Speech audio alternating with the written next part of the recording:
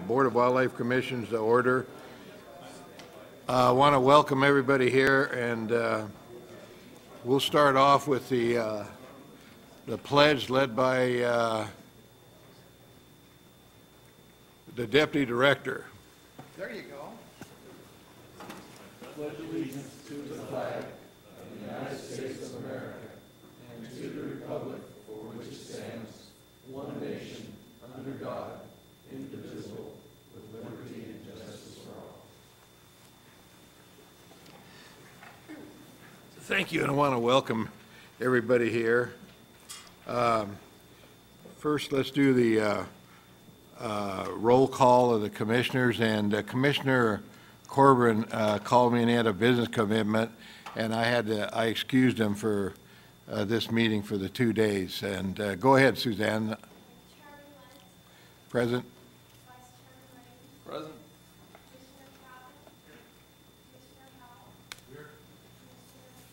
Here. Here still. Here.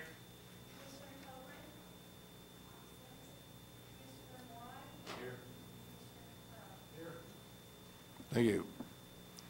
And let's have a roll call of the county advisory boards. And if you just stand up and make sure your name is clear so Suzanne can hear it for the record. Paul Dixon, Clark County. Paul Harris, Clark County. John Michael Reese, Clark County. Terrell Harwell, Washoe. Bill Yoner, Carson. Ken Wellington, Elko. Chad Lewis, Reed County. Chris Morris, Reed County. Tom Casanelli, Humboldt County. Lou Bunch, Middle County. Anybody else? Anybody we miss? If not, thank you. The next item of business is the approval of the agenda.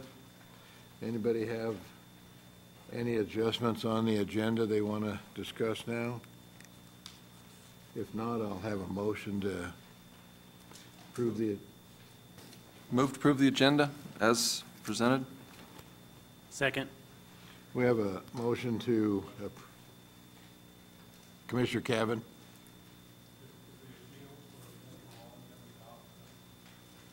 Yeah, when we get to it, I'll bring that. Yeah, when we get to that, I'll discuss that. We have a motion to approve the agenda. Second, all for the motion, say aye. Aye. Aye. Anybody opposed? Motion passes.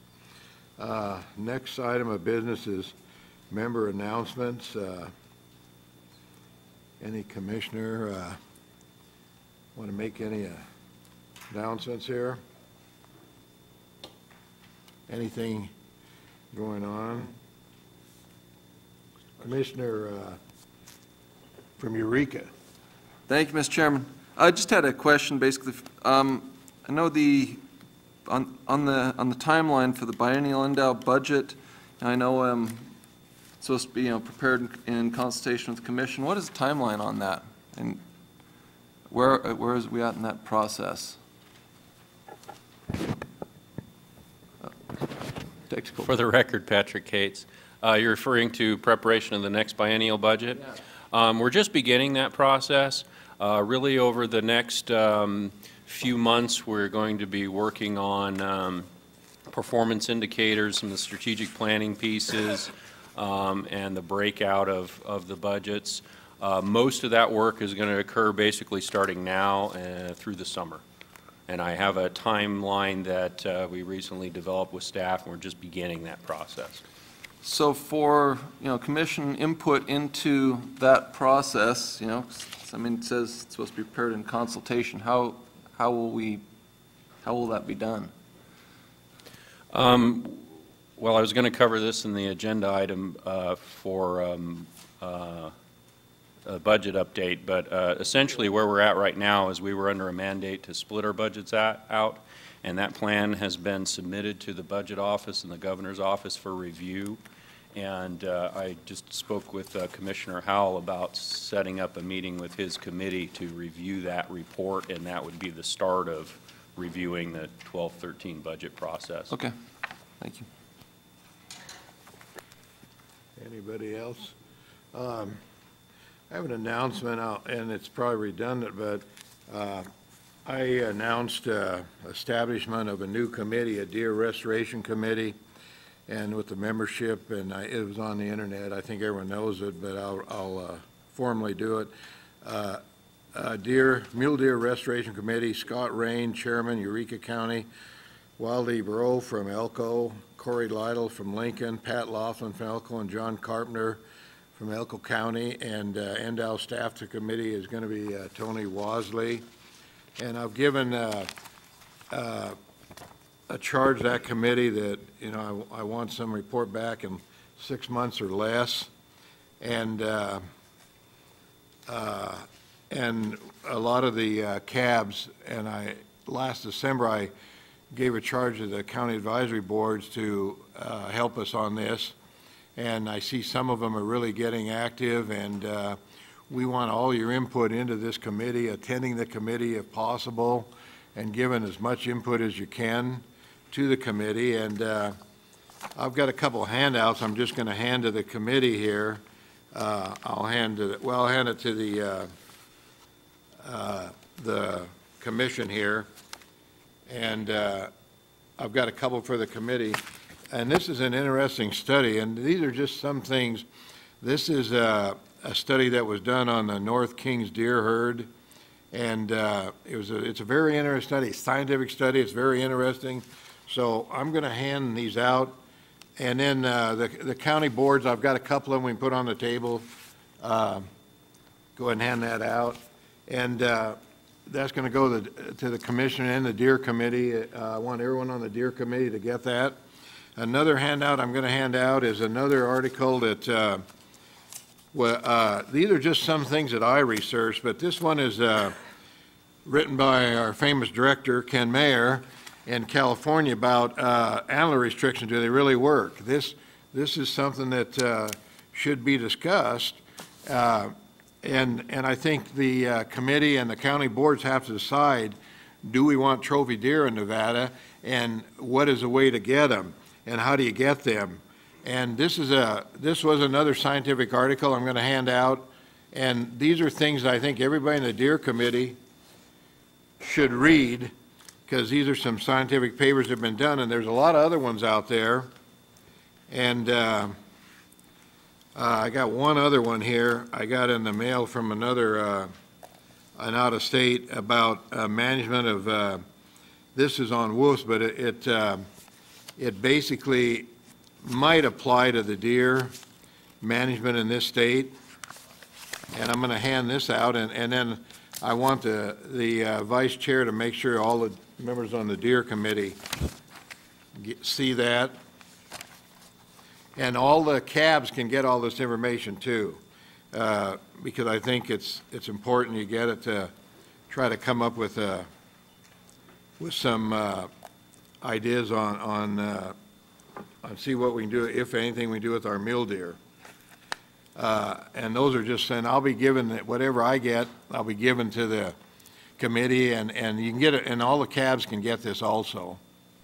And since our vice chairman is going to be running the deer committee, feel free to get a hold of him, because this committee is going to be at your disposal to give and to get information to them, because we've got a lot of good thinkers out there, and hopefully we'll have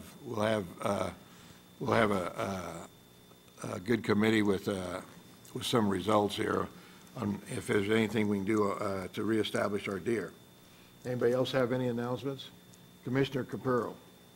Mr. Chairman, I attended the Washoe CAB meeting. Daryl Harwell was here, and maybe we're going to talk about some other things later. But one of the things that they brought up is the makeup of that committee. They asked if you consider adding someone from either the Humboldt or Washoe County area, since that's a major deer area in the state. Those are all the questions that came up. You turn on your mic here. Can't hear you. Turn your microphone on.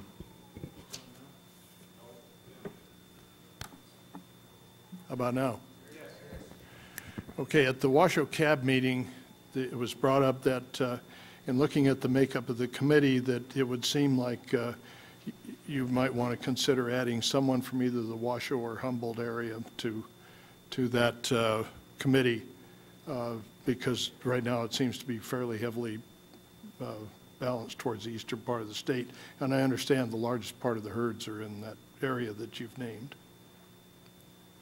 Yeah, that was one of the reasons, because our biggest deer concentration over there, and I'm going to leave that up to the chairman of the committee. I've formed the committee, and if he wants to add people or take people off, that's going to be at his discretion, I think. I'll leave it up to him. Commissioner from Eureka. Thank you, Mr. Chairman.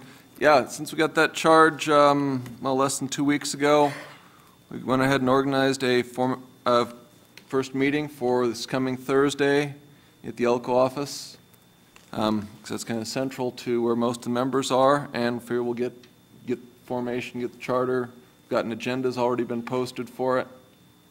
And so anybody who wants to show up, very welcome, or just send your stuff in advance to myself or Tony Wasley, staff member, so he can get it. Probably, if you want to send a lot of correspondence, probably best to get to him so he can make some copies into the meeting. Thank you. Thank you. Commissioner from Las Vegas. Thank you. Just to echo what Commissioner Capurro stated, I'm not sure what other than the obvious reason that there are a lot of deer in Elko County, but the committee seems to be weighted heavily towards Elko, and it would have been nice to see. And I think Corey Lytle is an excellent choice for the southern part of the eastern region. I would have liked to have seen somebody picked from the Ely area.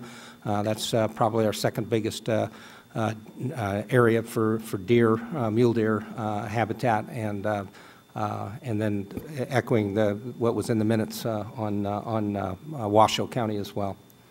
Thanks. Thank you. Okay.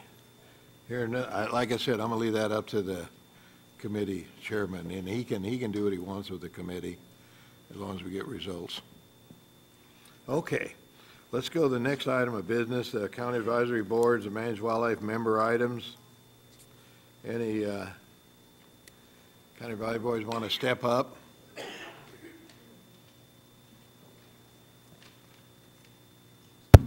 For the record, Gil Yannick, Carson City Advisory Board. Just to bring the commission and the members up to date on progress at Fuji Park.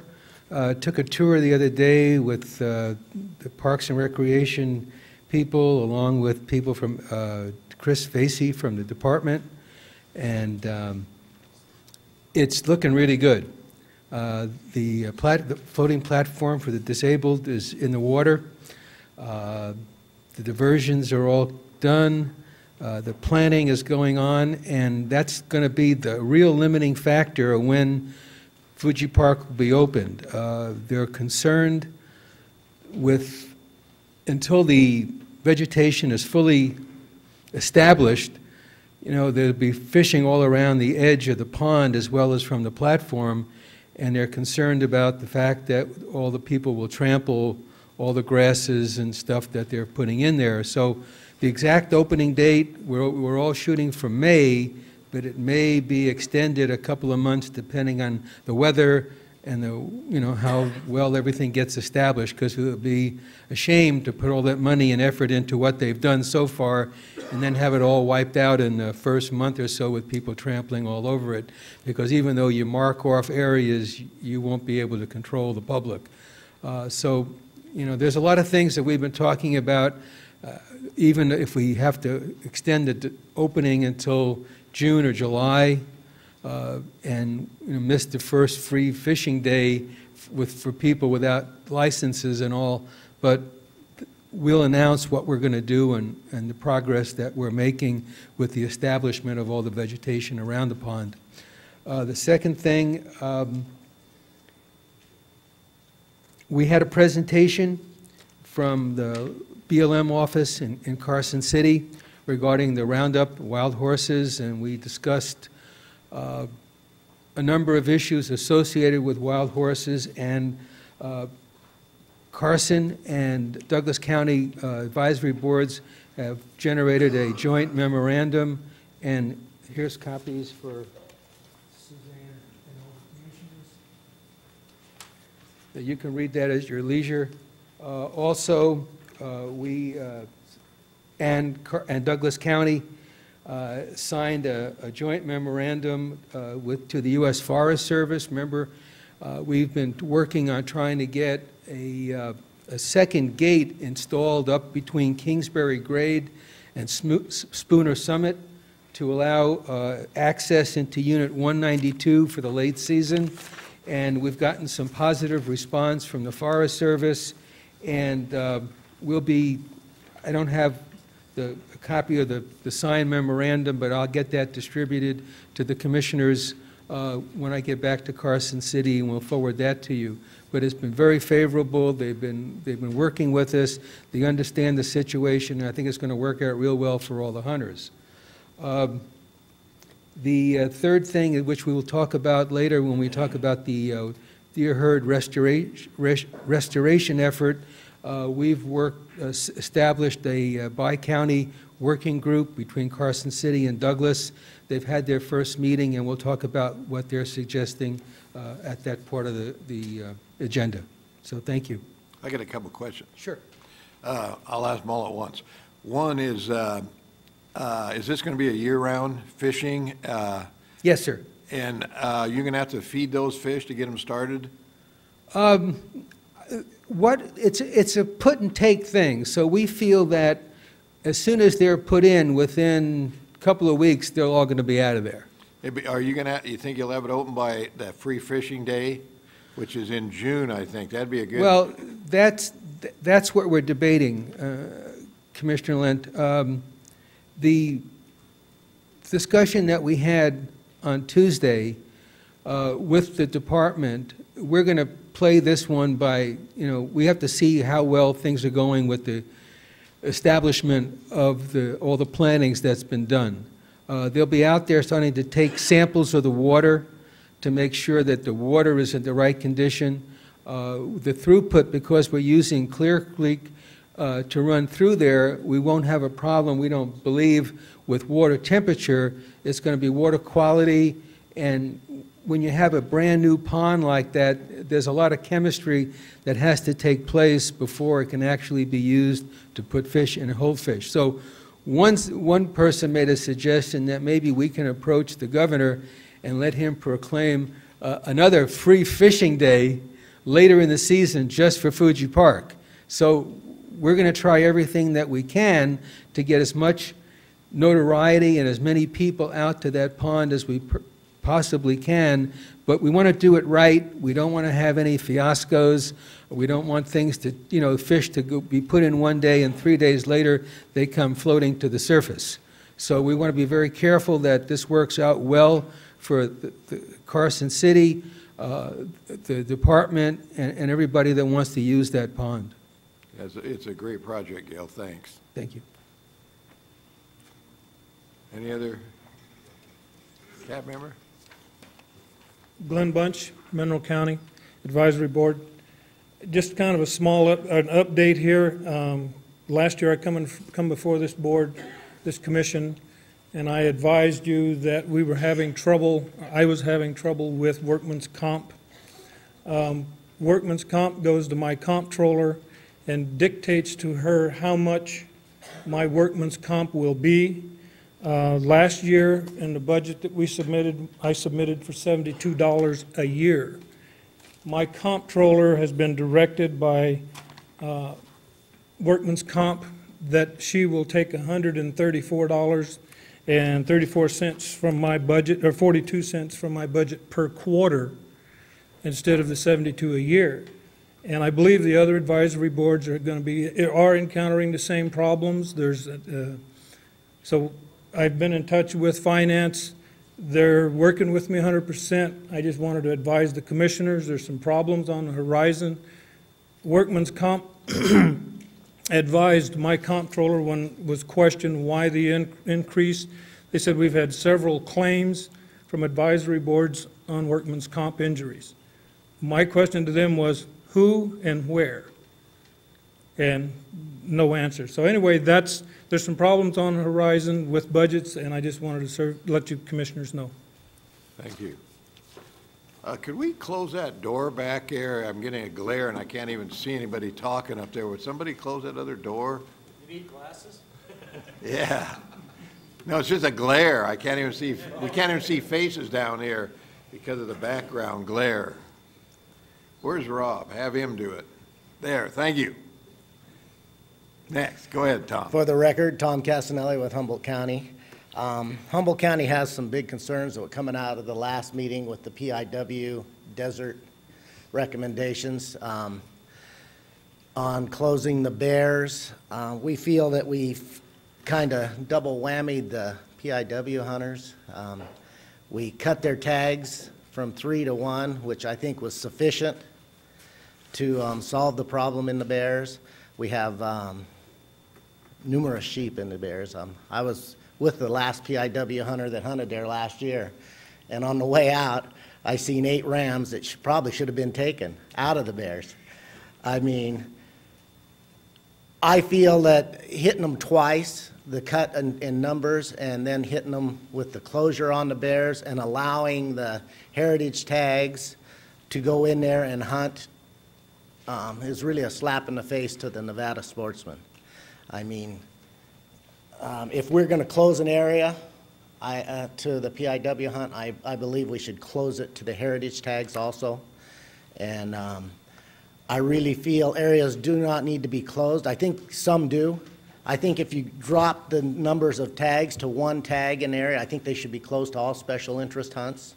And I think that would be a better way to go about it, because we get California areas, as you know, in Area 4, where we had PIW and heritage tags, and we had 1 tag that they felt they could take out of there. There was no room to budget in those extra tags, and we wiped out the big sheep in Area 4 real quick. But in an area like the bears, I think it was really unwarranted to keep the PIW hunters out of there this year. I do feel it was a correct measure to knock the tags down to 1. I think that solved the problem. You're going to have 1 extra tag. And everybody in Humboldt County that was at our meetings was unanimous on this. Thank you. I think hopefully one of the ideas coming out of that is we're going to open up to maybe 4 or 5 resident tags in there now. We'll be able to. You could open up to 8 resident tags and the things. I was there, and I bet you your biologists would have a hard time saying differently. There is a problem in the bears with congestion. That's the biggest problem. One of our suggestions was to split that season, and we can put more people in there. We're going to end up with a bunch of sheep in the bears, and you mark my word on this, I'll stick my dead like we have in the rubies. I mean, there's a lot of sheep in a small area, and there's sheep to be harvested by our people. Naturally, we're getting some big sheep out of there, and the reason is because there's probably a lot, but we're going to end up with a lot of dead big sheep at some given point in time. Hopefully the biologists will know that, and they'll open it up to whatever they feel we can take out of it. And if we can increase the quotas, I'm sure we'll get them in there. I still, you know, the 1 tag from the PIW tag, I still feel, I understood when there was 3.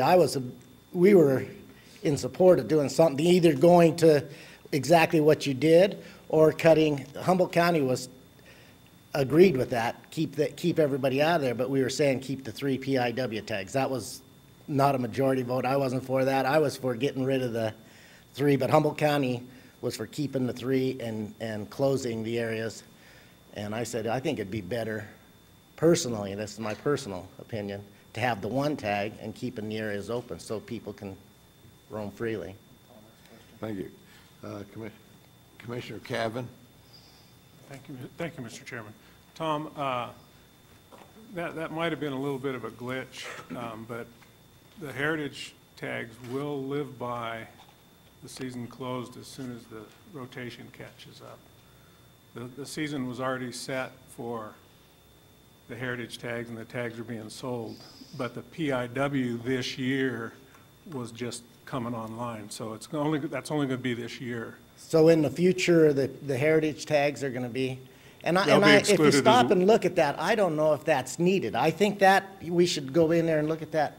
You're looking at a premium area that has plenty of big sheep that are going to create the money for the heritage tags and the enthusiasm for the PIW hunter. Well, Tom, I don't want But- to interrupt you, but we don't want to get in a big discussion here. I just wanted to clarify that was maybe some misinformation. Well, I understand that. Well, that would make everybody up there feel better, but I still think that we should look back into this and go to areas that have less than one tag or two tags and do it in all species, not just desert bighorn sheep. Any place that has a tag that gets down there in one or two where the biologists are saying, hey, we cannot, because there's really some big concerns in California areas. When they get down and you say, hey, I'm going to open up for one tag, or and then we let a heritage tag and a PIW tag in there. Now you got 3 tags in a small unit that the biologists are saying we should only take 1 ram out of. And we're tripling what we take out of it. And I think that's where our concerns need to be on this. Thank you, and maybe we can look into this in the future before next year. Commissioner Rain? I was just basically gonna say, all those concerns, that's good to bring up, but that's kind of, should be on our May agenda, and that'd be a great time to bring that up. I'd appreciate that. Thank you, Tom.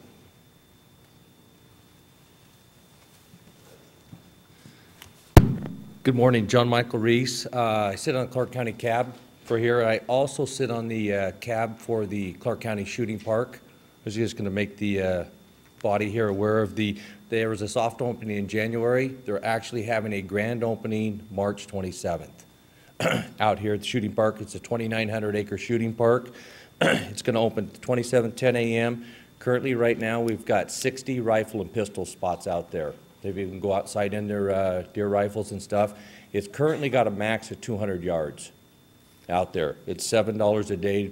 Public, come on out and shoot. We've got a 24 trap and skeet overlay. Archery is open, and the Department of Wildlife also has an education center out there, and I believe they're starting to conduct their hunter safety classes out there as well. The park itself is open Tuesday through Sundays, 7 a.m. to 7 p.m., and the Clark County Cab meeting, May 4th, is going to be held out there at 6 p.m. Commissioner Macbeth? Thank you, Chairman Lent.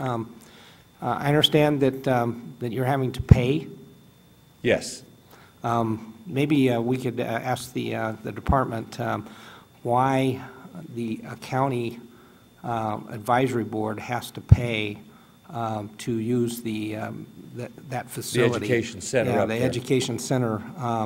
And, you know, because it's a county facility and the department has a building there. I was just a little confused when I heard that we had to pay. Yeah, they're charging us a $70 a night fee to use it to Yeah. hold the meetings there. I'll pass this off to our attorney here. Okay. I've actually been involved in the negotiations of setting up the user agreement with the Hunters Education Center. The county has taken the position that unless it is a public use, i.e. open to the general public, that's a special event and it falls under that category in terms of how they charge. So the only thing they're allowing free use of the education center for are public education classes, public hunter education classes. This is open Wouldn't to a the public. public meeting of a county advisory board fall in that category? I haven't been made aware of that particular issue, so I haven't had that discussion, but the county's view on this has changed over time. Early in the process, things were much more open. From my perspective, as the budget crisis has deepened, they're looking for more and more ways to generate revenue, and they have become more and more rigid in their interpretation of what is and what is not a public education component. I guess my response to that would be that, that charging an advisory board, which will in effect preclude it because it's not going to be in their, they're not going to have the budget to be able to do it, is short-sighted in that the advisory board is going to be bringing not only their members, but the public in there, and they are going to, you know, be able to see that facility And, you know, it just helps get the word out, you know, about that facility, and so the revenues that could potentially be generated by, you know, just the ancillary impact of having the county county advisory board at that facility would seem to be more than sufficient to cover the minimal amount that the county is, the board has to. It'll actually educate the public that, yes, when it's time for your son or daughter to come in and have a hunter safety class, this is the facility that you'd be coming to, and it also teaches them the capabilities of the county, and it is a safe place to come out and shoot. And I'll just let you know that the members of the county advisory board themselves actually put up the money so they could go out there and do that. And I don't know, it just doesn't sit well with me, and I hope, yeah. Yeah, Okay. I'll be happy to have a conversation with their attorney. As I said, I have not addressed this particular issue. I wasn't aware of it until just now. Okay. But I know Thank you. from other issues, I have a general idea of how the county's going to respond, but I'm certainly willing to have that discussion. Okay, I appreciate it. Okay. Thank you. Commissioner Macbeth, I think it's a good idea. If there's any support that we can do, but I just can't fathom charging another county board a fee. It's just, this is the first I heard of it, and I think we ought to pursue it because I just don't think it's justified. And if there's any help you need, make sure you let us know. And Okay, why don't we'll let council address it, and maybe if you could report back to us at our next meeting and tell us what you find out. Certainly. Or through new. Yeah, either myself or you. Certainly. Okay, appreciate it. Thank you. thank you. Any other comments on this? Go ahead, continue. Darrell Harwell, Washoe County Advisory Board. I have 3 issues. One, I went into the department to get my last year duck stamp, found out that we have a way of, with the accounting, that we're not able to go from electronic to actually getting the physical stamp, which I just want to make you guys all aware of. The second thing, Washoe County Wildlife Commission, each one of us have picked one of these new committees to sit on to oversee. Mr. Raines of the Rex Flowers is on your committee. I just suggest that when you guys have these committee meetings, if they're in a place where there's teleconference or a number that we can call in so we can attend and hear what the meeting's going on, so we can bring that back to our board to help better implement what you guys are trying to achieve. And then the third thing is, if you look at our minutes I brought up a time before, we had Lori Bella from the Department of Transportation on the south end of Washoe Lake, where they're mandated to keep 155 acre-feet of water. There's some wells issues, there's some water transfer. The lake is down low enough that they can't use one of the main pumps, and she gave us a whole list. And the department, Dave was there, and they're looking at maybe a staff biologist and maybe how we can retrofit that south end so we can help the department keep their mandate of 155 acre-feet of water. It's capable of 355 feet of water, acre-feet of water. And I'm kind of my pet peeve, since I brought it up to your guys' attention. I mean, we have that new expressway that's going to be tying in. That's along the hillside, so I'm worried about the mule deer population that's in that area as far as more. And also here lately, the department has sent out a site for truckers because of the high winds, that they might build a tunnel in that section or actually take that section of 395 and lower it so the semis can drive through there without getting blown over with the wind. So here again, it's just something to let you guys be aware of what's happening out in Washoe County, just in that section of the along Washoe Lake. A question. Has the department worked with the Department of Transportation as far as wildlife corridors or anything, or has there been any talk back and forth about, will this affect deer migration with that new freeway at all? Do we know? Yeah, we've been involved, Ken Mayer for the record, we've been involved with NDOT, and quite frankly, over the last couple of years, our relationship with NDOT has improved, I think, tremendously. We work together on the overpass stuff, as you well know. And our local biologists have been working with the NDOT folks, absolutely. Because, I mean, those are issues that, you know, that's kind of the demise of that herd, because they can't migrate to their traditional winter range. So. I know there's a when they built it on Lakeview Hill there, there's a big problem, and so maybe Washoe County, make sure you get a hold of the department and have one of your meetings and tell you what they mitigated with Department of Transportation, because I know the Department of Transportation is really into these migratory overpasses like the one they built, and they were really interested in them, and I think they're going to work out really great, so they're really working with wildlife. So that's something that maybe your county board can have somebody from the department come in and give you a talk on what they're doing on that. That'd be great. Thanks. Thank you. For the record, Paul Dixon, Chairman, Clark County Cab. Chairman Lynn and the other commissioners. One of the things that has been on your agenda as kind of a standing item, because we had the wild horse roundups, was wild horses, and we actually last month sent out a letter up to Undersecretary Salazar on the issue. I noticed that it wasn't on your commission agenda for this time, and one of the things that we talked about at the last meeting, and Commissioner Howell was there, is I think we need to start an education program, and some of it starts at the county advisory boards, which we're taking on our actions and set up a group of people who are going to be meeting with Kim Jolly and BLM to do stuff. But I think the commission needs to get active with the Department of Wildlife and really get some sort of a positive education program out there, and an education program that explains why we're removing horses. Every time that we start to remove wild horses off of the range, what you have is this big blow up. You have, you know, the news reporters get up there, you have all the groups get out there, everybody gets all stirred up.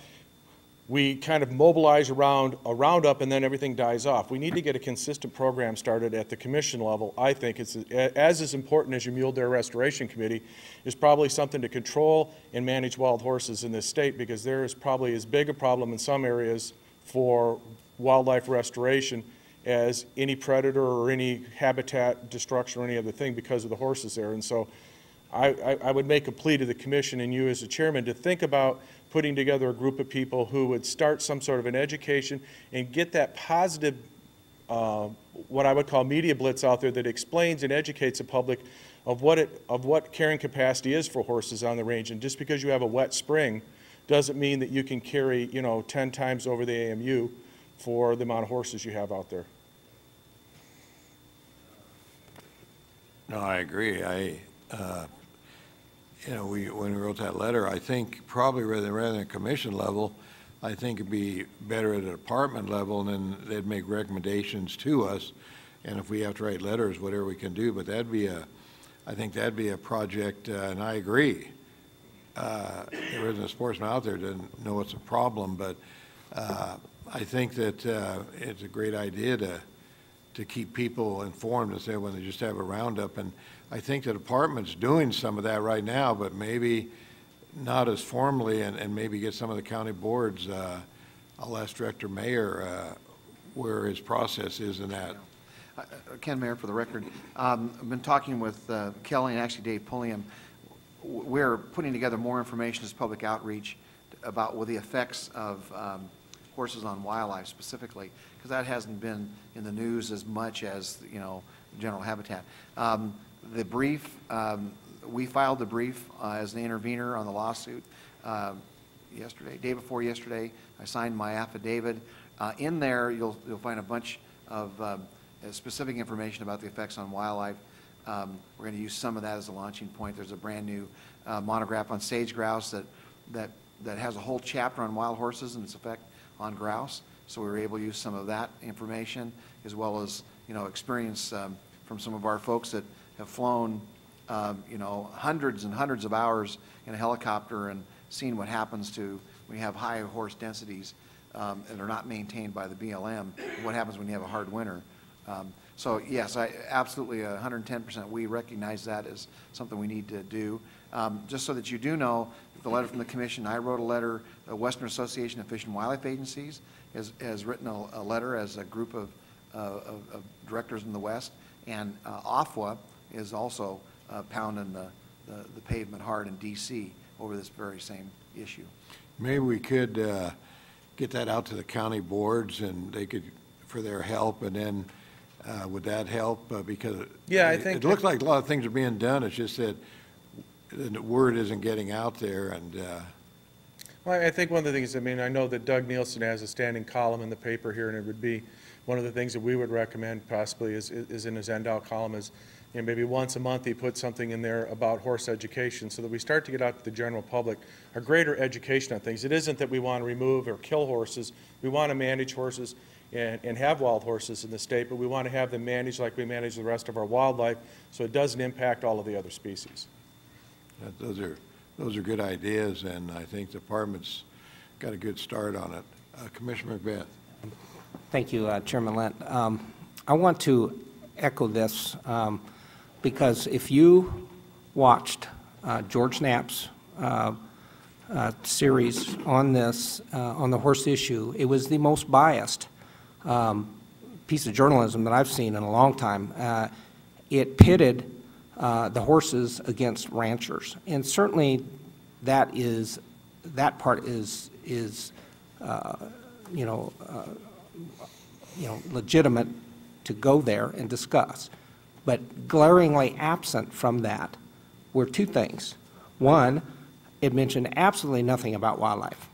And the substantial wildlife interests didn't mention the support, the overwhelming support that all the environmental groups and the sportsmen's group have on this issue.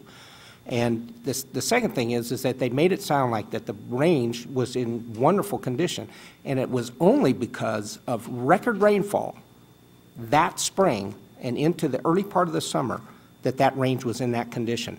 If you look at that country in the last 10 years, the devastating drought conditions that have been in that country and the impacts that the horses have had on that habitat, nothing mentioned about that at all. My point is that these groups do a wonderful job of pushing the buttons and getting out to the press and getting this kind of stuff out there, and we need to find a mechanism to do the same. We need to get out and get this information out to the press, and so we get our say, and so we can communicate and counter some of this information that they get out, because it's incredibly damaging. I mean, it takes us a long time to, unfortunately, we got the ear of Congress and enough of them that, we get some sane response. But my point is that they're doing a better job. They're beating us in the press, out in the press, and we need to find, and I think that's the message that your cab is putting out. Thanks. Thank you. Thank you. Paul Harris, Clark County Cab, and I guess I had some questions about the bears, and I guess a point of clarification for Commissioner Cavan. Are you saying that in the bears that, I mean, I'm aware of the problems we had in the bears where we had the tag holders, the PIWs, and then the heritage tag hunters all in there at the same time. It's much like we've had in the McCulloughs in years past, where we had a concentration because of the quality of the rams. But are you saying that we're not only have we depleted all of the, we're down to one PIW tag, but we're down to, and we're also down to one heritage tag. You're saying the one heritage tag hunter is not going to be able to hunt in the bears next year? We're going to limit someone who pays $100,000+ for a tag, and we're going to say, thanks for your money, but you can't hunt here in the best unit in the state possibly. Is that correct? Yeah, that's correct. That seems incredibly short-sighted, and it's going to just diminish. We've already taken the heritage tag from 2 tags, where in years past we've got in excess of $100,000 for these 2 tags, which obviously went to wildlife. Now we've taken it down to 1 tag, and the tag went for $130,000, somewhere in that neighborhood this year, I do believe. And now we're going to take that tag and say, we're going to obviously get a lot less money for that tag if you tell that hunter you can't hunt in this unit. what's the thought process behind that, I guess? It's not a static, he can never hunt in the bears. It's the unit that was harvested the year before will be closed the next year. So it could be closed for 1 year. So it's where the heritage tag harvests, it'll be closed the next year. Is that happening in any other western state with heritage tags or governor's tags? It's happening here. It's happening here. Well, I would just like to make the comment that I think that's a really bad idea. It's going to affect the price of those tags, and it's going to hurt the state. It's going to hurt wildlife because we're going to get less money for those tags. And if you have an area like the Bears or the McCulloughs or any other unit where you have, great high-quality rams, I mean, obviously those tags are going for a lot more money if they know there's high-quality book rams in there. And it makes money for the state. It makes money for wildlife. It's a win-win-win for everybody. I think it's a bad idea. I think you ought to rethink that idea. I don't think it's obvious we're going to take reduction because at the meeting, we have such a successful sheep program in the state. I read dozens of areas off. We had trophy sheep in the state. And I mean, I'm talking about 170 up, 165 up. We got many areas in the state where we have trophy sheep, and we have to spread the hunter around, and there's no reason for one hunter to keep pounding one area.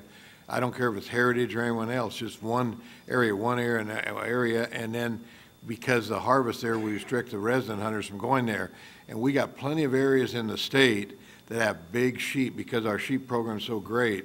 And I don't think it's obvious that we're going to lose money because they can't go to the bears, because there's a lot of others that have big sheep in the state, as evidenced by the records the last 2 years.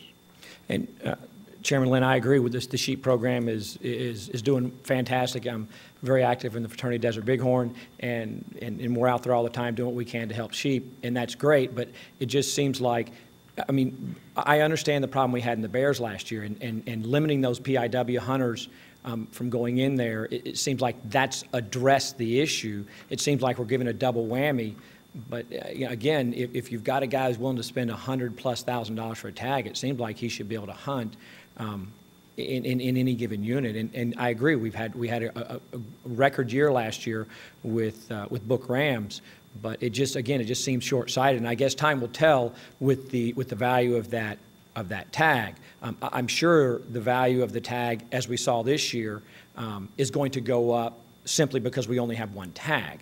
And I know for a fact the gentleman that was the second bidder who missed out on that tag would have paid $120,000 for that tag.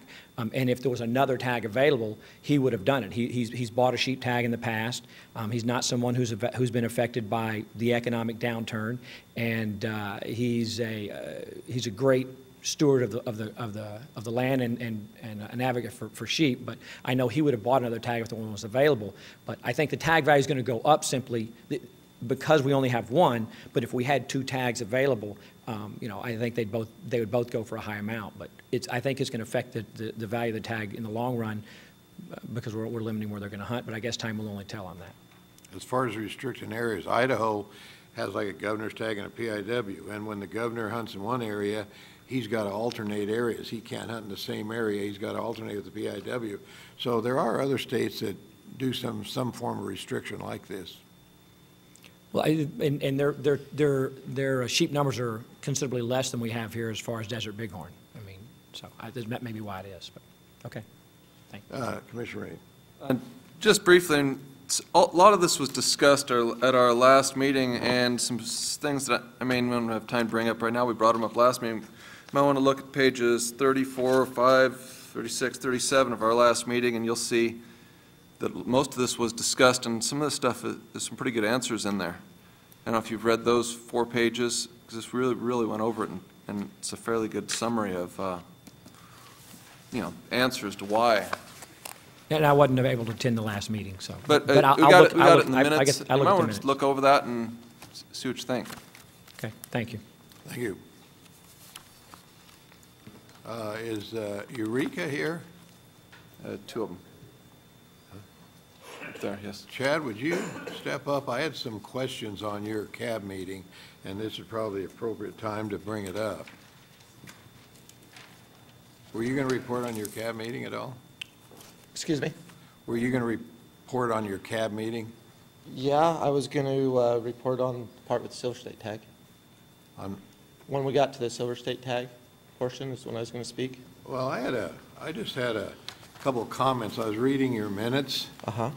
And sort of offended with some of the comments that Assemblyman Pete Gonachia addressed about we're dragging our feet, et cetera, as you're aware here. And, you know, and the other thing I sort of, you know, you were at the meeting, and, you know, I think you should have addressed it to him because, see, the department has a Silver State working group, and you're a member of that, and the department's been working their tail off to get this regulation to us, and we had a special session, and for somebody, Assemblyman, and you know yourself, because you're part of that group, you're part of the working group on that, and along with a lot of other people, and Tom Cavan was on it, and, you know, they've been working their tails off, and they have a timeline on when this was going to be done. And you didn't bring it up to Assemblyman Gonachia because we had a timeline, we know what we're going to do, we had the regs drawn up, and for him to come out blasting the department and the commission for dragging our feet, not getting things done, I would think as a committee member, you would have jumped in and say, wait, we're on schedule. I think we're on schedule, and we're working hard on it to do it. And when he makes these comments at a public meeting, that just offends the commission and the department, and I was hoping that you would tell him what our timeline is, because we've got it, you've got it, and evidently he doesn't have it, huh? Yeah, he does. He's fully aware, and he's been following this process from the very beginning. What Assemblyman Gogachia's concerns were is he was tired of the games that happened in the beginning that you're very well aware of. He wanted to make sure that when it got to this point, that there was none of that going on. He felt that this was an idea that come from the sportsmen of the state of Nevada through all the proper channels that to get to the legislative level. It got toyed with tremendously that you're aware of there. And he just wanted to make sure that you were aware, that the commission was aware of how important that this is to the sportsmen of the state of Nevada. He's very well aware of the working group, and he was in no way meaning the department was dragging their feet in it. You know, you may read into that, you know, thinking that, but once it got through that process, the department has worked very well. The working group, and we've had a timeline. We put all of this in. There's a tremendous amount of information we put here to get it to where it is today. Frankly, Pete is tired of the games. He worked hard at getting that legislative passed, and along with several other people at that level, the county advisory boards, other sportsmen's groups, and he wanted to make sure that you guys were aware that he's paying attention and that he didn't want no more games played with it. Well, maybe you can take it back to him that on the plan, it says commission approves CGR February and March 2010, and so we're on schedule as far as the plan goes. And then in the minutes when he said that to go forward with this regulation, regardless of whether it's perfect or not, I've seen him send legislation back in Carson City if it didn't meet his expectations. And I think this body is going to make sure we have a good regulation. If we have to change it, we're going to change it and improve on it before we approve it. And so we're not going to approve something that's not what we want. And he wouldn't approve a bill. He'd sent bills back for his approval too. I think what he meant in that was, I'll wait till he can listen. Okay. What he meant that is there may be things, and once this process gets up and running, that there may be things that we find in the future that may make it run better or that needs to be tweaked at a later date to make it perfect, is what Pete meant. I don't think he's meaning at all, and I wish Pete was here to talk to you, and maybe you should call Pete, because he would probably be the better one to speak to, because those were his comments and not mine. But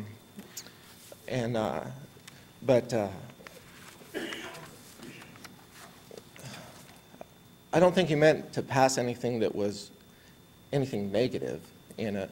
He just wants it to go forward and go forward smoothly and have everybody work together, and apparently he didn't feel that it has been going that way. Okay, according to your Administrative Skip, why don't we save the discussion when we go through the regulation here instead of, this is at the County Advisory Board member item, so when we discuss the regulation, let's hold our comments for the regulation. Is that okay? And we'll bring this up when we discuss regulation a little later on the agenda. Mm-hmm. That's fine, but I do suggest you to give Pete a call. Thank you. He's the one that felt that way, and I'm sure that he would enjoy talking to you. Thank you. Is that okay? Okay, any other county advisory boards? If not, I'll move on to the next item of business, public comment period. To make sure you fill out a card if you wish to speak. And since we don't have an adequate clock, Vice Chair Rain will hold up a red card to note you have 15 seconds to the end of your testimony to help you regulate your time a little bit. Commissioner Rain, So we only had one that specifically said public comment, and that was Dr. Moldy, so I guess we have somebody else, and then Dr. Moldy. Go ahead.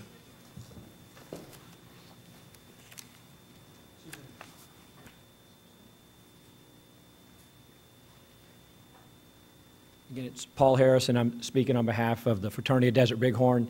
And I've handed out we did our survey flights, and the survey flights are a project we do every year. We fly we have approximately 110 water projects here in southern Nevada. For you gentlemen that live up north, we had 1.7 inches of rain in Las Vegas last year. Thankfully, we've had a tremendous amount of rain this year compared to last year. But that's a complete report of all of the water projects, the surveys, flights. The survey flights went very well. Those survey flights are done for both maintenance, repair, and inspection of those projects. There's generally NDOW staff on board, as well as generally some people from the Fraternity of Desert Bighorn. And those are projects that you guys approved through Heritage Fund. I just wanted to say, we really appreciate your continued support. Those are vitally important to ensure that those projects stay in working order. And we are actually working with several different individuals on a method of keeping track of the water in those via satellite, and where we could put a device on those, and they could actually be checked via satellite. We're looking at the cost effect of those, especially on some of the projects that are a lot more remote, so that we could, if a project goes down and we need to get water in there, that we can do that. Cost of flying in water is approximately $3 a gallon, so it's obviously extremely expensive, and we depend on Mother Nature to help us keep those projects full. But they're very vitally important to the sheep herd in southern Nevada, and we appreciate your continued support. And if you have any questions that I can answer, I'll be happy to answer those. I had a question. We had a concern on this years ago when one of the guzzlers was turned off and never turned back on. We had some dead sheep, and we were going to set up a coordination between your group and the department down here as far as making sure the guzzlers were turned on if they're turned off. And is that going on now? Do you coordinate it with the department personnel down here? What we had, Commissioner Lent, is we're actually and we're rebuilding a project actually tomorrow. There's a project that I'm going to miss.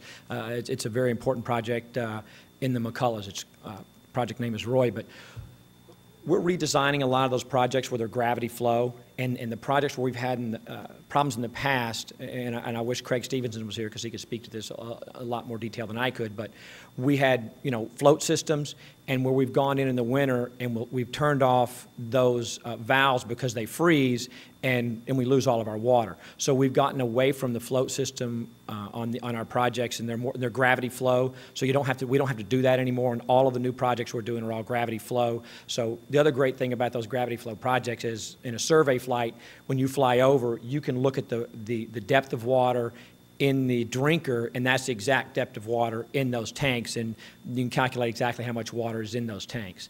We've gone to the flat tanks, and those are working much better for us. And we're looking at all of the projects in Southern Nevada and trying to systematically replace those projects where we have a float valve system and we've had freezing problems in the past with a gravity flow project. But we've got about 110 of those projects, so it's kind of a big job. I think Mr. Mayor was able to go on some of those flights this year, and I think he actually bumped me out. I had to give up my seat for him that day, but well worth it because he got to see those projects. But so yes, they are addressing those, and what we're also trying to do is we're trying to have members of the Fraternity Desert Bighorn take on projects, kind of, hey, that's my project, I'll check on that project twice a year, and of course, this time of year is a great time to go out and check those projects and make sure what the water, level is in them, and make sure if there was any valves that need to be turned off, they're turned back on. Okay, thank you. Any questions? Thank you. Okay, thank you very much. Next. Mr. Moldy?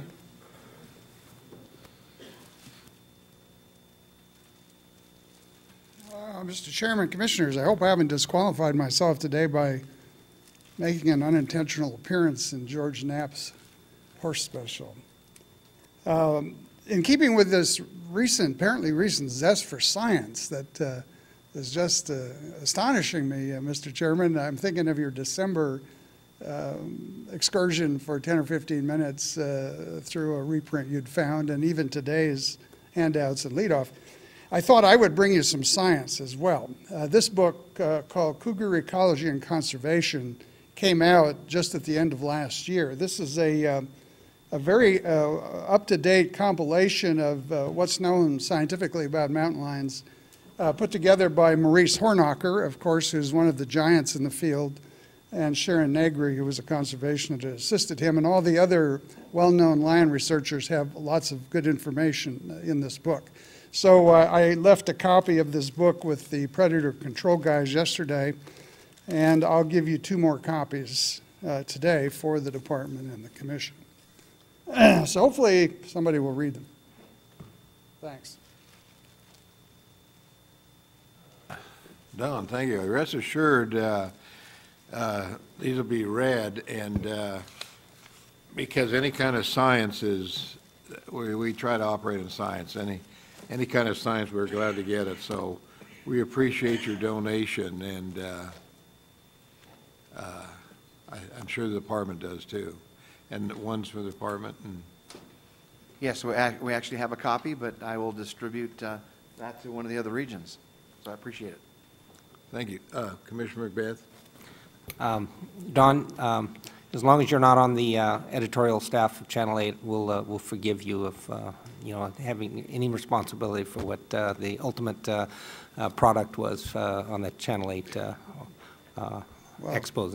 Thank you. I'm a horse supporter. I simply was the chauffeur that day for Craig Downer, and I didn't know I was going to be in the production, but I couldn't resist my horse poop story, which has, in my opinion, quite a bit of relevance for what I see on the public lands. Thanks. Thank you. Now, you didn't write this book, right? I didn't write it. Thank you. But I endorse it. Thank you. Anybody else in public comment? I think that was everybody that had a card that specifically said public comment, unless one of Anybody the... else want a public comment? Go ahead. This is the time. I did fill out a card. My name is John Hyatt, and wish to make a comment on a couple of issues. One, predator control programs. I don't really agree with the direction the department is taking on predator control. It smacks more of 1910, I think, than 2010 in terms of what we know about wildlife management. But since we're or you are engaged in that, I would strongly urge you to collect all the information possible about the condition, the numbers, the condition, location, everything about those predators that are killed, so we can evaluate as much as possible the effectiveness of the program and what we're doing. Also, would suggest that heritage money be expended, that money that you've got available, be expended on habitat improvement projects. I mean, this is really where it's at, I think, with wildlife. Habitat, sort of like the real estate business. It's all about habitat for wildlife. And on the issue of wild horses, I think that we're in a very dangerous situation in this state, as wild horse groups, principally who are not located here, really promote their agenda. And I think that earlier people mentioned education, and I think education is fine, but realize that we're in an analogous situation with smoking in the tobacco industry. Wild horse people are like the tobacco industry. They use Madison Avenue to advertise their thing. They show beautiful pictures of wild horses running across the land. Everybody identifies with that. And they don't talk about the negative effects. And we're left trying to talk about damage to rangeland and all this stuff which nobody seems to really care about. And so I think that in the end, we're probably going to have to wind up in this state, if we want to do something, suing the Bureau of Land Management. That's what Wyoming did, and that got them down to AML. We're somewhere between 50, probably closer to 100% over AML generally in the state, and in some herd management areas, 500 or 600% over AML. And the only way that the BLM is going to deal with that is if they're forced to by the courts. Their budgets are shrinking. They don't have the money to do it, and so I think the board here really needs to consider at some point taking legal action. I know Ken mentioned some lawsuit. I don't know which one that was. But in the end, I think legal action is the only way we're going to solve the horse over-number problem here in Nevada. Thank you. Thank you. Anybody else before I close the public comment period? If not, seeing none, I'll close the public comment period.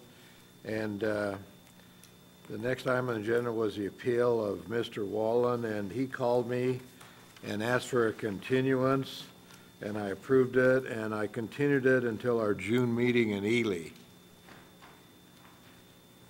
Anyone have any questions on that? So that'll be continued. We have another appeal in May, and then another potential license appeal in June also. But our agenda for May is going to be real tight, so I'm trying not to put anything more on the agenda for May. It's going to be a long one, and the only way we could do it is go to a Thursday meeting, which we've done in the past, Thursday, Friday, and Saturday. I did not want to do that because we have commissioners that have to work, and it's tough to get away that time of the year. So I'm going to try to keep it just to a Friday and Saturday, and then put everything that we can do over to the Ely meeting in June, if that's okay. But we have a couple more appeals that potentially are coming up, and they can take some time. So I continue that one till June in Ely.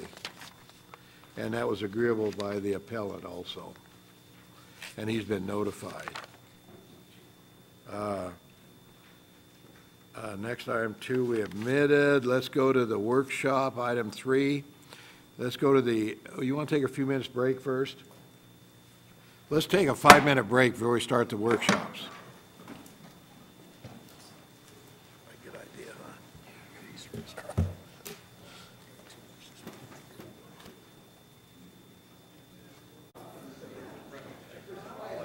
Where's my vice chair? There he is. Next item on the agenda is the workshop, and these are the first readings, so they're going to be informational. And item 3, Commission of General Regulation 380, LCB file number R15509, Marine.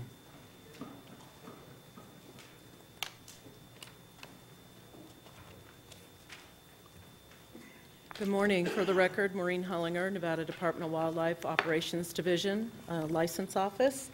I'm here to present for workshop today CGR 380 LCB file R15509 for application amendment.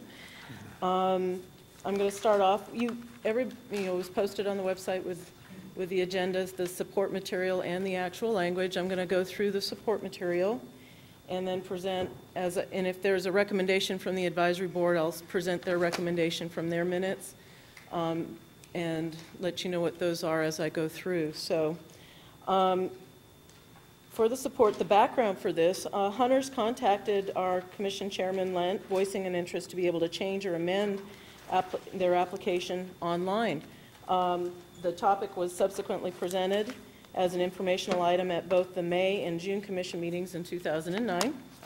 At the conclusion of the June commission meeting, Chairman Lent instructed the department staff to prepare for the next commission meeting, which was in August, a list of options for the county advisory boards to consider to go forward with implementation of this request by the public. So at the August 2009 commission meeting, option 6 was selected for the department to utilize in drafting the language that you see before you today. So the initial guidelines as provided in option 6, withdraw an application and resubmit a corrected application for a tag, bonus point, permit prior to the application deadline. Allow for withdrawal of an application after the application deadline, and allow the ability to submit a bonus point only application within 7 days after the application deadline. The pros for this allows an error or of an oversight by a hunter to be corrected prior to the application deadline. One example I can think of is that sometimes people realize they put in for a hunter choice number for a wrong weapon type and can fix it for an appropriate weapon type. That way that tag for, say, archery that they inadvertently put forward may be available for an actual archery hunter when the draw takes place versus being issued to someone that may not use it. That's one comment I've had in the past where before this change that a hunter stuck with something they can't use. So, and it takes an opportunity from the public away. So a con, there's an objection by certain members of the public. You know, you submitted it, you're stuck with it, and you submitted it on time. You know, so, and I understand that standing also. The fees, that was a lot of the discussion when we were last year.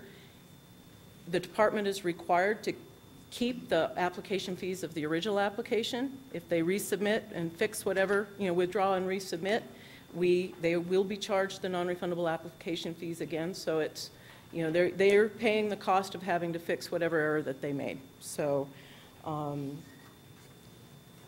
the fiscal note, as provided last year, the total programming cost would be $12,150. The contract allows for programming with our consultant and our contractors, so that was our fiscal note on this particular change.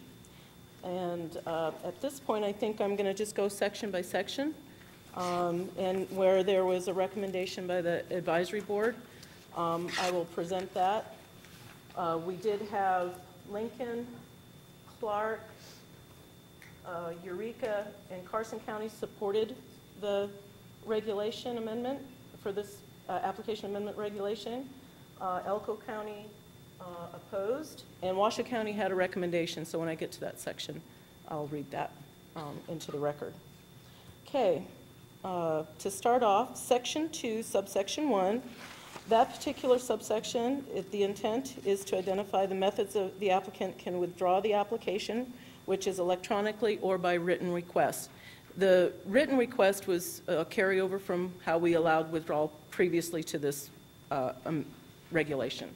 So I wanted to continue with that because if someone identifies a situation after what's allowed in here, they could still, in writing, withdraw their application. So I wanted to maintain that. So Section 2, Subsection 2, section identifies the language for the electronic application withdraw before the deadline and when the new application for a tag, permit, or bonus point must be submitted by, which is by the deadline date. Okay. Section 2, Subsection 4.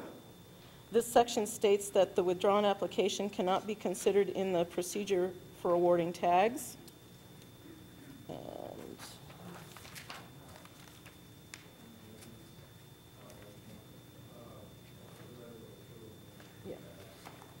Section 3 The intent of this section is to address the ability for those that withdrew a paper application or failed to submit, altogether allow them to resubmit for the bonus point only within that 7-day period.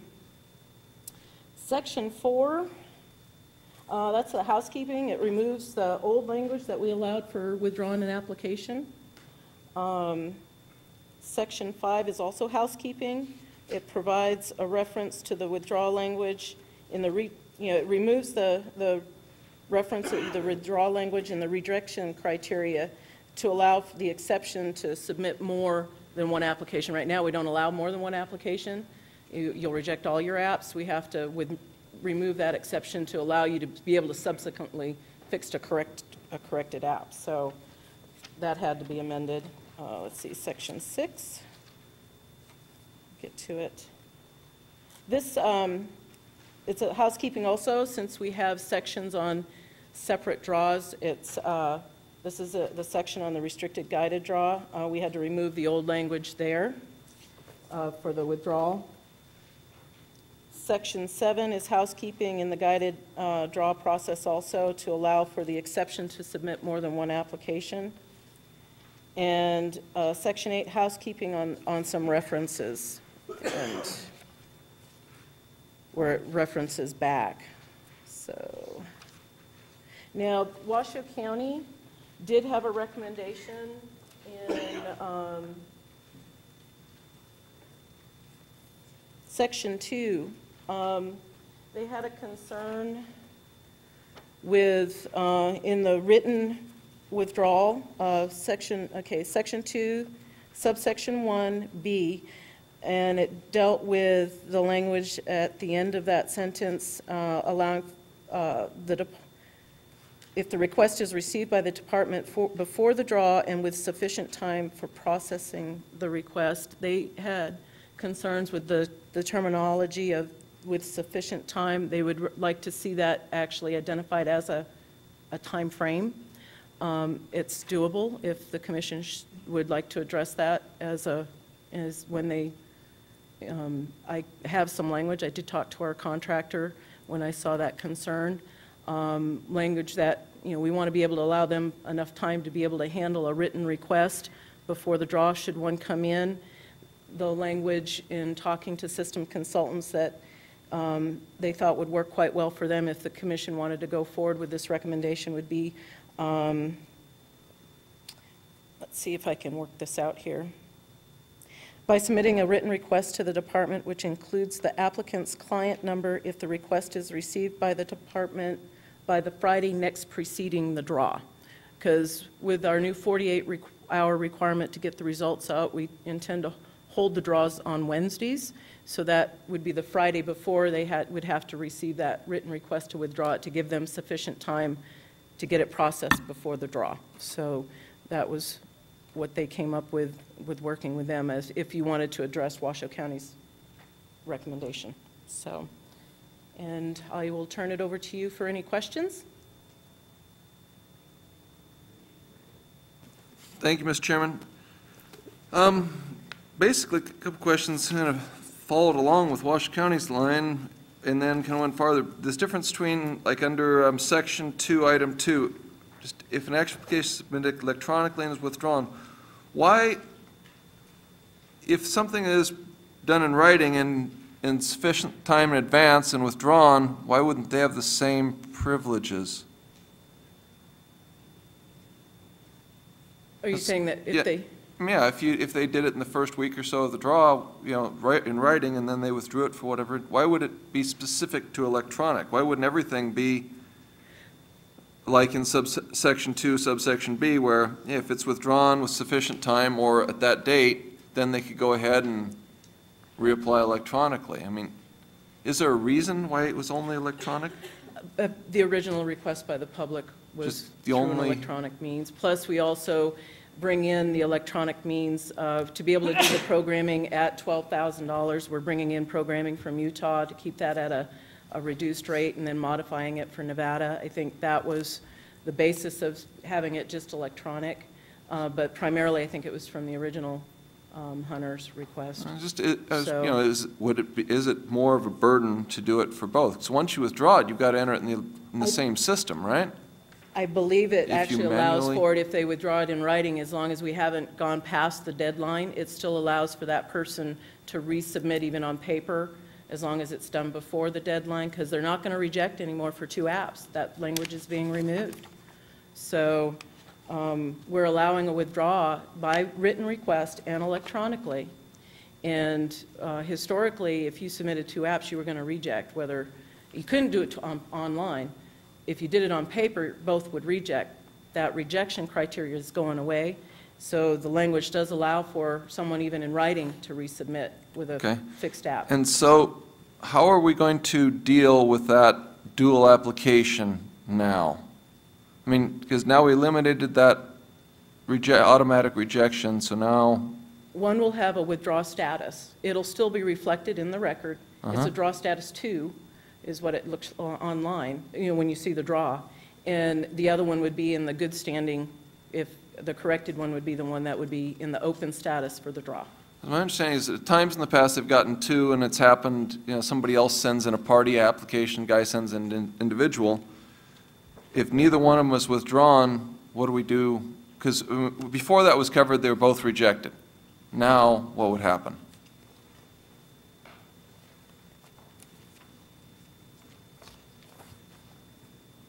I just don't, you know, want to make sure there We'll wasn't a get to that loophole there. There might not be, but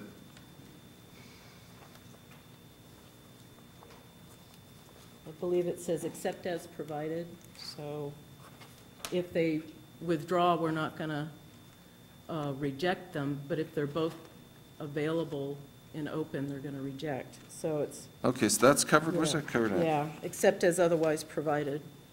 So if they withdraw one, the other one will go through, but if they don't withdraw either, they will still reject. And that's, In section 5, okay, facts, section 5. J, Lots of sections here. and it says, except as otherwise provided in section 2 of this regulation, the applicant submits more than one application to hunt for the same species or category of species of wildlife during the same year, unless such an application is specifically authorized by the commission. Okay, so that'll cover that eventuality, and we'll still, Yeah. we still won't have. They have to withdraw one for one of them to go through good, okay? If they don't do anything, they're both going to reject. And they'll both be, okay. Just wanted to make Okay. sure that wasn't, Maureen, I had a question here on section 2, number 2, where it said, at the bottom where it said, permit or bonus point for the same species or category of species. Does that mean they can change the species, right? No, it has to be for the same species or the category of species. Our bonus point program is based on species or category of species. So whatever they submit, resubmit for, it has to be for that same thing. You know, they can't change species. On section 2, number 3, it says, if an application is submitted electronically and is withdrawn after the deadline for the draw, the applicant may submit a new application for a bonus point, and I put only there. Should we have for a bonus point only for the same species? Should we add only to that? It's not necessary. We don't need it, No. okay. Those are the comments. Anybody have any comments on this? I'll open it up for the Commissioner Capurro. I don't have any problem with the language that Washoe County has suggested. In fact, that came up at the meeting last week. I just want a clarification on that. So what section 2, 1B would read then is, by submitting a written request to the department, which includes the applicant's client number, if the request is received by the department by the Friday next preceding the draw, is that correct? When, what if the draw is held on Monday? As long as systems consultants has it by the Friday preceding, they feel they have sufficient time to get that request processed before the draw. Okay, that was my only question, is whether they would have that time to be able to do it. So, okay.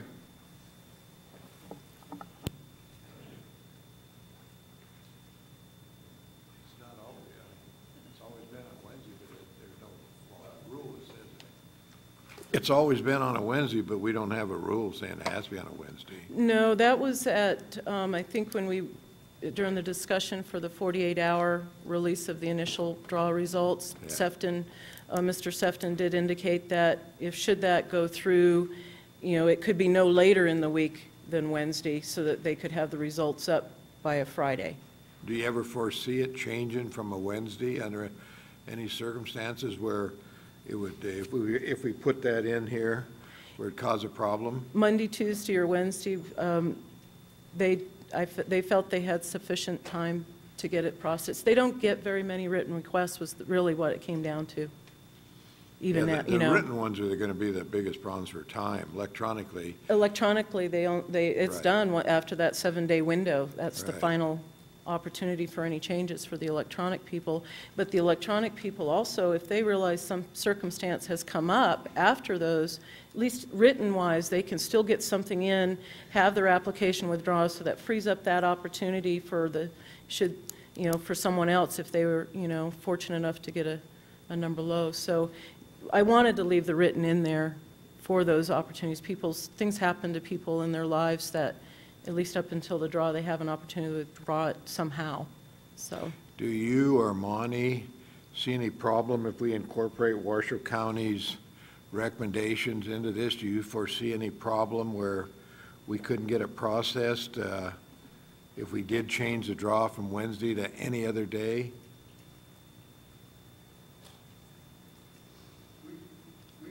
Systems consultants can. Would you just identify yourself for the record? Monty Martin, Systems Consultants. Systems Consultants can accommodate that. I was also sitting here, I just learned about this morning. I was also, I don't want to put anybody in a tailspin, I was contemplating, what about 5 days preceding the draw?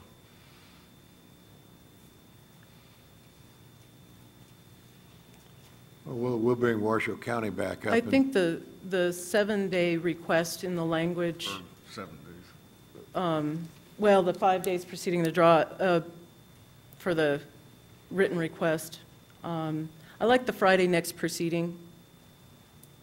I think there might be a concern with LCB if you said 5 days, because there could be an opportunity for whatever reason that it could fall on a Saturday. Because Holiday. this isn't just for the main draw. Well, we have turkey draws, we have, so the Friday next proceeding gives us the flexibility across all our other draws too, so. Okay. Any other questions of Maureen before I open it up to the public? Thanks, Maureen. I'm gonna, Was there a desire to go, is it a information or an action? We're on an informational item right It's now? information. Okay.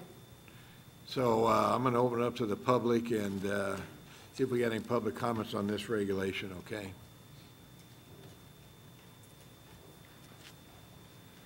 Come down. State your name here for us. Tom? This one work? Yes. For the record, Tom Casanelli, Humboldt County.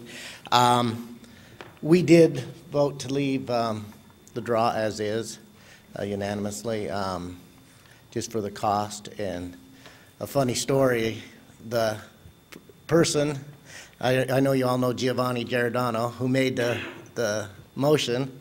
His wife has a brand-new muzzleloader this year due to his mistake last year. And I was surprised that he says, we should have, as sportsmen, should be able to fill out these things and get them corrected before they go in. We've made everything so easy with the electronic apps, and for that, Humboldt County, for the record, voted to keep the draw as is. Thank you. Thank you.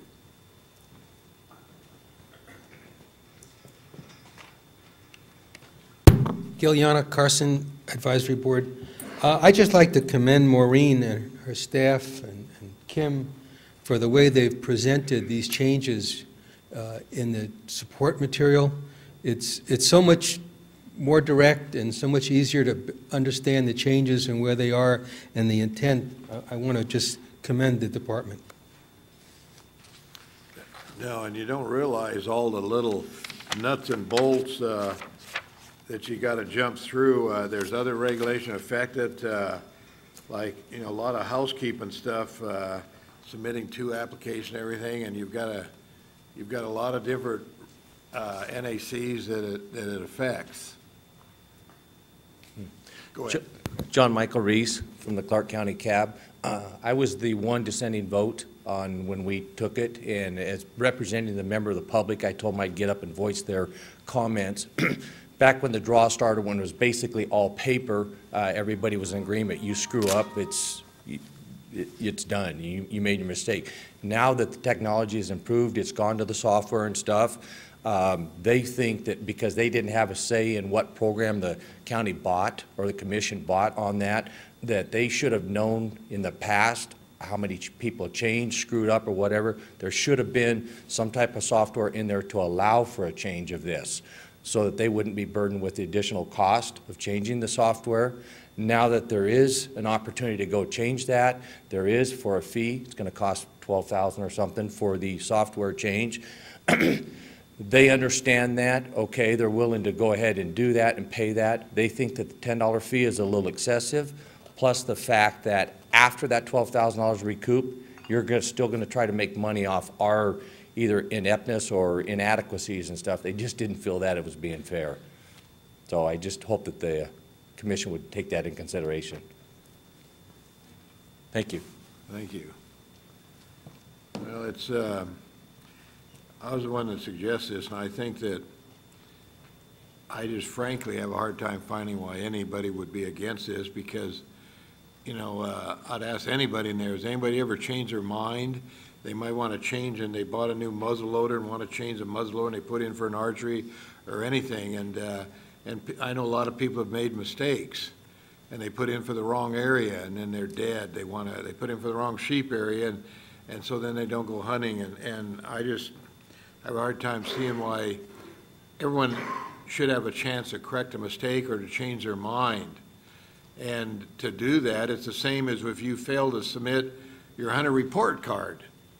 You don't get in the next draw, but there's an administrative fine, and if you want to pay the administrative fine, you can get into the draw. And so nothing's free, because there's work involved here for the department, and to submit a reapplication fee, I don't think is asking too much. And from what sportsmen I've seen, they're willing to pay it if they could correct their application. And it's a win-win for the sportsman, it's win-win for the department, win-win for systems, and it's really successful in Utah. And it's really, it's just another tool that makes the agency user-friendly, and that's what we're here for. But those are my comments on it. Anybody else have any comments? Anybody else from the public? Darrell Harwell with Washoe County. As we submitted have just a definite date as for the written is what we're trying to go after, not significant time. So if it's the Friday before the draw, then we can go for that. Another thing in our discussion was the same thing, is if you pull an application and wanted to resubmit an application, changes for a bonus point or whatever, was there going to be a fee for doing that?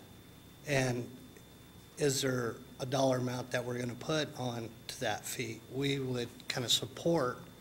I mean, you make a mistake, yes, but if you want to draw it, you want to put it back in, who should it fall on? If it's my mistake, I'd be more than willing to pay the $10 or $15 or $20 to pull it, to resubmit it for the drawing.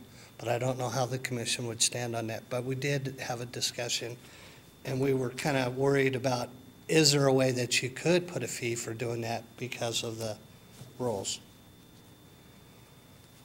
Commissioner Capurro.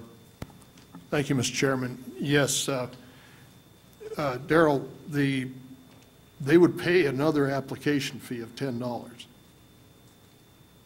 under this situation. If we adopt this regulation and they resubmit, they'd pay another $10 non-refundable application fee. And I've talked to a lot of people who are on both sides of the issue who said that, you make a mistake, that's your tough luck. you shouldn't be able to change it. And others who said, I've made mistakes before and that, and, as long as it doesn't cause problems and that, I don't see why I shouldn't be able to change. So I think it's a small price to pay for, if you made the mistake, that's a fair deal to say that you have to pay a reapplication fee.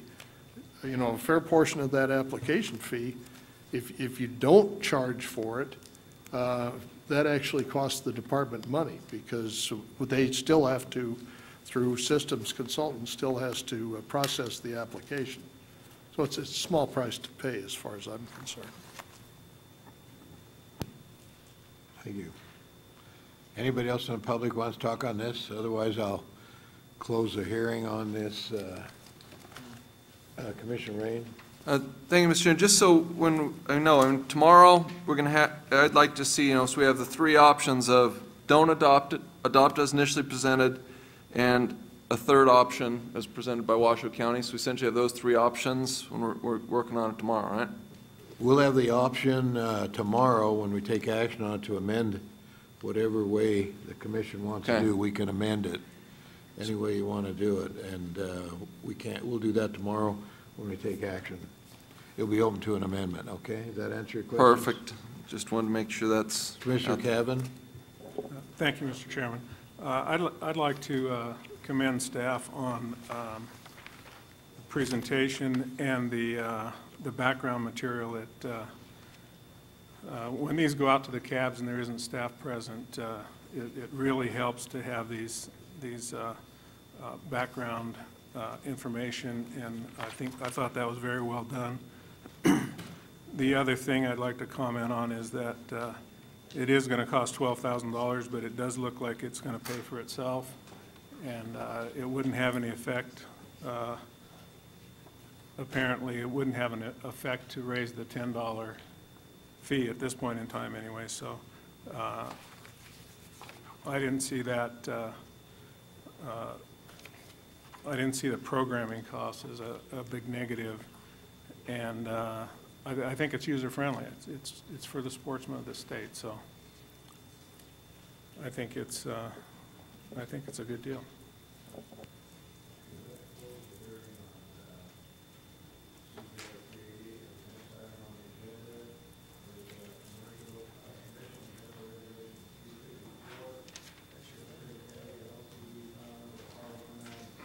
Can't hear you. Your mic's not on. I'll say it again. Next item on the agenda is Commission General Regulation 354, Silver State Tag LCB file number R196-09, Marine. For the record, Maureen Hollinger, Nevada Department of Wildlife, Operations Division, License Office. Like with the other regulation, I'm here to present CGR 354 R19609, the Silver State Tag language for workshop today. As part of, there are several items that went out to the public with the language.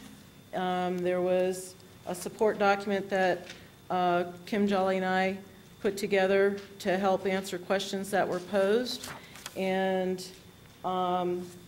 the guidelines, and then I go section by section again. In that written document on the sections, I did identify where the language changes that I found needed some changes to occur to meet the guidelines. We didn't have too many from LCB. I was pretty pleased when it came back.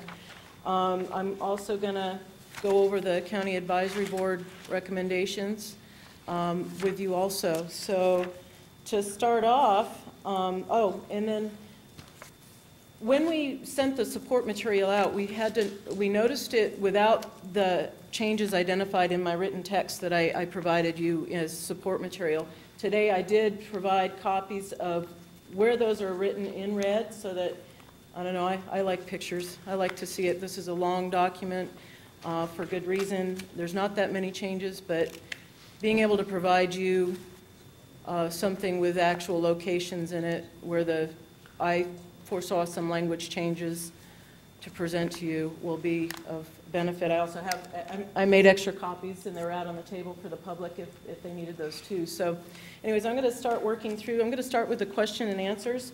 The first question I did receive on that was, where did the guidelines come from? And the answer, the Silver State tag drawing has been a work in progress since 2007. It was originally proposed by the Eureka County Advisory Board to manage wildlife as a petition. That petition was approved by the commission, and the department went forward to draft language in 2007, 2008. The CGR language at that time was submitted to LCB, and they kicked it back. We didn't have enough authority in NRS, so we had to go through a BDR process for the 2009 legislative session to be able to bring the petition to fruition. In the 2009 legislative session, the authority for the Silver State tag drawing was created. That went through.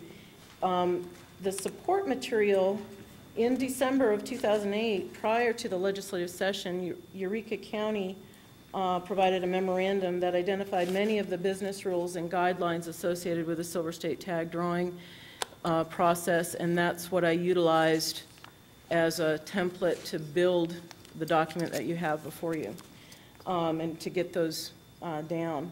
So that's where those guidelines came from, essentially, was from that memorandum. The next question, which I believe was one of the questions that Commissioner Rain presented, why is the application eligibility for both resident and non-resident?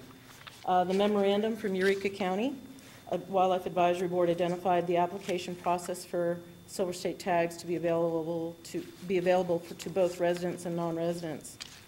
Allowing both residencies would be in keeping with the auction tags, as that was a basis for one of the guidelines as much as possible. So that's why the language includes both resident and non-resident. The next question, again, Commissioner Rain, why electronic only? By including clients in waiting periods, the application has to be handled as a separate application. There would also be additional administrative and programming costs to the handling of the paper applications over and above what our fiscal note in here, which I think is $18,000, a little over $18,000. So that's why we restricted it to the electronic application. The next question was, why was the regulation so long? I can understand that concern. Having written a lot of regulations and having to work with the public with the regulations and to have to amend regulations, having this draw isolated with its own rules makes it easier for amendments in the future. And it also helps me and my staff, if a public person has a concern about the requirements, I can direct them right to that. It's not blended in with our other draw processes, because we have a language for the guided draw that's separate, the PIW draw that's separate, and the regular draw. And when you start blending those, there's concerns with confusion, and then it makes it difficult to mend, or if you wanted to make changes down the road. So yes, it's long, but I think in the end it's best to have it isolated as its own standalone NAC. What are the programming costs? The programming costs identified during the 2009 legislative session, with including the clients in a waiting period, was $18,800. Any additional changes to the, if there are any identified outside of what's identified here, would require recosting by the contractor.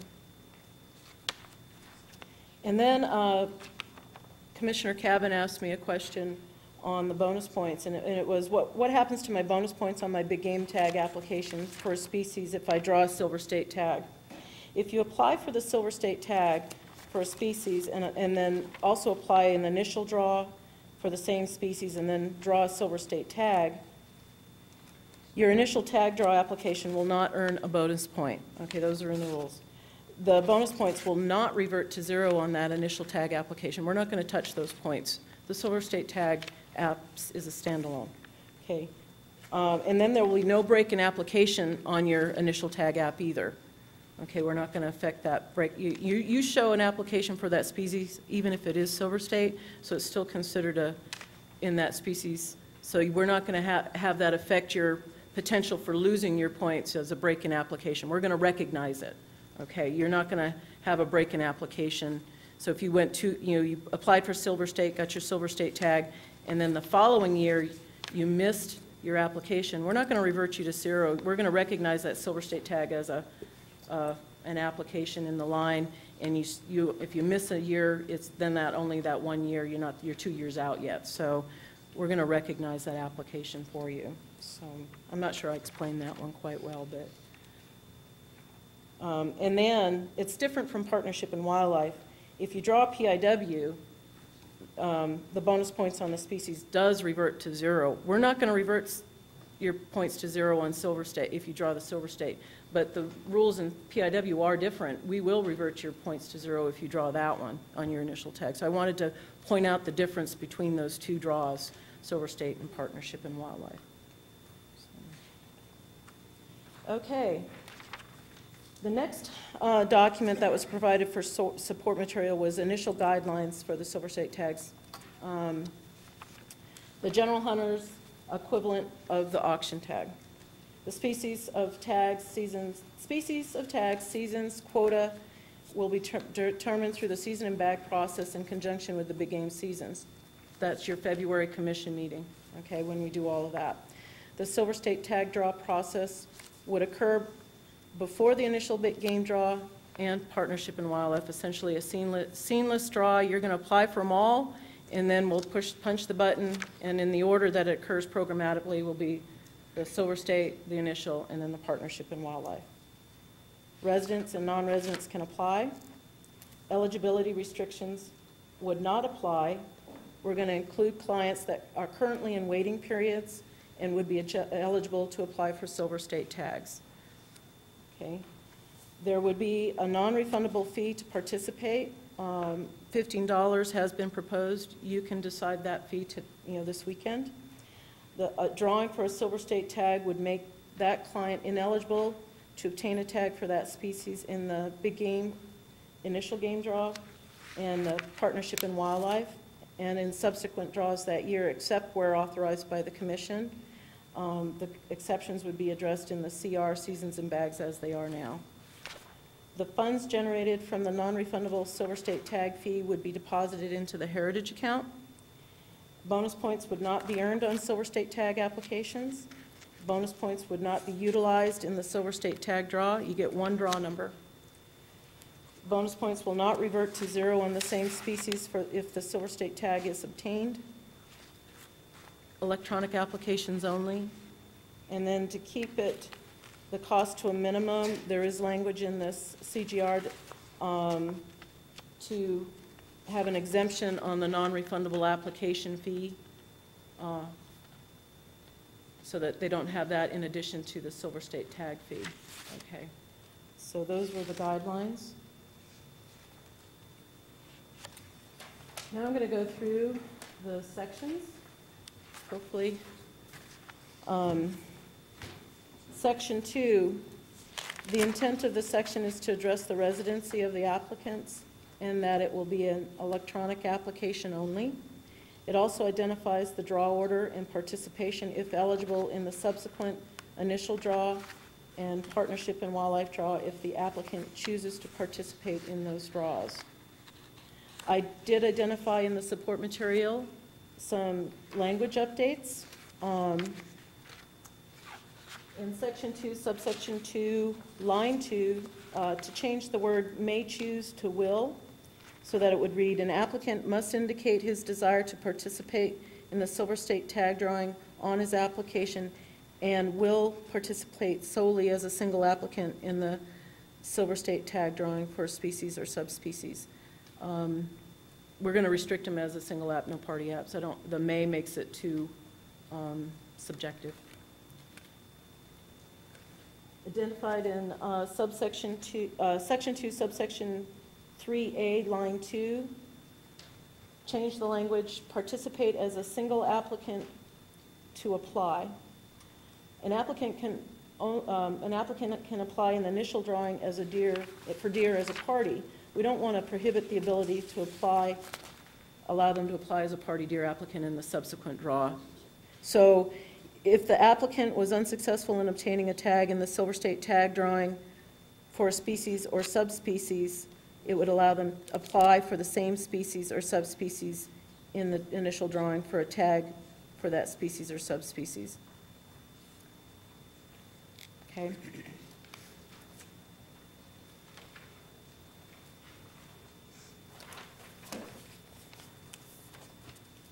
Section 3, the intent of this section is to address information that will be required by the Silver State tag application and the ability to withdraw the application and the ability to withdraw the application, and it also addresses the fees.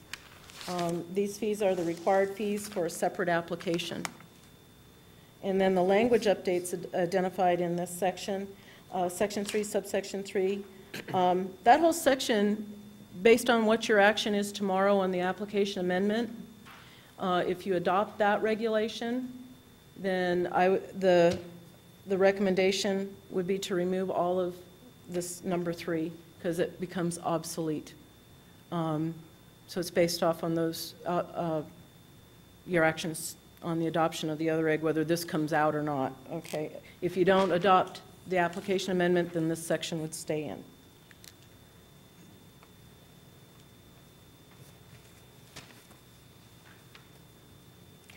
I did find one more, and it was just one of those little things that when you read through something, it pops out again. In subsection, Section 3, subsection 5C, there appears to be a typo. I think I left a word out. If the application is for an elk tag, the fee of $5 as required pursuant, I left the word as out in writing that up. So that was a little typo that we found. So.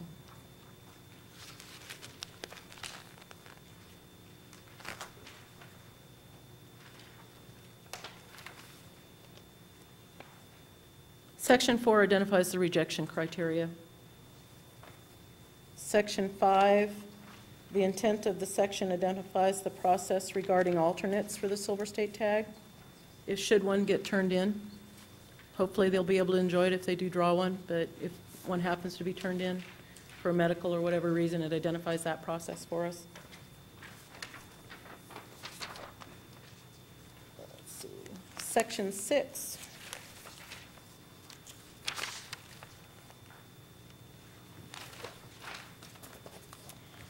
The intent of this section is to provide the language for the Commission to establish the quotas, the species, and the conditions for the Silver State tags. It identifies that the seasons will be concurrent with the auction tags.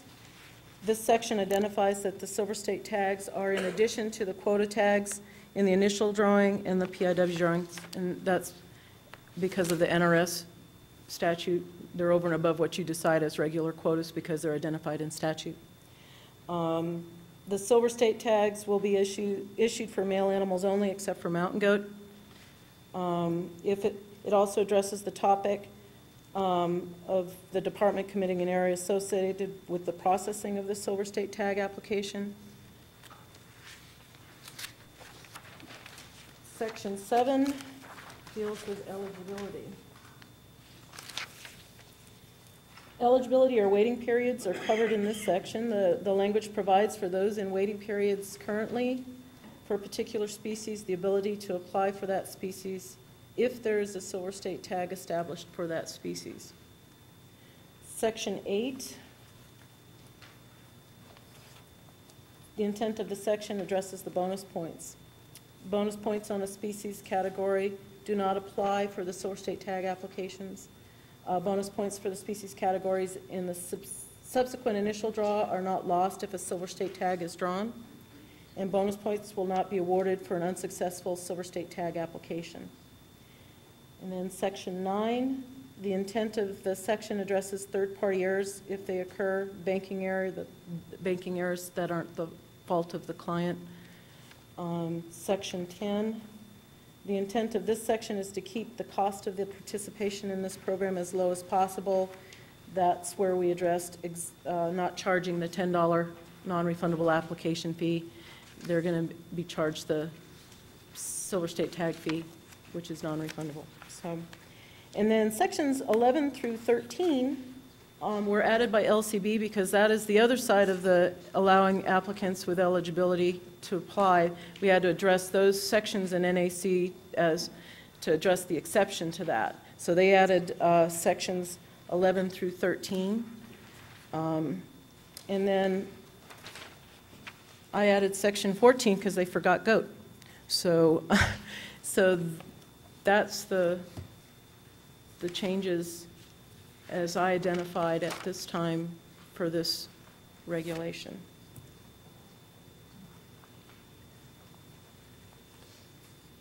Thank you, Maureen. Any questions by the commission? I had a couple. Commissioner Cavan? Thank you, Mr. Chairman.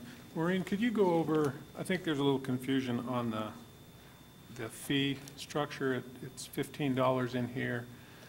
So if you actually applied and there was a sheep tag, for example, the fee would actually be 15 plus a $10 application fee. It would be $15. Is it all inclusive or is it separate, I guess is the question. What the client will see is the total, but it will be the $15, the $10 application fee, the $3 predator fee. And then online, you'd have your, if they're a resident, the $2 convenience. If they're a non-resident, a $3.50 convenience fee. And I had a sticky in my folder with the breakout, and I can't find it, so I'll do my best. I had the totals written out. So it's about $30, the total About then? $30, yeah. I think it's like $31.50 for a non-resident. There is a, I did say that I'd go over the county advisory board recommendations, and I should probably do that right now. Go ahead. Lincoln County had a recommendation. Their recommendation would be to allow them to, if they put in for the Silver State and draw a Silver State tag, allow them to still go through the initial draw and the Partnership in Wildlife to make it more in line like the Heritage. The Heritage tag holder could pick up a Heritage tag at an event and then possibly draw a tag in the initial draw or Partnership in Wildlife draw if they put in. So their recommendation was to not exclude them from those subsequent draws, but to allow for it. Clark County supported the regulation as written. Elko County supported, Eureka County and Carson County did. Washoe County had a recommendation to increase the fee to $25, and I found my notes. The resident, as currently presented at $15 for those species other than elk, it would be $20. Elk, it would be $25. For if you went forward with Washoe County's recommendation at $25, then the other species would be $30 and elk would be $35 because you have that $5 depredation fee on elk that would have to be included. Non-residents at the $15 rate, it would be $21.50 for other species, $26.50 for the elk, and at the $25 rate, it's $31.50 and $36.50. So. Maureen, a couple comments I had here, and I'll turn it over to the rest of the commissioners, but the original bill said a fee of not less than 15 and not more than 50, and I always thought, and I don't know what Chad thought, but I always thought, we want to keep it reasonable, but I was thinking more of the $20, $25 range. And then also, the season concurrent with the auction tags. That means they go September to January. When, at the February commission meetings and season bags will be, if this is adopted, we'll be coming forward with you this coming February with heritage seasons, the Silver State tag, and the Partnership in Wildlife. And that's where you can determine those seasons, but the regulation will require, if this is adopted, that the heritage and the Silver State tag be the same seasons. So, but that's where that would be presented, is at the seasons and bag level. So that would be next February. Next February, yeah. Any And- other comments by any commissioner, Commissioner Howell? Thank you, Mr. Chairman. Maureen, do you have an idea, based on the participation with the PIW tags, what this might generate with this additional auction? We don't.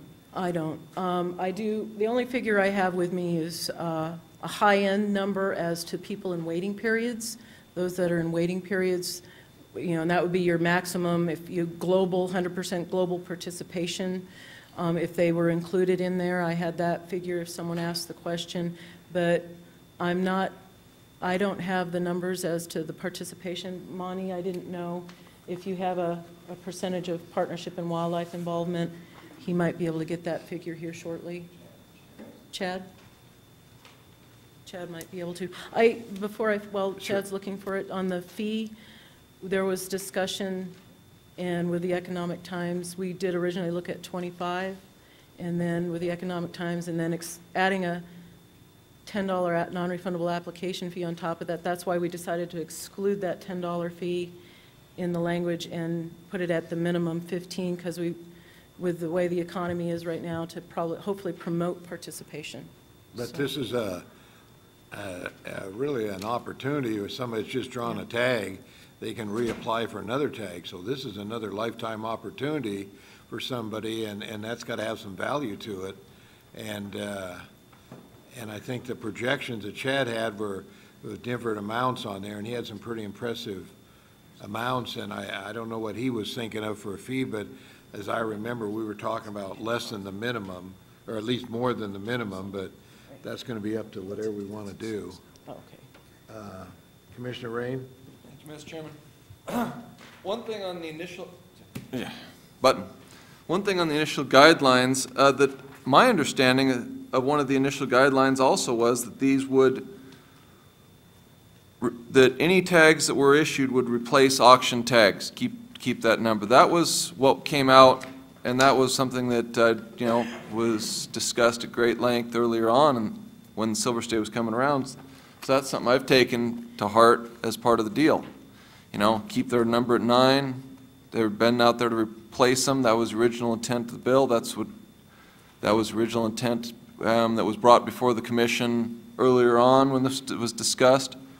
And so that's why, that's one thing I'd like to see on there. And the other portion thing there is the discussion over electronic versus manual. I mean, yes, it would cost a little more money, but yes, we'd be excluding about 12% of applicants from the numbers. I mean, I know we only say that 93% of the applications are put online, but that's actually about 88% of the applicants put online due to the ratio.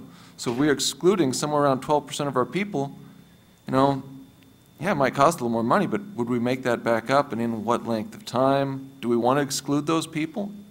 Do we want to run those people out? It seems a bit harsh. Mr. Chairman, Ken Mayer for the record, we're moving towards internet only. That's where we need to be. And I've asked staff to take a look at what the real costs are for processing the paper applications. And when we get those data, we'll bring that to you. But I think, in fact, when I first got here, one of the TAC committee said, when can we go totally internet? And so we're working towards that way. And so in our mind, this was one way to kind of get us there, because it costs quite a bit of money to run the paper trail. So anyway, that was our thinking, and of course we can certainly revisit that. And before we ask, when are we going to do it, 2013, 2015, whatever, we're going to come to you and say, hey, listen, this is costing us more than really it's generating, and let's do that. But that was the thinking. When you get to a certain 97%, 98%, or Utah did it, and see what they say about it and see how much dissension they had from their hunters, but they went to all electronics, and so I think we're going to be heading that way, and this year, we'll see what we do electronic applications, but when we get to a number, and the number is not magic, that we'll have to decide if we're going to go to all electronics, and like Utah did. Commissioner Capurro? Yes. Thank you, Mr. Chairman. I seem to recall, although Chad Bliss could probably correct me if I'm wrong, but I thought that the numbers that were originally proposed had a fee of $25.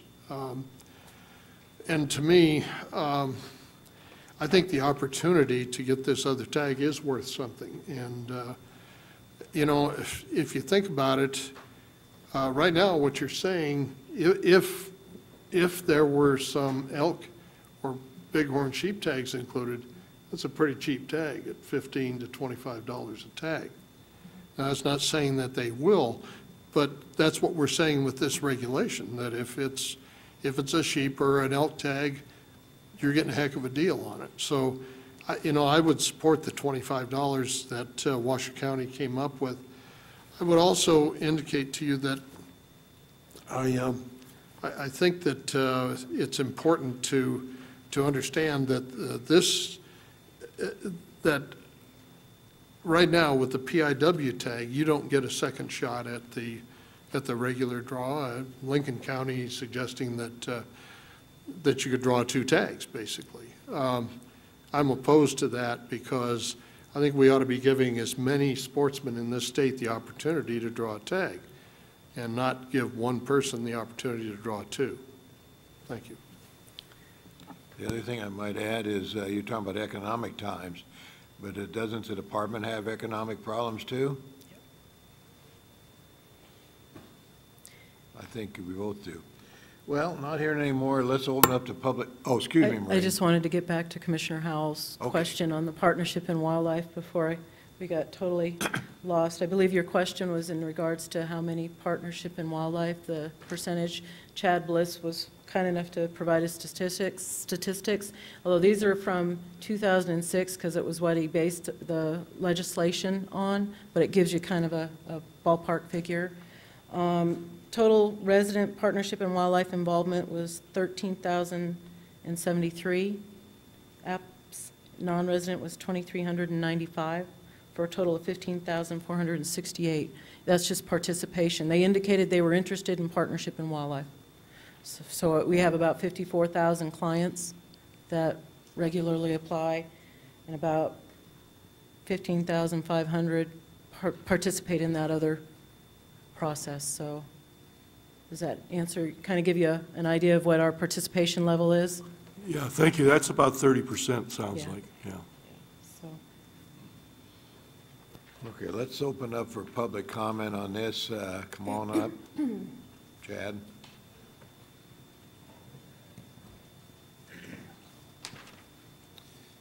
Chad Bliss, Eureka County. Mr. Capurro, the fee right now is at $15, and we tried to leave it at 25, $25 or whatever. But like the elk tag, you have $15 that would go to the heritage. You'd have the $2 convenience fee that'd be added on top of that.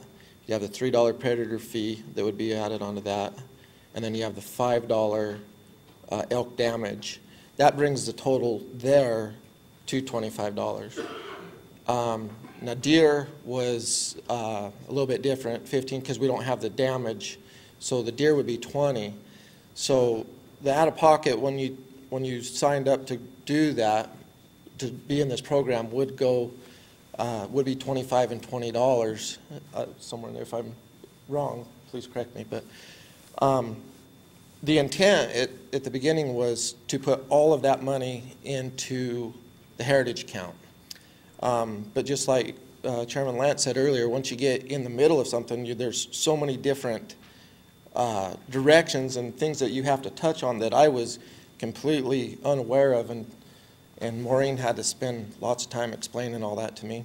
But that's why that part come down to 15 and not 25. I wish, that we could put 25 bucks across the table per deal, per application into that, and it's totally up to everybody here where you guys want to set that fee. What do you think will work? You know, we have these struggling economic times, and I understand the department, everybody does, but where's that happy medium? Where are we going to generate the most money and give the most opportunity to? I guess that's why we're here today, to decide that. So, but that's the breakdown. It would be $25 or $20 on your application. Commissioner Rain? Thank you, Mr. Chairman. Just back to my little question about the original intent, which was this is to replace auction tags the way this originally came out, and I mean, was that would be correct, right?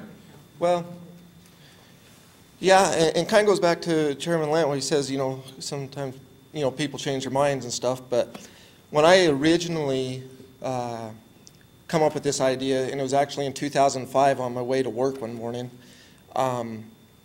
you know, the idea was, how can an average guy have one of these tags, you know? And so that's where it come from. And so once I started talking to sportsmen all across the state, I called every county advisory board person, or not person, but, you know, the chairman or someone on there, talked to people at sporting deals. And at the time, people were saying, you know, yeah, if there's one for auction and one for this draw, that'd be great, you know, and it wouldn't increase the number and stuff. And then, you know, coming at the last meeting, several of the advisory boards stood up and said, you know, they would want an additional tag on top of what we already had set aside for auction. And talking to several people now at different sportsman events, now, you know, people are kind of going that direction. So when I first come up, you know, went down that road, it was because of, at that time, that's where the majority of the people went.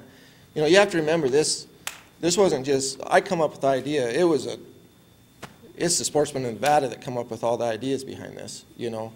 And so, I don't know, I think just like you said, people change their mind. Well, this was initial guidelines, and that's why it's initial as opposed to, yeah, there's change in the world. But the initial guideline was that, and it may morph into something else in 10 years. It'll probably be different, yeah. Yeah, and also the initial guideline was to put $25 into that heritage account for each application. And as we got into the process, that couldn't happen.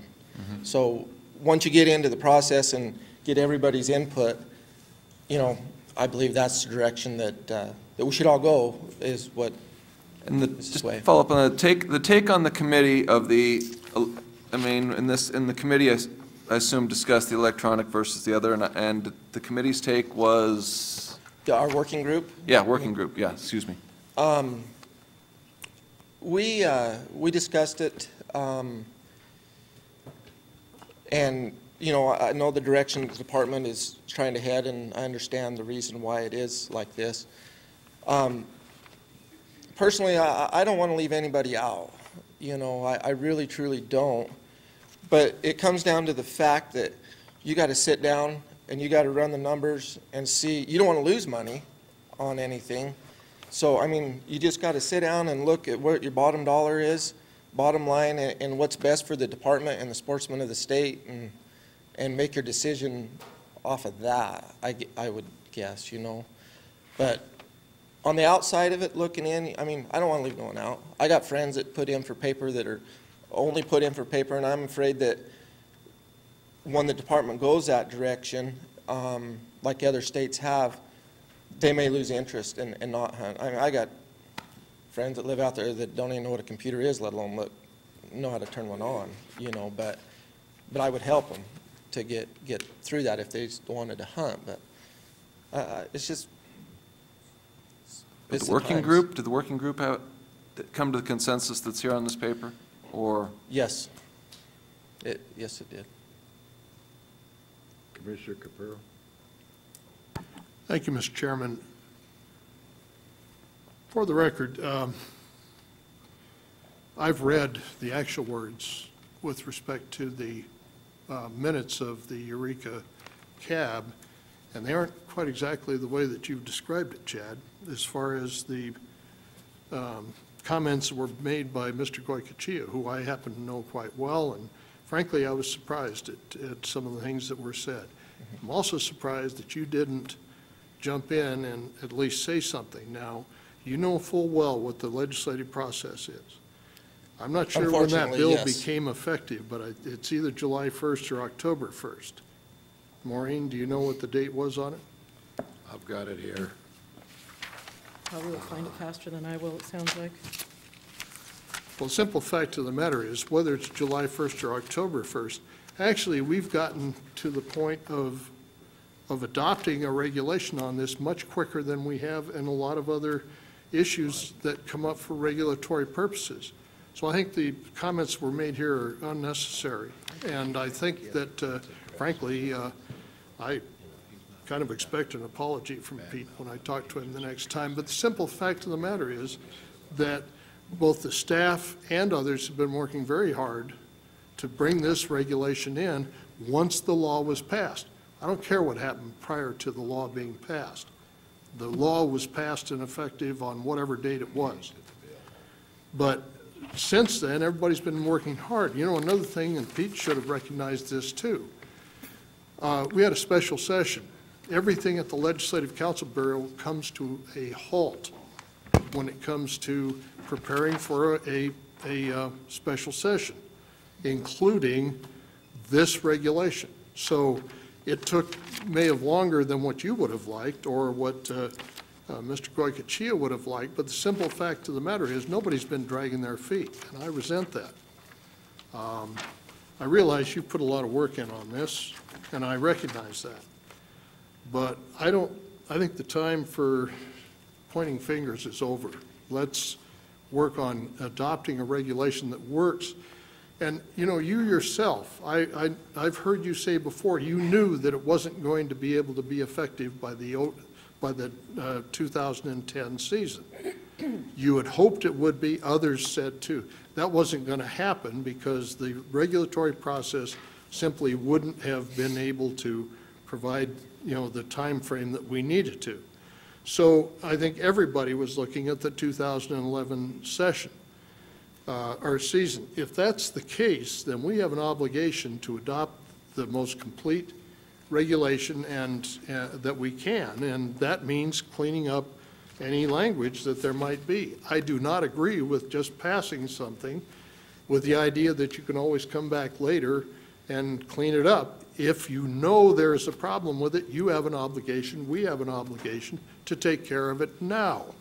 And that's what we're discussing today, are the suggestions from staff and others with respect to this particular regulation. Again, I'm surprised at you because you've been through this process. You worked with the commission on it, that you didn't at least say something with respect to the comments were made by Mr. Goycochea. Thank you, Mr. Chairman. Commissioner. I'd like to add something or say something to you. You know, this whole process was new to me. I was just a kid from Brush and never stepped foot in Carson City or one of those buildings to do anything like that. That process that we went through and hoping that there was people that was supposed to be on our sides that ended up not being helpful was very frustrating. It was frustrating to a whole bunch of us. I think I can't speak on behalf of Pete. You know, I wish you guys would address your deals to Pete. I mean, those are Pete's comments, and I'm not one to sit here and speak for Pete. So if you guys had issues, you should have called Pete on it. That being said, I might irritate you, but from everything we went through, I just didn't have full confidence that we still had your guys' support. I mean, conversations that I've had with the chairman and stuff doesn't make me feel like I could trust you guys. Not really trust you guys, I shouldn't say that. I didn't have confidence that this is going to go forward in a positive manner, I guess, just from things that happened in the past. Now, I understand you say things that happened in the past, you got to forget it, and you have to focus on what's happening now. But I have a problem for getting stuff, I guess. Mr. So Chairman? I apologize if Hey, Chad, that's out of let's, line. we're discussing the regulation, and whether you trust us or not, it's on our agenda. We have to act on it. I was just trying to answer We've done the your question. regulation up, and so I've got a couple comments, but I'm going to talk to, or have Commissioner Macbeth, he wanted to talk on it. With respect to the written application, right now, it's basically an electronic application only. And I just, and I guess I may be looking ahead a little bit, but what opportunities are there for somebody who has always done written applications, and if we ultimately do go to electronic only on everything, now I'm aware that, you know, people have access to computers in public libraries. And I was curious whether they also have the ability to go to the department offices to also do applications. And are there any other areas, other avenues that people can get access to? Because I know there are, well, at least in cities, you know, you have these, you have, you know, public access to computers all over, but I would understand that maybe in rural areas that wouldn't necessarily be the case. But I would hope that there is the maximum effort made to accommodate anybody who doesn't have the, you know, the ability to do an electronic application. And it's not just providing with a computer, because I can probably envision people have never even seen a computer or know how it works, and are completely foreign to them, and that would be a barrier. And so I would hope that we have something in place that gives them the opportunity to get an application in. And I was just curious, you know, if we've thought that far down the road on the elimination of written applications. Thank you. We, to speak a little to that subject, we understand those concerns of the access in the public environment for computers. There has been discussion on kiosks for other reasons in the department, for getting cash and things like that. But to have a computer available, there were concerns with a person utilizing equipment, state equipment, to do a personal transaction. But I'm sure we can take those into consideration. So. Commissioner Macbeth, we have had these discussions, and before if we went to an all-computer operation, we need to have, we got to solve two problems in my mind. One is having a machine there available for people to come in and actually be able to do their thing, and have people in the department help them if they have problems. I mean, Systems Consultant's done a great job. I mean, it's really dummy-proof. It doesn't let you do things you not supposed to do. And the other has been able to take credit cards and whatnot. And that's still a problem. It's not our problem. It's the state's problem that we're still trying to work through. There's regulations that don't allow us to do that. And we're looking at various ways, whether it's a cash machine, somebody puts in their ATM to be able to get cash, to be able to pay, and then the price of the machine is so high that it doesn't make sense to have it available. So we're working through those. That's why we haven't proposed a totally internet-based system. So, but that would be our idea. And just to respond, now that I think it through, you know, people that don't have computers may also not have credit cards, and so that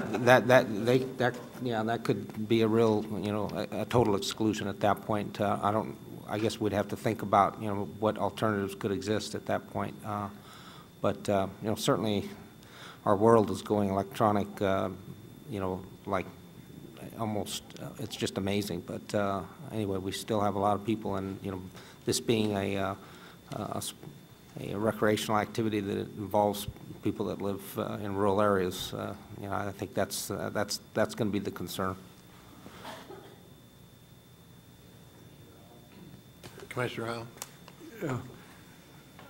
Director Mayor, that is a problem with, you go to the wildlife here, you can't buy your license and tags and everything with a credit card. And yet you can go to Walmart and do it, but then the guy at Walmart doesn't know how to do the application. That's a little frustrating. It is I've had a frustrating. lot of people talk to me about that. Yeah. Well, and why can't we go to the NDOW office and use a credit card? That seems like a simple thing to apply. We'll answer that. We're sort of getting out of line here, but if you want to go ahead and answer that, go ahead. David Newton, for the record, I can tell you that I don't think there are any state agencies that accept credit cards because they don't want to pay a percentage back to the credit card companies.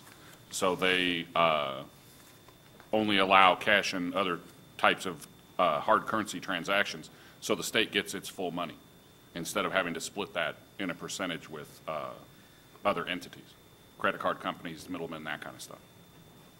It's very frustrating for us. Right. The systems consultants charge for it, not the state of Nevada. That's the difference. Commissioner McBeth? But I do happen to know that if you can do a number of transactions with other state agencies, you can, DMV, for instance, you can, what's the difference, I guess, is what, I just use that one as an example, but the Secretary of State on, filing for corporate entities and filing fees, yearly, update fees and everything involved there, I mean, that can all be done electronically as well. They're given the ability to recollect that percentage from the credit card agencies, where most of the board and commission level state agencies do not have that ability, is my understanding. Because we have the same problem with several of the groups that I work with, where people have to come in and pay yearly licensing fees for limousines, tow trucks, other types of things, and they have to pay in cash or by check. They cannot pay by credit card, and we run into that problem all the time. So that is a potential legislative fix that would have to occur? Yeah, it would have to be legislation, is my understanding.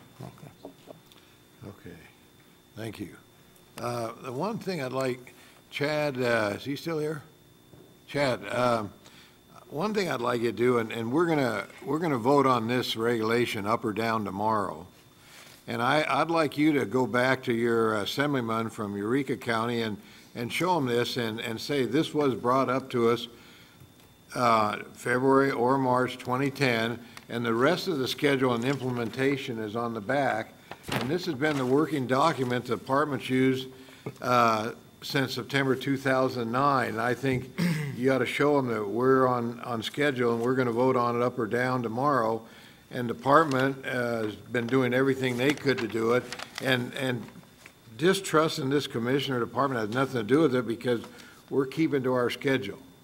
And I think that's what you should tell your assemblyman and show them that. And we're doing, and department and the commission is doing their job. And like I say, we're going to vote it up or down tomorrow, just according to the schedule. Yeah, you've told me that several times already. Okay. I got that, but those are, Pete Gogachia's words. I would suggest that you talk to Pete Gogachia about it if you have concerns. Like I stated before, I'm sure he'd be happy to talk to you. And we did discuss, I have discussed with Pete, the process is going, and he's happy with the department and how we're getting it going and stuff at this point. You're fully aware of what went on in the past, and that may be where some of this is coming from. I can't speak on behalf of Pete, but I would suggest you, Commissioner Lent, and Mr. Capurro to pick up the phone and call Pete. So. No, I don't think we need to do that, because we're on schedule and we'll vote it up or down and hear it tomorrow. And okay, any other public comment on this? Come on up. For the record, Tom Casanelli with Humboldt County. First off, I'd like to thank everybody, Maureen and everybody that's worked on this. They've done such a tremendous job for the sportsmen. I think this is what we've been working for a long time. And second, I would like to go to the fees. As a proponent, probably, I believe Humboldt County was the first county to try to drop the fees on PIW tags. And Tommy Ford got involved, and we were able to get that done. And we were looking, when we first started, at that $25 range. And I think there's a lot of good history here to set your fees. If you can go through System Consultants, they've done a lot. You know, he actually went further than that. He goes, let's put it at $10 so everybody that's out there, every kid, every child that puts in can apply for this. And I think the lower fee has brought in a lot more money. I was skeptical myself that we would bring in enough money to, with that $10 fee for the PIW.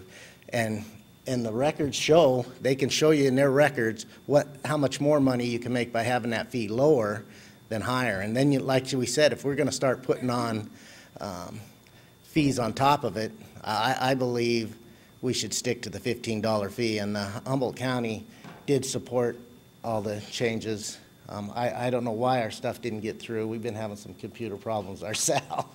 But Humboldt County was in support of everything. So, thank you. And when you're thinking about that, you might get some information from System Consultants on how the PIW changed when we lowered those fees down. Thank you. Thank you. Come on up. Giliana Carson. I have to support what Tom said, because I was going to bring up the same thing. When the PIW tag fee went down, the number of applicants went up more than proportional.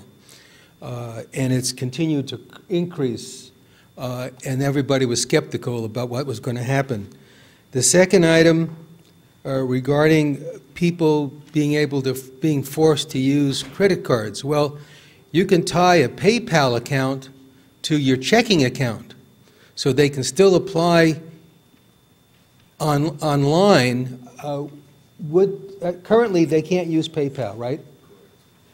You'd have to, but maybe we should look into that, because that would provide another opportunity for people who do not have credit cards to find a way to charge something online. I don't know what the fees are with PayPal versus the credit card companies, but it's something we should look into. The third thing versus, if you deal with the Silver State tag, would you take one away from the auction tags? I don't think that's the right thing to do, because the auction tags are a tremendous source of income to the Heritage Fund. So every time when we talk about setting limits and tag limits and quotas, and we get comments from various cabs about adding one, taking one away, there always seems to be, when we talk to the biologists, would one more tag really upset nature's balance? And it turns out it's okay to have one more. I know specifically there's some herds that are in trouble, some sheep areas in the state that are suffering tremendously because of disease, but I think we should think long and hard before we deplete one of the real big sources of income, be it the auction tag. We've heard different estimates going back 5 years about what this Silver State tag might potentially bring in. I think we need to try it, and I'd like to see it kept at $15. I'd also like to see that it not detract from the amount of auction tags that we provide to the various organizations. Thank you.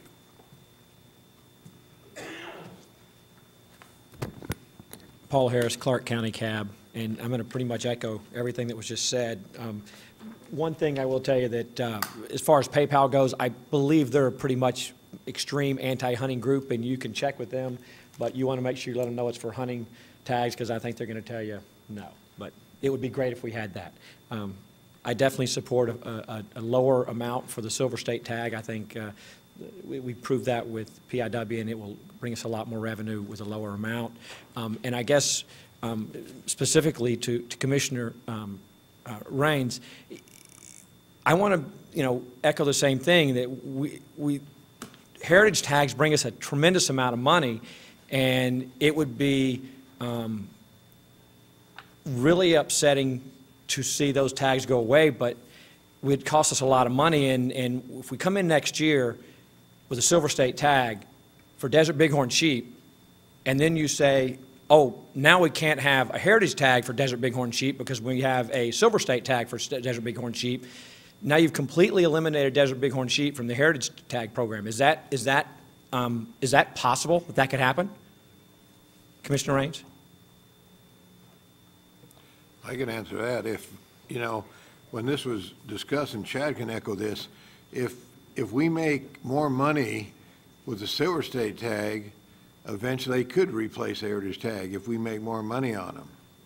And I think we discussed that when the legislation was passed. I mean, it's always a potential. So eliminating one of the silver, my understanding in reading your minutes, when we eliminated one of the heritage tags for desert bighorn sheep was to allow one for silver state. Was that not, am I incorrect on that?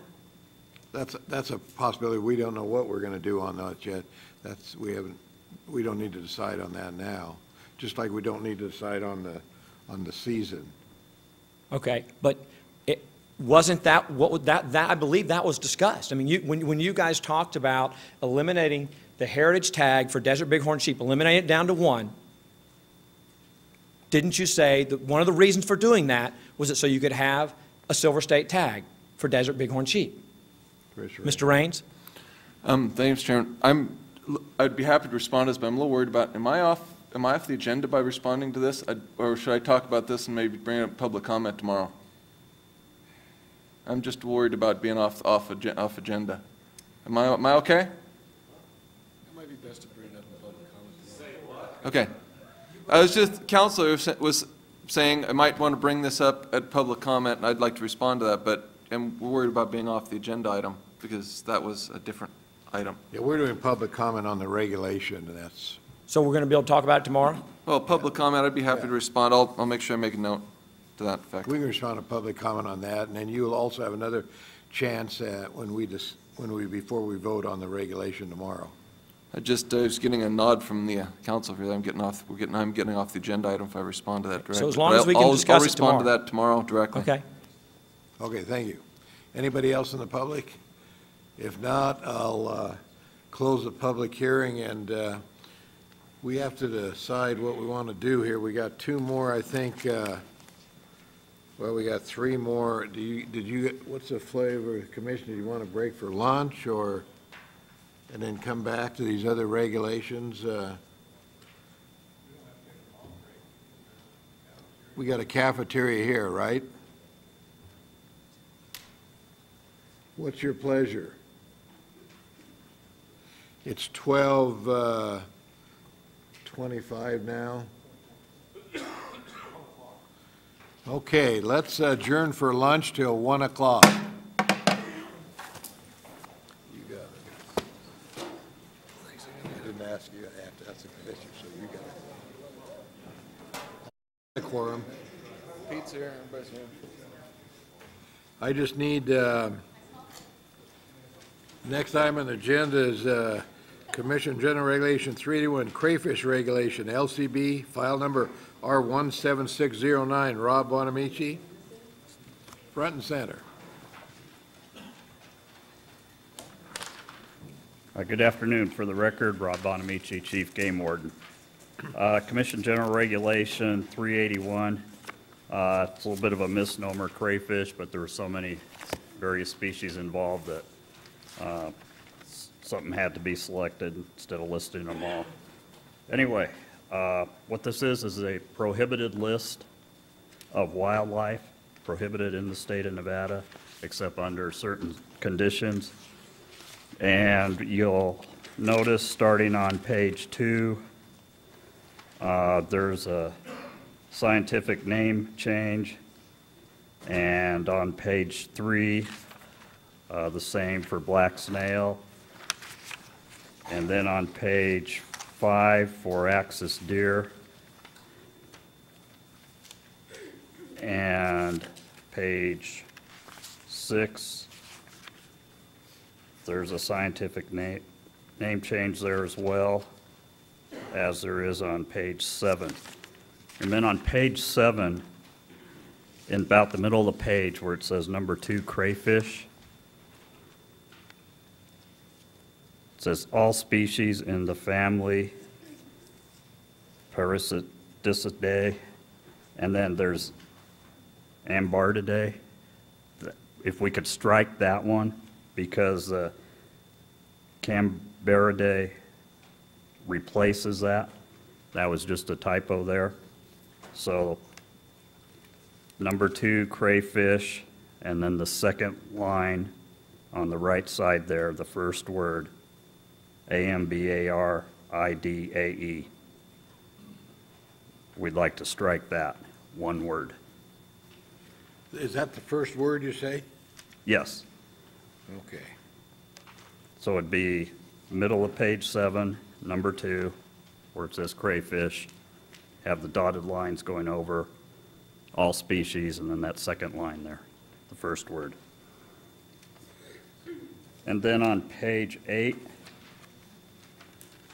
number 3, there's a change in number 3 and 3A, allowing for the the Zoological Association of America as a recognized institution and association. So that is to accommodate those individuals that fall under that category. And that was a requested change from a member of that association that is out in Overton. And then that's it for the changes. This is basically just a cleanup, house cleaning regulation. Anybody have any? Commissioner Rain? Thank you, Mr. Chairman. Just briefly on crayfish. Now, it is not legal to transport any crayfish at all, 'cause, I mean, it seems to be a common practice for people to cook them live at their residences. These are the species of crayfish that we do not want people transporting, possessing. So, and are these the common ones that are found? No, these are not the common ones found. Because that was kind of the question. These are not found anywhere in the waters of Nevada at this point in time. I will defer to our fisheries. You're hiding. There you are. Okay. So I don't get it wrong here. I was looking at this thinking, we'll make sure. For the record, John Schoberg, Supervising Fisheries Biologist with NDOW. What this is a cleanup of our existing prohibited species regulation for crayfish. It doesn't add or subtract any species. And the common crayfish are excluded: red swamp crayfish, Orcanichthyes, which is the one that's common in Utah and occurs in Lincoln County, and also the native crayfish that are native to Nevada, northern Nevada. So those remain under the existing regulation. They're not prohibited by this. It's just to clarify the scientific names because of some taxonomic changes. I just was unsure of the taxonomy of what was the other crayfish, the common one called? It's Procambrus, the red swamp crayfish. That's the one that's common here. Okay. And there's Orcanichthyes, the I'm common good then. name I don't remember. Utah. I'm good. This one, make sure that one was not included in this. Yeah. Thank you. No other comments. Let's turn on anybody in the public comment on this regulation. Seeing none, thank you, Rob. Thank you. Let's go to the next item on the agenda. Commission General Regulation 382, LCB file R004-10. John? Yes, Chairman Lent and Commissioners, for the record, John Schoberg, Supervising Fisheries Biologist for NDOW. This proposed regulation adds one water to the existing NAC 488-455 for a flat wake regulation. And on page 2 of the LCB draft of the regulation, it lists that it's the water commonly known as Boy Scout Lagoon. It's on the Colorado River immediately south of Big Bend State Recreation Area. It's an artificial backwater where the Boy Scout camp used to be. That property was recently sold. It was acquired by Southern Nevada Water Authority and is being managed as the Big Bend Conservation Area. Right now, it is open to the public as kind of a nature area. This regulation change is intended to serve two purposes. One of them is boating safety, because that backwater is very shallow, and because of the water level fluctuations that vary daily and throughout the day from Davis Dam, it is a significant hazard for high-speed boats. Also, the exit onto the Colorado River at that point has very poor visibility. So a portion of this is to address those safety concerns for boaters. The other side of this proposed change is that backwater is being managed in conjunction with the conservation area on the shoreline for fisheries, primarily for the protected native fishes that use that as spawning area on the lower Colorado River. And both the Southern Nevada Water Authority and Division of State Parks, which also is a partial shoreline landowner, have supported and recommended this change. It does leave boating access open for both anglers and for recreational use. Thank you, John. Any comments from any of the commissioners? If not, any comments from the public on this proposed regulation? Hearing none. Thank you, John. These are just for information today. Next item of business is approval of sponsoring agency for Nevada Duck Stamp Contest. Kelly? Yes, good afternoon, Chairman Lent and members of the Board of Wildlife Commissioners. For the record, Kelly Clark, Conservation Education Chief. Today I'm presenting to you a proposal by the Nevada Waterfowl Association. This is for the 2011 and 2012 Nevada Duck Stamp Contest. And I will note there were no other applications. This is a single application that we did receive for the contest for the 2-year period. And I would also note that I would support this application, as the Nevada Waterfowl Association has showed excellent record in sponsoring the contest.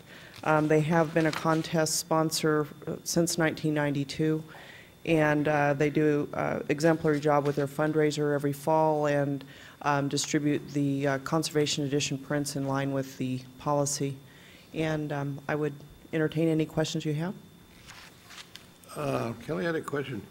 Under these print distribution, does the department get a print here? Is that in here? That's correct. We receive 25 of the Conservation Edition prints, and number 1 print is, we do not receive specifically from the sponsoring organization, but separately we receive 25 conservation prints, and the number 1 print is put up on our wall. It's framed and put up for public display each year. Where does that say that in here? This is not in this application. That is in Commission Policy 50. Okay, thank you. So that's a department responsibility. Okay. Any comments from any commissioners? If not, anybody from the public that wants to talk about this regulation? Darrell Harwell, Treasurer for Nevada Waterfowl Association. We submitted our application to, again, hopefully be granted the sponsorship of the duck stamp. And as she said, we've been carrying this since 1992. We do use it in our fundraiser. We even have the Fallon chapter where we got the laws changed and regulations so that the species done in November, so the stamp is available to the public March 1st when the new license is required. So we've moved it from April to November, so the stamp is available at the beginning of the year when you buy your license, so you can buy it at the same time that you do buy your hunting and fishing license. So I just hope that the commission will grant Nevada Waterfowl permission to keep on being the sponsor. Thank you. Anybody else from the public? If not, Commissioner Capurro. Thank you, Chairman. Just a funny little sidelight. I attended the Washoe County meeting, and because of the number of people that are associated with the Nevada waterfowlers, they almost didn't have the votes to be able to because they had so many abstentions to actually make the recommendation. Thank you. Thank you, Kelly. Okay, next item, we're going to go to number 8, reports. These are informational. Oh, I'm sorry. It's an action item. So I'll bring it back to the commission for any questions or discussion. Commissioner Raines. Thank you, Mr. Chairman. There was no other applications, that's correct? No other organization? Just wanted to make sure that was... Yes, for the record, Kelly Clark, Conservation Education Chief. There were no other applications. Okay, that's what I need to know. And that being the case, I'm ready to make a motion if there's no other. Go ahead. Move to approve the sponsoring agency for Nevada Duck Stamp Art Contest to be the, where am I at? Nevada Waterfowl Association. I was trying to flip to the page. To be the Nevada Waterfowl Association for the 2011-2012 contests. I'll second. We have a motion to accept the Nevada Waterfowl Association sponsorship for the duck stamp for 2011-2012 in a second. Anybody understand the motion? Any questions? If not, I'll call for the vote. All for the motion say aye. Aye. Opposed? Hearing none, motion passes. Let's go to the next item, reports, informational. Thank you, Kelly. CAB reports on mule deer overview efforts within each county. Any CAB members that want to come up? For the record, Ken Wellington, Elko County. Couple things just to update you. The deer overpass, and I think they're going to do an overview on that, but they're supposed to get back to work on that. The one up on 93 above Wells, between Jackpot and Wells. That should be up and running here shortly. My mule deer committee did not have a chance to meet. However, they were directed by our board to start looking at in February, I gave you guys a copy of what their recommendations were. They were going to go through that, the committee was, and start working with the department in order to initiate some of those items. And the third thing was the Mountain Lion Committee, subcommittee that we have in Elko County met. They came up with 3 recommendations, bullet points. On those 3 bullet points, we were going to refer that to the Wildlife Damage Management Committee to see if we could start working with the department and get that going. Any questions, any commissioners? Thank you. Any other cabs? Giliana Carson Advisory Board. I'd like to read the minutes from the Bi-County Working Group on Mule Deer. This is a summary of meeting of March 9th. It was agreed to be a small group of interested parties from the Wildlife Advisory Boards who share the Carson Range deer herds. Also agreed that the working group would operate with less than quorum from any board. Also agreed that we are not to make any decisions or recommendations, rather gather facts and bring information to our respective boards and to ask for information from the resource specialists from NDOW and the land management agencies as appropriate. Plan to get together 2 more times prior to May 2010 NDOW Commission meeting. Next meeting will probably be in Douglas County. Agreed to get together as a working group on a regional basis, determining facts and data needs. This will include an invitation to Washoe County Advisory Board. At the next meeting, objectives to consolidate ideas, potential projects, and potentially set priorities. To revisit goals and objectives of the working group and possibly modify draft plans. The working group's purpose will be to provide information to each CAB with subsequent public input at the CAB meeting. No physical report will be distributed to the CAB. Determine which stakeholders to query, including federal, state, local, and other entities, including BLM, Forest Service, NDOW, and others. From this next meeting, an analysis of priorities will be considered. Priorities will be organized by various overarching factors, if possible, such as habitat factors, human factors, weather factors, and other miscellaneous factors. Interstate herd issues will be considered, including obtaining California statistics if available. The following third get-together will likely begin with a plan which includes potential prioritization of issues with more finality. From this plan, an endow biologist will be consulted to better focus the plan priorities. The biologist will assist on how to best consider and manage interconnecting layers of applicable factors affecting mule deer herds. So that's our first report from our joint meeting with Douglas County Working Group. Gil, and More would to all the follow. other, would you get that to make sure that report and all the other Yeah, CAB I'm getting reports a get to copy the Deer Committee Chairman at least? Yes. Thank you.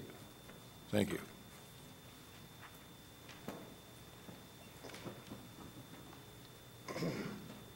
Darrell Harwell with Washoe County Advisory Board. We also, Chris Hampton gave us a list of a project that's going on in the 014 area and stated that a female mountain lion and a male mountain lion was just taken out of that area recently. Some of the other areas, 013 and 015, the deer move into California. They move up, they move down. So it's really hard. Washoe County, when we come up with a subcommittee, I mean, we've talked to various things of encroachment, and basically, we're coming down to a point that we feel that the water in Washoe is going to be our primary concern. There's a project coming up on some guzzlers out there, and I don't have Chris Hampton notes with me, but I'll make sure that Scott Raines gets them before his Mule Deer Restoration Committee. Here again, as we stated in our meeting, we see that that Restoration Committee is all pretty much eastern. That is our largest deer herd, but we will also be interested in seeing what the Restoration Committee comes up as a plan overall and how that is going to affect the areas as it outlined it down. I mean, if it's an overall structure, then how's each county going to be affected by the overall structure? And then what we can do within the department. As I said when talking to Chris, I mean, there's a heritage project going on in Washoe now, so we don't have, and that's ongoing, so that'd be going up for the Heritage Committee to see if they still get funding for that project. The BLM is working on the juniper encroachment up in our area.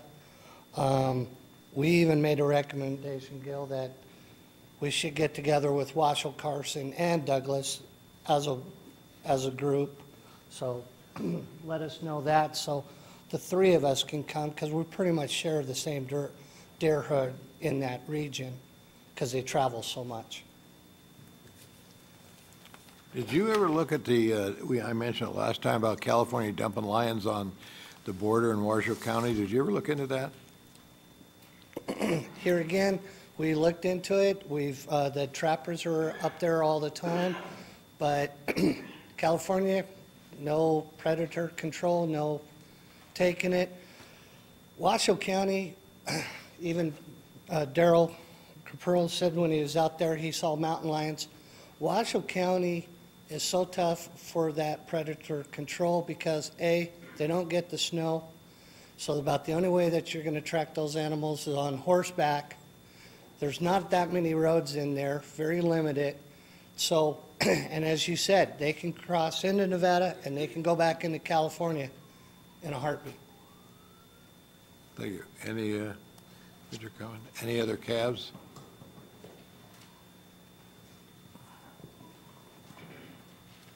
Paul Dixon, Clark County Cab. Commissioner Lent and Commissioner Rain, for the last two meetings that I attended, the November meeting, I missed December because I was actually on travel, in February, both of you questioned me about what we were doing in southern Nevada to regain herds in the mountains around here, and it's in the record. And what I find interesting is that you formed a mule deer working committee, which I applaud the commission for doing, but we have the cabs out forming coalitions like Gil talked about and other things, and part of what I heard earlier today, and I have a concern of, is that the current makeup of the Mule Deer Restoration Committee doesn't represent the state. You went for the highest herd density, yet at the 2 commission meetings, and you can read back through the minutes, both of you beat me up about what am I doing to restore a minuscule herd here in southern Nevada. And if you look around, we live in the desert, more so than even you guys live in the north, in the southern part of the state here, and we've had huge urbanization problems. And as you beat on me to be more proactive to doing something down here, I don't see representation of southern Nevada on the thing, because I told you most of the hunters here hunt in northern parts of the state, but then I don't see representation of the state across in the huntable areas of the state on your Mule Deer Restoration Committee. And so I would make a recommendation to this board, to this commission here, that you expand some of the membership up there and take into account some of these working groups that you have going on at the CAB levels into that organization directly, because they're garnering input from the local population and doing things. And I just right now think that you have put on paper what appears to be a very important subcommittee and will address a lot of important issues, but I don't think it represents the state as a whole. And I think concentrating where you have your largest deer herd is missing the opportunities that you've beat up on me in 2 previous commission meetings on, of trying to build a herd, at least in a county that has probably the smallest deer population of any county in Nevada per square mile. I won't do it by aerial, but I will do it per square mile, because I think we have probably the smallest. And so you seem to be talking out of 2 sides when you set up the commission, is the point I'm putting your subcommittee here. And I'd like you to rethink expanding the membership of that. Thank you.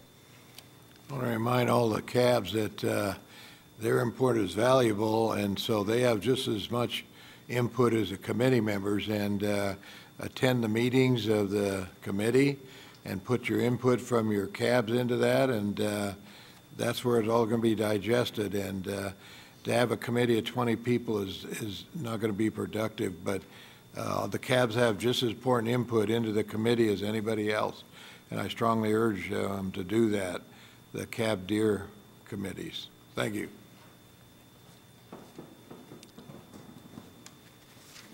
Chad Bliss, Eureka County. At our last meeting, we discussed, we had the task of locating springs that we thought needed some rehab work on them. We got additional maps printed out of areas. I was able to talk to a couple permittees and some water right owners, and also with a local mine who owns a ranch property about particular springs that they have. And these individuals are all on board in trying to get involved with doing some tree trimming around these springs. Our biggest task after talking with the BLM was the EA that would be involved in doing these projects. And when we looked into them, I was surprised at how expensive they are. You have to be real careful when you do these projects that you stay within a small enough frame that you don't exceed into the EIS process, which is really big and really expensive. So we have to figure out with the BLM how many springs or how much acreage we can do under just the EA.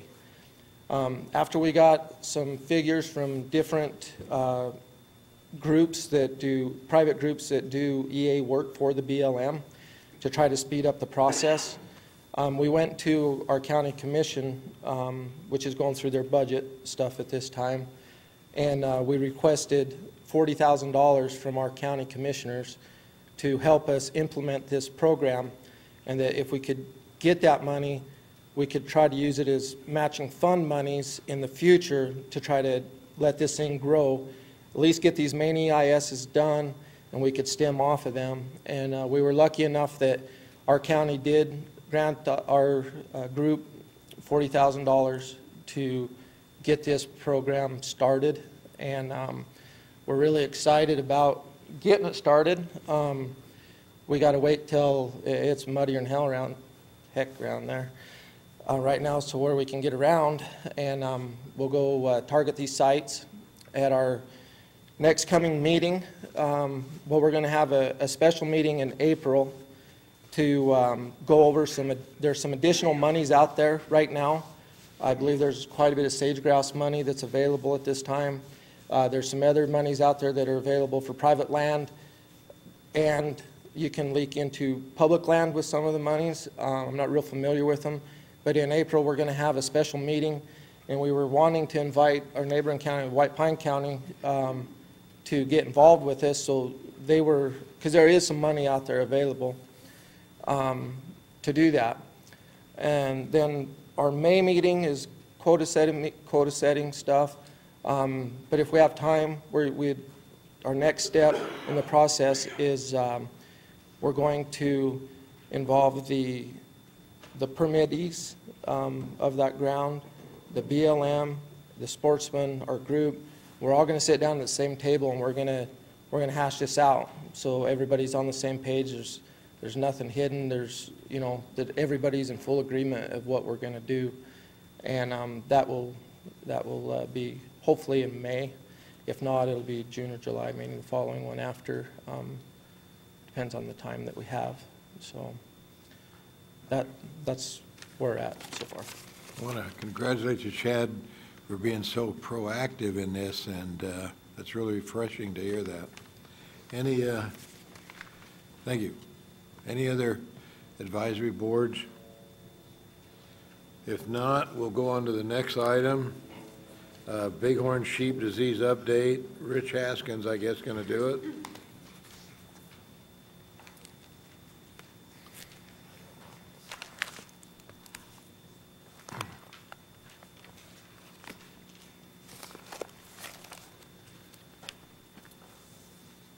Good afternoon. Rich Haskins, Deputy Director and Acting Game Chief. I have a lot of detail here, and I'm not sure that's what you really were after with an update on the event. I mean, Perry and Mike Cox put together a lot of statistical stuff for me, but I guess the message is the die-off continues, our monitoring continues, treatments continue. We've seen the treatments, I guess the verdict is still out on those as far as us going in and treating the sheep with product. Some of those sheep have died also. As of 3/17, they're telling me there's been 94 confirmed bighorn sheep mortalities, 74 in the East Humboldts, 20 in the Rubies. But they're estimating that, obviously they're not seeing them all. They're estimating, what does it say here, 50% total mortality in the Rubies and 60 to 80% in the East Humboldts at this time. So, What were those numbers again? 68% in the Humboldts? 60 to 80%. 60 to 80? In the East Humboldts. What about the Rubies? 50%. 50? Yes, 50. And once again, that's estimates. They can't count them all, but Not getting any better then, huh?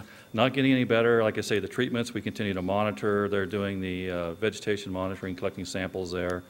It's an opportunity to try to learn some of the causal, if it's a series of events that are causing this, or a single source, or, the verdict's still out. This is a West-wide phenomena that's going on right now. There's a lot of communication going on between the various states, and from what I can tell talking to Perry, there's a lot of head scratching right now trying to figure out what's going on. So it could be different events in each state. It could be different factors that are causing the perfect storm. But I think this second thing I was going to talk about has already occurred, but I don't have any further information on it. They were going to capture some sheep from Mariah. These were sheep that were marked and were released in 2006 from the Rubies or East Humboldts, I think the East Humboldts. So they were going to go to try to capture some of those sheep and take samples from them and see how they are doing, if this is, something that they carried with them, if there's any genetic connections or whatever. So, but I think they've actually gone out and done that now, but I don't have any results here from that effort. So,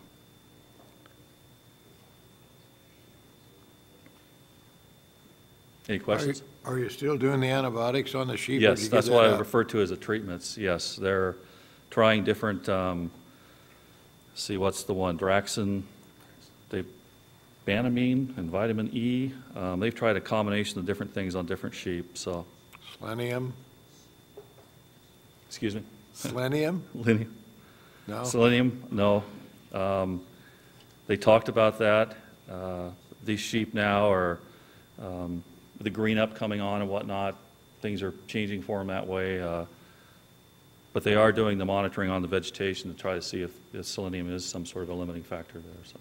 Are you having any problems with people harassing them to get horns?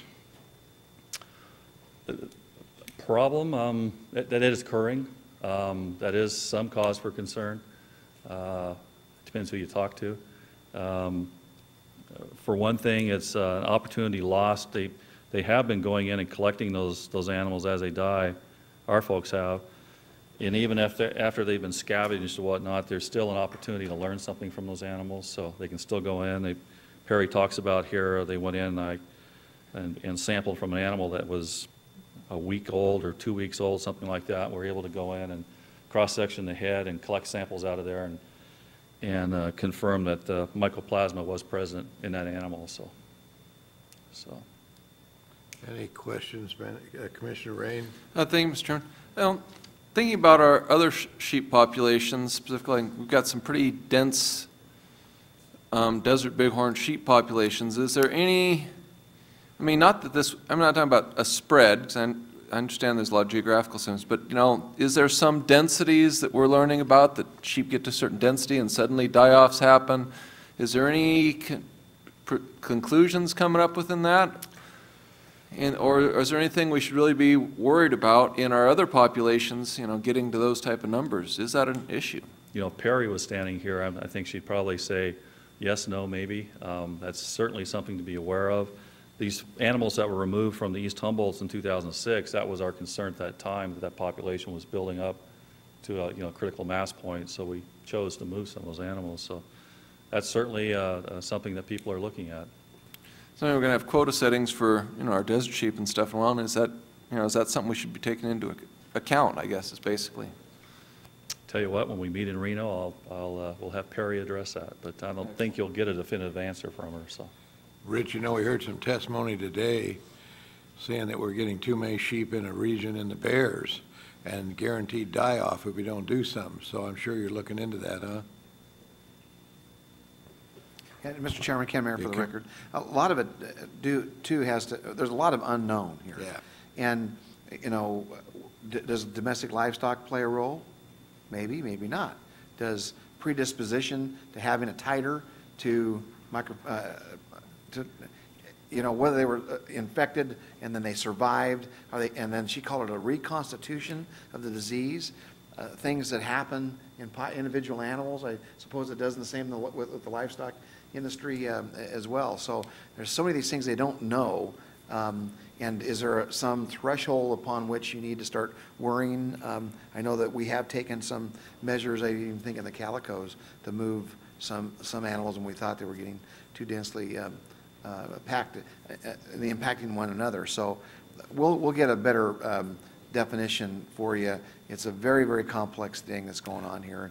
And then we have to ask ourselves what the Draxon, you know, we're saving a sheep, yeah, but is it going to be a productive sheep and bring off a lamb and do all those things? So there's, you know, there's one school that says these, once they get pneumonia and their lungs are scarred, they're never going to be a fit animal. They're never going to bring off a lamb that'll survive and recruit in the population. So are you just delaying the population effect of having fewer sheep, more habitat, you know, rebounding quicker? So anyway, we'll have more come May for sure. And things are getting better out there for them as days go on. I sat through the 2-day at the Wild Sheep Foundation, the WAFA seminar, where they had 50 people there, biologists from their state, and Montana culls them out, and they just, at that time, they just culled out and shot 80 sheep, and Washington didn't know what side of the fence to do, so I'm familiar with the uncertainty of the problem of all the western states, and Nevada was the most proactive going after trying to prevent it at a much expensive to the agency, so I'm familiar with the uncertainty of this, but you know, you always hope for a remedy, Sure. but it's not here yet. I do have a note here that I thought someone would bring it up, is we already talked about it briefly previously, is the tag issue. how many tags. We have a season framework set. How many tags? The only concern really raised by by our game folks at this point is if we do have a season and do have tags, is trying to manage expectations of the hunters. I mean, most of our active bighorn sheep hunters know what's going on there, so they're going to go in there with their eyes wide open. But there is an element of our hunting population that has no clue what's going on there. So they put in for a tag, draw a tag. They expect things are the same as they were in previous years, and they're not going to be. So that's one concern that the game biologist did have, is trying to manage those expectations if we do have a season there. So, Didn't we put something in the new hunt book on that, Oh? In the new hunt book, there's a warning or whatever you want to call it, and so to educate the hunters. And then I understand when they go apply the application, there'll be not a warning, but something on there to tell hunters. I think that they're going to do that also, right? For the record, Maureen Hellinger, Nevada Department of Wildlife Operations Division. Yes, there is something in the What's New section of the book. We also, as implemented last year, when you make a selection on a hunt, there's a little advisory that comes up that gives you some information as to what's going on in that hunter choice number. We did include information on that this year for those unit groups. So they will see something when they apply. Yeah, I saw it in the new hunt book, and I think that's what we can do for the sportsmen, at least make them aware to the extent possible. Any other questions? Commissioner Capurro. Thank you, Mr. Chairman. If I remember correctly, we had a die-off in the same area up there, relative area, and about 15 years ago. And if I also recall correctly, we lost about 85 to 90% of the herd. But I guess one thing that kind of concerns me, and perhaps that's why Montana takes that position, is even if some of these sheep survive, are they passing on DNA that has a propensity to contribute to this problem? You know, I guess that's something you really can't answer at the present time. But we saw pictures yesterday of some of the ones that are really sick. I mean, to the point that you could walk up to them. And there were two very large sheep that I'm sure several people would have liked to have seen during the season, and that were obviously, one of them died, I think, shortly after Wildlife Services took the pictures. But it's troubling because we don't have any answers to, otherwise we'd be doing something more than we are, I'm sure. I guess the point is that the other problem that you're having now is we also understand that, of course, when you have a die-off like that, the predators are starting to move in too. Coyotes and ravens and the like, probably some lions too. But so that's another problem that you know will impact the rest of the herd that may not be that sick, but is now vulnerable to predation. Thank you. Just to note, there has been some predator control called in the area there. I think particularly in the Rubies, maybe the East Humboldts too. We have brought in the lion hunter and removed several lions from that area, so that we're apparently moving in on those animals. So. The predators are telling you where the dead sheep are. They can have the dead ones. It's just the ones that, you know, may survive or, yeah. One of the things that came out of that meeting, I think, these sheep long-term survival from the last time we had the problem up there 10, 15 years ago, some of the bigger sheep that we took still had half their lungs black. They never, these sheep never recover totally from that. They carry the diseased tissue on autopsy forever, and they never recover. And the pictures of these sheep with their sinuses and the pericardium is just unbelievable how it affects them. And you know, and there's too many unknowns. You know, Montana's doing something, they might change it, and every state's doing something different, it seems like, and there's no common denominator, but we're doing what we think our biologists are doing best, and that's all we can do. There is a lot of communication and information sharing around the West, though. This is a very hot topic. the fact that we were able to go in and treat animals and treat the western sheep managers. They volunteered callers. We got callers in from all over the place. So that's what's been kind of unique about our situation here, is that the animals were approachable. We have gotten callers on them. We have treated some. So now we have the ability to follow up on these animals. So. Director Mayor?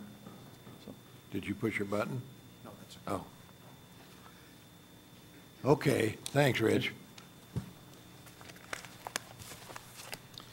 I just wanted to put that on the agenda, says the commissioners are really worried about it, and we have to set, in a couple months, we have to set the quotas, and we just like to keep informed of, it's a very serious problem. We want to be informed of it every meeting until we decide to set the quotas. That's basically what we want the information for, just to keep us abreast of it. The next item on the agenda is legislative special session update. Secretary Mayor. Yes, Mr. Chairman. In fact, I'll have Patrick Cates jump in here anytime he thinks it's appropriate. One of the things that we did during the special legislative session in looking at our budget and trying to prepare and react potentially to losing all of our general fund money, and you know, for a while there, the heritage fee was on the chopping block as well. So what we did is we took a look at our existing budget to see what flexibilities we had to be able to push money around a little bit to solve the problems. Because as those of you that dug into our budget, we have some reserves that are quite large, some that are quite small, but there's real tight restrictions on how you use those pots of money, and some of them don't make much sense, quite frankly. And one of them that, from a business perspective, that made sense to provide some flexibility was in the application fee reserve. We collect $10 for that application fee. What I hear historically, the idea was, well, let's charge $10.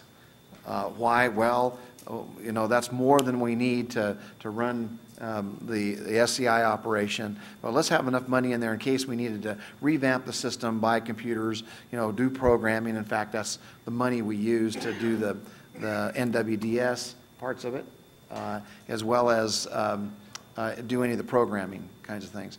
We generated about $1.5 million. Go ahead, Patrick. For the record, Patrick Cates. That fee has been dedicated to the hunt application system. And that contract runs us with enhancements and contingencies about $1 million a year. We generate about $1.5 million. It had a reserve of over $2 million. And so we proposed broadening the use of that fee for the NWDS as well as the operations staff who are administering those programs. That actually was to help compensate for whatever cuts they might have done. They were talking about sweeping all of our general fund, and that didn't happen, but they did pass that. Right, and so the object here is that we have some flexibility for our staff that are working on the draw. We're using, right now, in the past, we were using sportsman's dollars. Those licensed revenues that we could, if we had them available, match with PR. But they're unavailable because we're using them to pay for licensed counter staff and whatnot. So the idea is to use some of the dollars for the application process to pay for the department costs of administering the draw. And that frees up how much in licensed dollars? $1.6 million the first year, correctly? Yeah, that's correct. We've looked at the salaries and operations as well as the NWDS, and it freed up about $1.6 million for the current biennium. Right. And then we're planning to reduce the expenditures in that fund the subsequent years, but we'll maintain about a $1.3 million reserve. So it seems like a win-win all the way around. We'll be able to free up licensed dollars and still maintain over $1 million in a reserve account, instead of letting that reserve just grow and grow and grow and grow, and then have to deal with that later when we might be suffering and hurting for trying to find dollars to pay for department operations. That, quite frankly, I think if you step back and look at it now, that probably should have been allowed in the very beginning to pay for the operations. But anyway, I think we got a good plan, and that was the only legislative change that came about during the special session for the department. I have sort of a question. Now, does that money go in the wildlife account then? Excuse me? Will that money go back in the wildlife account?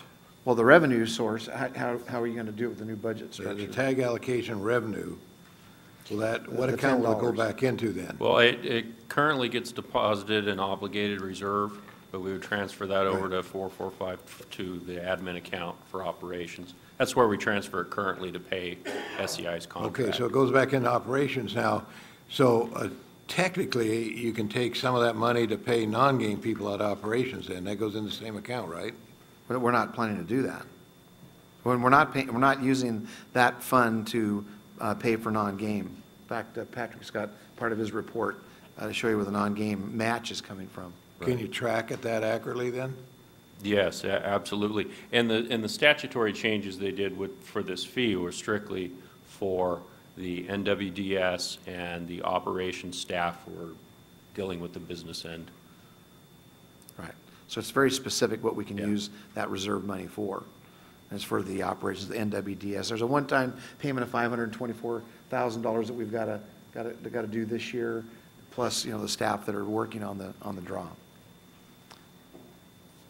The other thing I was really concerned about, frankly, is this $2 million worth of PR that's sitting there in it. That's the bump.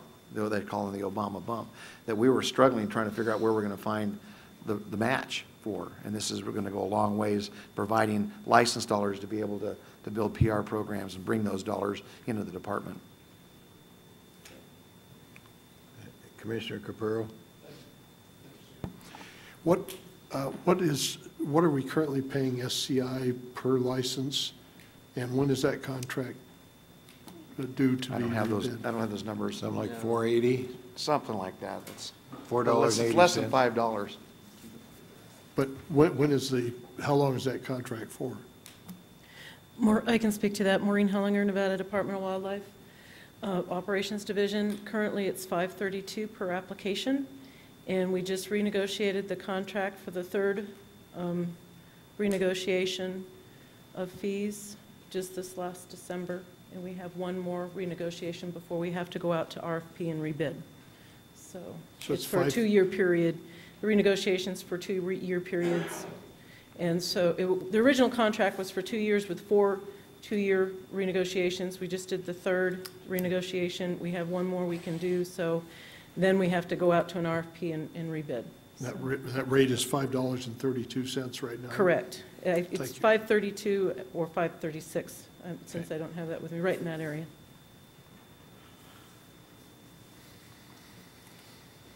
Other commissioner have any comments? Commissioner Howell? Maureen, I'm sorry. I had, on the original bid, how many applicants were there on the original bid? Back in '93? Yeah. No, you said you had 4 2-year.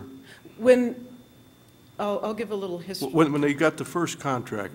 The first contract was actually back in 1993 with Systems Consultants. There was 15 bidders, which was renegotiated down, and they eventually won the bid. That was for 3 years, and then we had to go out to bid again. And from that point onwards, we haven't had a competitor for the bids when we do the RFP. So they've been unchallenged. And I think a lot of that is that they do the administration in addition to the maintenance. A lot of them just want to do the administration and not the program maintenance. So I think that's some of it. Thank you. Commissioner Capurro? Thank you. I was on the tag application committee at that time. We actually had four bids that we interviewed. And the interesting part of it is, again, as you mentioned, it's back in '93. So desktop type applications, nobody thought, well, you can't handle that with this sort of thing. And so 3 of the bids that we got were mainframe operations, much like the state had carried on when they did it. And the 4th one was SCI, and they indicated that they could do it with a laptop application. You know, obviously, they've been very successful because this is 2010 and they're still doing it. It's still on laptop operations. So it's an interesting history to it about how that happened. Commissioner Cavan. Thank you, Mr. Chairman. When we say that this was obligated reserve, you know, that these funds are in obligated reserve, what's the vehicle? Is there an NAC or is that in commission policy, or is that just? NRS. That's in We NRS. had to change NRS. And that's what, part of the list that That we were. did get changed during special session? Yes, it did. Yeah. That one section. We were challenged by the governor's office and the legislature, every director of every agency, to take a look at your existing budget and find any flexibility that you could find that made sense and was legal, and if you needed to make some small legislative changes to accommodate that, to propose that.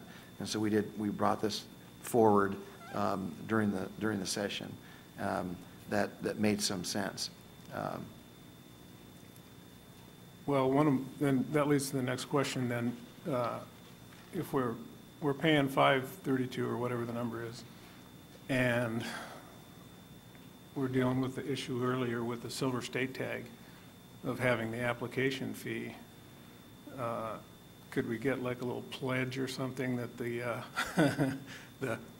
gap between the application fee and the what we charge would end up in the Heritage Fund instead of in this fund? Well, that would take a change of NRS. Right now, the $10 fee that's paid goes into this reserve. And then that reserve can only be spent on certain things. And what we did is we provided a little bit of flexibility to be able to pay for department costs associated with running of the draw in the NWDS system. Well, I guess I'm just disappointed that these things happen in special session, and we try and do everything so open here that it's disheartening that big of a change happened overnight. So, not that it's didn't have to be done, but all these years we've been charging $10 to, and you know how frugal everybody is when it comes to sending a few $1,000s to SCI to do a programming change. So, I mean, we're talking about a $12,000 issue, and we have people that have an issue with that, and we had $2 million in reserve. So it's taken 17 years. I think it's kind of been pretty sacred. So I'm disappointed that happened. Not that you could really do anything about it, but I'm a little disappointed with that process. Thanks. I'm real leery on these obligated reserves, like the duck stamp, and the last audit showed, and it wasn't you, but with the, you know, these monies can be moved around even though they're not supposed to be, and they were moved around. And I was around when they went to $10, and you know, I opposed it, not as a commissioner, because it was an excess to charge the customer, which is a hunter.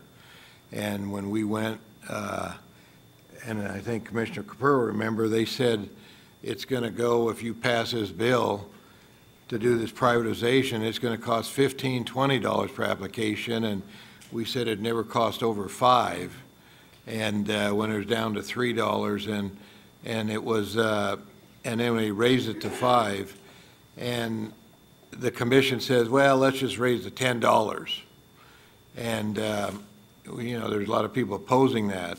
And then they put a stipulation to be used only for the computer draw, to upgrade the computer. So it was raised to $10 with the stipulation to only be used for the enhance the computer draw and put new programs on board. And that was the reason it went to $10. And I opposed that because the money wasn't needed at the time. And they just said, well, we'd rather have the sportsmen argue once and moan once. They were going to go to $750, and then chairman of the commission said, let's just go $10 and let them complain one time. And that was the attitude, but that's what it was for. Commissioner Raines. Thank you, Mr. Chairman. First, I had one question, and then I had a statement about it as well. question was, is this change in NRS department proposed this? The administration did. So the source of it was the administration, Endow administration was the original proposers. This Right, through the administration to the assembly. Gotcha. Okay. And also the commission. Of course, we didn't have any. We're not apprised of this until our meeting long after, which is now. It seems to me that there's a promise that Endow and this commission has always made to applicants is that the excess of the $10 fee would always be used for that fund, to fund the application. That's why it's called an application fee. And I know when I've looked at this in the past couple of years, I've been somewhat placated with that extra money, knowing, okay, yep, it's $530 something. I'm placated, that extra $4 will remain here to keep that application fee from ever having to go up with all of our upgrades. It seems that we have broken that trust and we have cheated the applicants. I feel cheated as an applicant because now all this time, and I have been telling people, hey, that extra money, we're using it for application. That's all it can be used for. And now it comes out that, well, now I'm a liar. The rules were changed. Have just been changed without any input whatsoever from this commission and turned all of us and our promises and the Endow's promises into lies. Application fee reserve was dedicated to the application hunt system. Now that's been changed. We didn't even have input in it. It's very frustrating in that, and therefore, if it has never been used, it was never intended to be used as a funding source for anything else except for that system. So if we have to go back now, we should do something. If this commission can do something like, hey, let's make the application fee $536. Let's change it every 2 years. Because if we want to use a funding source, raise something and call it a funding source. If you want to have an application fee, call it an application fee. Call it what it is. Now we're calling a funding source an application fee, and that's not fair. Commissioner Rain, Ken Mayer for the record. Yes. I think you misunderstood me. I'll say it again. What we're going to use these funds for is the administration of the draw.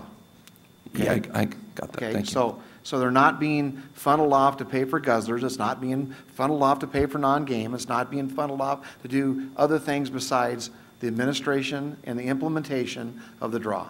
And what we ended up having is that when it was first constructed, this pot was made, it was developed, we write a check to SCI. But then what happens to all the department costs for implementing and administrating that draw? Well, guess what? You had to use sportsman's license dollars. So the double whammy here is the sportsmen are paying $10, and then they turn right around and have to pay for the implementation and administration of the draw out of their other pocket.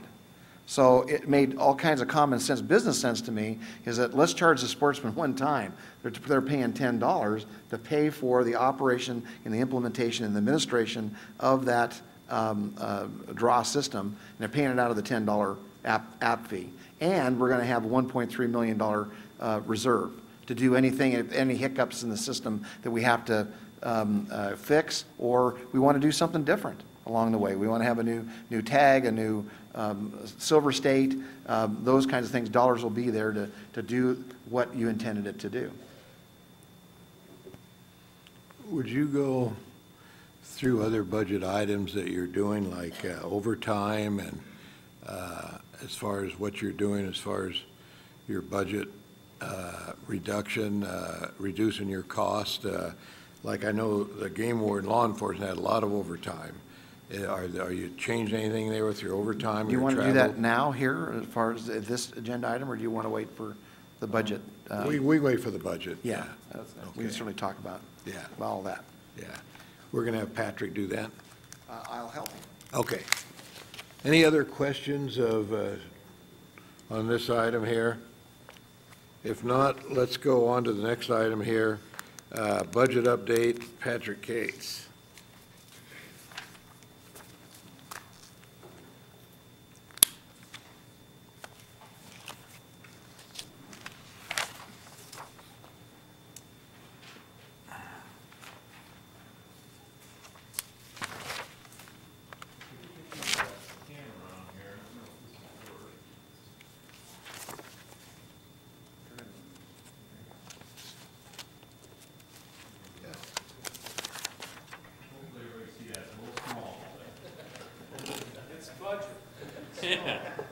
At least it's not legal size paper. Yeah. Forget it. I thought it was me. Out of focus, out of control, right? It's not a focus control on that thing? Your glasses are better than mine. For the record, Patrick Cates, the handout I just provided you is a detail of all of our grants that are for non-game work, so that we could show you the source of match for those funds. These are grants that are not used for game species for the most part. On the descriptions on the left-hand side, Section 6 refers to the Endangered Species Act. SWIG, SWG, that's the State Wildlife Grant.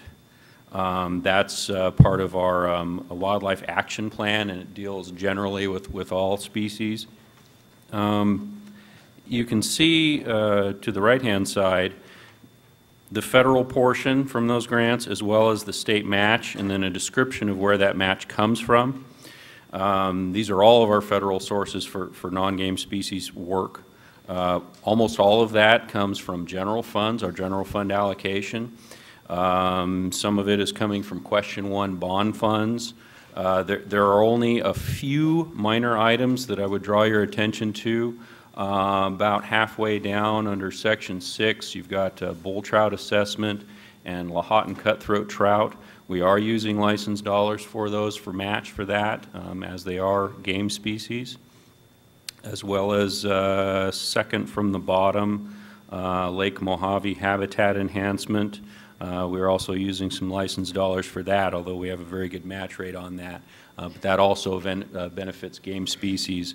Other than those, all of the activity that's occurring in the department related to those non-game species is being is not using sportsman dollars, and you can see the benefit that we get from that. We're investing roughly $1 million in non-sportsman fees to generate almost $3 million in federal funds, and this is the plan for the grants that we're currently using this fiscal year. Now, we did receive some reductions in our general funds in the special session, so we won't be able to quite maximize all of these grants, but we'll be able to do a significant portion of the work that's planned under these grants. Are there any questions on that? Commissioner McBeth.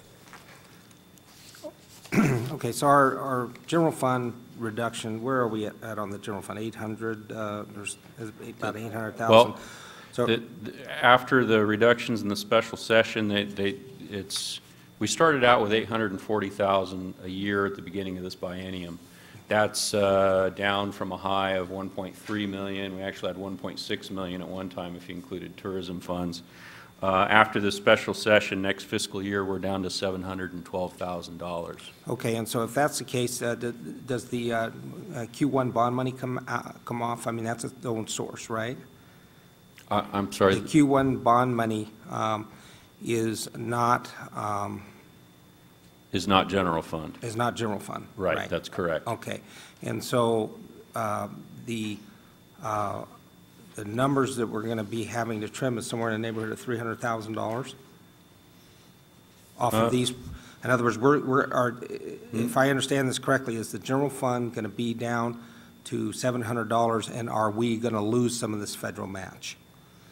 Yes, we lost about $127,000 in general funds next fiscal year. So yeah, there is a potential that we could lose these federal funds. It's a big hole to fill, but one of the things that staff are really good at doing is trying to find other sources of match, donations, in-kind match. You know, whether we can fill that, that's a very big hole. So yeah, we certainly are in jeopardy of losing some of that money. The SWIG grant in particular, we have been carrying forward a balance that we have not been able to spend. I mean, since we lost the 1.3 million, I mean, it's basically half of what it was. And we've been rolling forward that federal authority, but at some point, probably fairly soon, the feds will take that and redistribute it to other states. I think that's where we're most in jeopardy of losing federal funds. So we're currently in the process of trying to squeeze every dollar we can that's not sportsman's dollars that can be used, whether it's donations, in-kind contributions, volunteer time. You know, we're trying to, some of the heritage projects, quite frankly, we need to be much better at matching those state heritage dollars for some of this stuff. And the other thing that helped us, it went from a 50-50 allocation to a 65-35. And there is some talk in the Hill now to make that SWIG money as a 25-75, so 3-to-1. So that will really help us as well. So we didn't take the biggest dip as we could have if it stayed at 50-50. I had a question either Patrick or the director. We started off with 848,000, then at the end of the special session, 712, so that's a $156,000 loss. How do you plan on, what are you doing with a $156,000 loss, if my numbers are right? How are you, what are you changing? I mean, something's got to give when you lose 156,000. You're cutting out or you're doing something. Well, part of it is what I just referred to, trying to find other sources of match, particularly for projects on the ground where people are willing to chip in. Another thing that we continue to do is try to reallocate staff time. I mean, part of what these costs are paying for staff across divisions, but in particular in the diversity division. They're working very closely with the Habitat division to shift some of their work to projects that fall under the Habitat division's domain, where we can pull in other, like Q1 money. They pull in a lot of Q1 money for separate projects that isn't detailed here. Mining assessment, that was the other one I was trying to think of. Work that they do related to conservation work related to mining activity. We also accommodated some of this cut with vacant positions that weren't filled. Yeah. And then when they swept, one day I went to the cabinet meeting, the next day our vacant positions have been vacant for 6 months or longer, I forget the time frame. Yeah. They were gone. Yeah. Well, not only did they take they took 44,000 too of additional general fund. They did. They took, well, we lost 3 positions that had a large general fund component. They were all vacant. One was a conservation aid and diversity. The other 2 were fisheries positions. One was a wildlife staff specialist that focused on native aquatics, and a fish hatchery technician for Lake Mead, which the hatchery isn't operable, so that position had been vacant for a while. They also took some travel funds and reduced our funding there as well. So, how about Chief of Game? Is that still there? Excuse me? Chief of Game, is that still there? Oh, yeah. Oh, yeah, still there. In fact, that was the first position I asked to fill, and we're kind of like the guinea pigs in their process. I'm headed on Sunday to the North American, and all the agencies are going to be there, and I'm going to be working the floor trying to find somebody that might be interested. I've got some difficulties with trying to fill the game chief position. Number one, it's an unclassified position, not classified. So someone that is in the middle of their career would have to give up significantly, potentially, to come take that job with no civil service protection, just like a private industry job. People are unwilling to do that. The other problem that I have is salary, quite frankly, doesn't match up to what the salary is of other states. Russ Mason, for instance, took that chief job, was basically a lateral at the level it was, making more money than the director of NDOW, and he was able to buy a house on an acre of land for $200,000, so with better medical benefits. So that's kind of like a no-brainer for a guy and his family. But they sell a lot of deer tags there too. They do sell a lot of deer tags. So what I'm saying is that in the competitive market that we have, you can't pay what the market is really paying folks, and you add on top of that, it's an unclassified position. I had 8 applicants, only 2 of which had any biology experience. One was from Cuba, and English was a second language. The other were managers of Macy's and that type of applicant that thought this might be an interesting job to have. Could you go back and make them classified? Well, that's my next move. What happened under Kenny Gwynn, a lot of positions became unclassified, down to Suzanne at the administrative assistant level, which makes people, you think, well, if I'm going to make a lower grade than I would make in the private industry, and it's unclassified, why don't I just go to the private industry and not mess with government? And has been for a long time, what the benefits of government employment as well as the protection of government employment was why people would take less money for the security. And that is, rapidly going away. So we're going to keep stroking. We also re-advertised it nationally. So it's the highest priority to get that filled. And then Dave Prather just left. Dave was, you all know, was our ASO 3, and he took a promotion to an ASO 4, and we're all proud of him, and he's doing really great. But now we've got a hole to fill there, so that's the number 2 position to fill. Never ends. Never ends. Every day something different. That's what you get paid those big bucks for. Commissioner Rain. What is the salary for that position? I mean, we're talking about being low. In the mid-80s. Mid-80s. And Susan's position is classified as very special, so just, It's a very special, and I actually, for her, I was able to get that to change from unclassified to classified. So. Well, she can be classified anything she wants, but, If she has anything, I'll give her anything she wants. So. And that's one thing I've seen very universal across the commission. So thank you. Right. And past commissions. Is that it? That was good. My question. Anybody have any questions? Commissioner Howell? Mr. Chairman, we're not considering using any sportsman's dollars to make up this deficit from the general fund, are we? For these? No. No. Okay. No. We're either cutting back in the program, eliminating positions, and it's all been in the diversity division.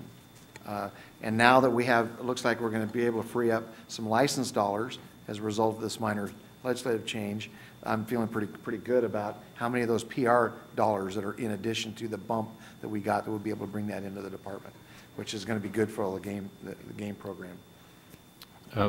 If just one other thing I forgot to add about how we cover that shortfall. One of the things that we are getting benefit from on the SWIG grant is the match rate is going to increase. It's currently 50-50.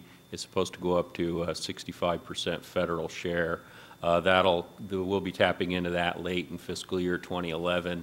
And I know there's also a lot of lobbying going on in Congress to increase that up to 75-25 like PR is and DJ. So that helps tremendously to fill that. We suddenly don't need as much general funds and get as much federal dollars. So. Two things, actually, the commission can help us on. I'll put the bug in your ear.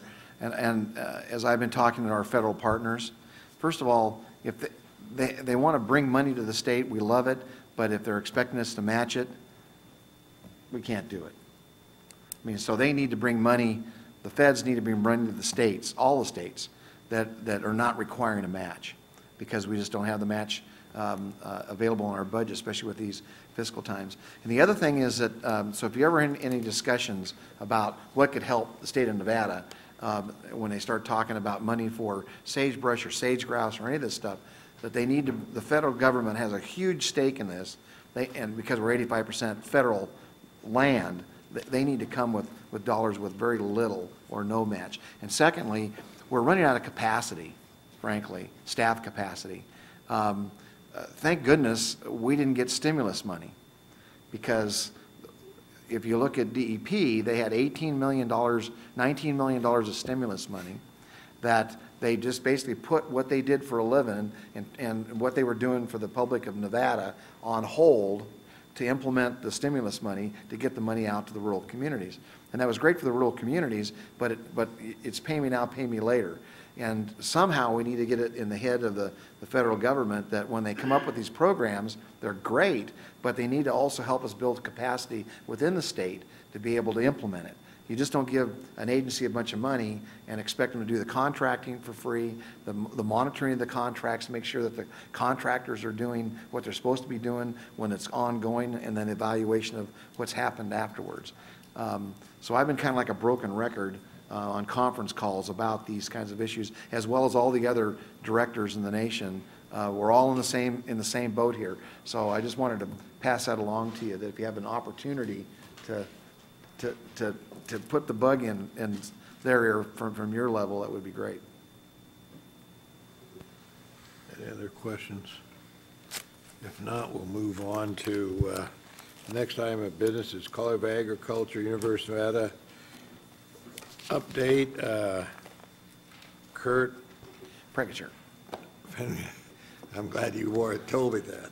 Mr. Chairman, I asked Kirk to be here. He's a man that knows all the answers, and he asked me to do a little overview of what it means to the School of Ag. And so anyway, I was really glad that Dr. Pregacher was able to make it today.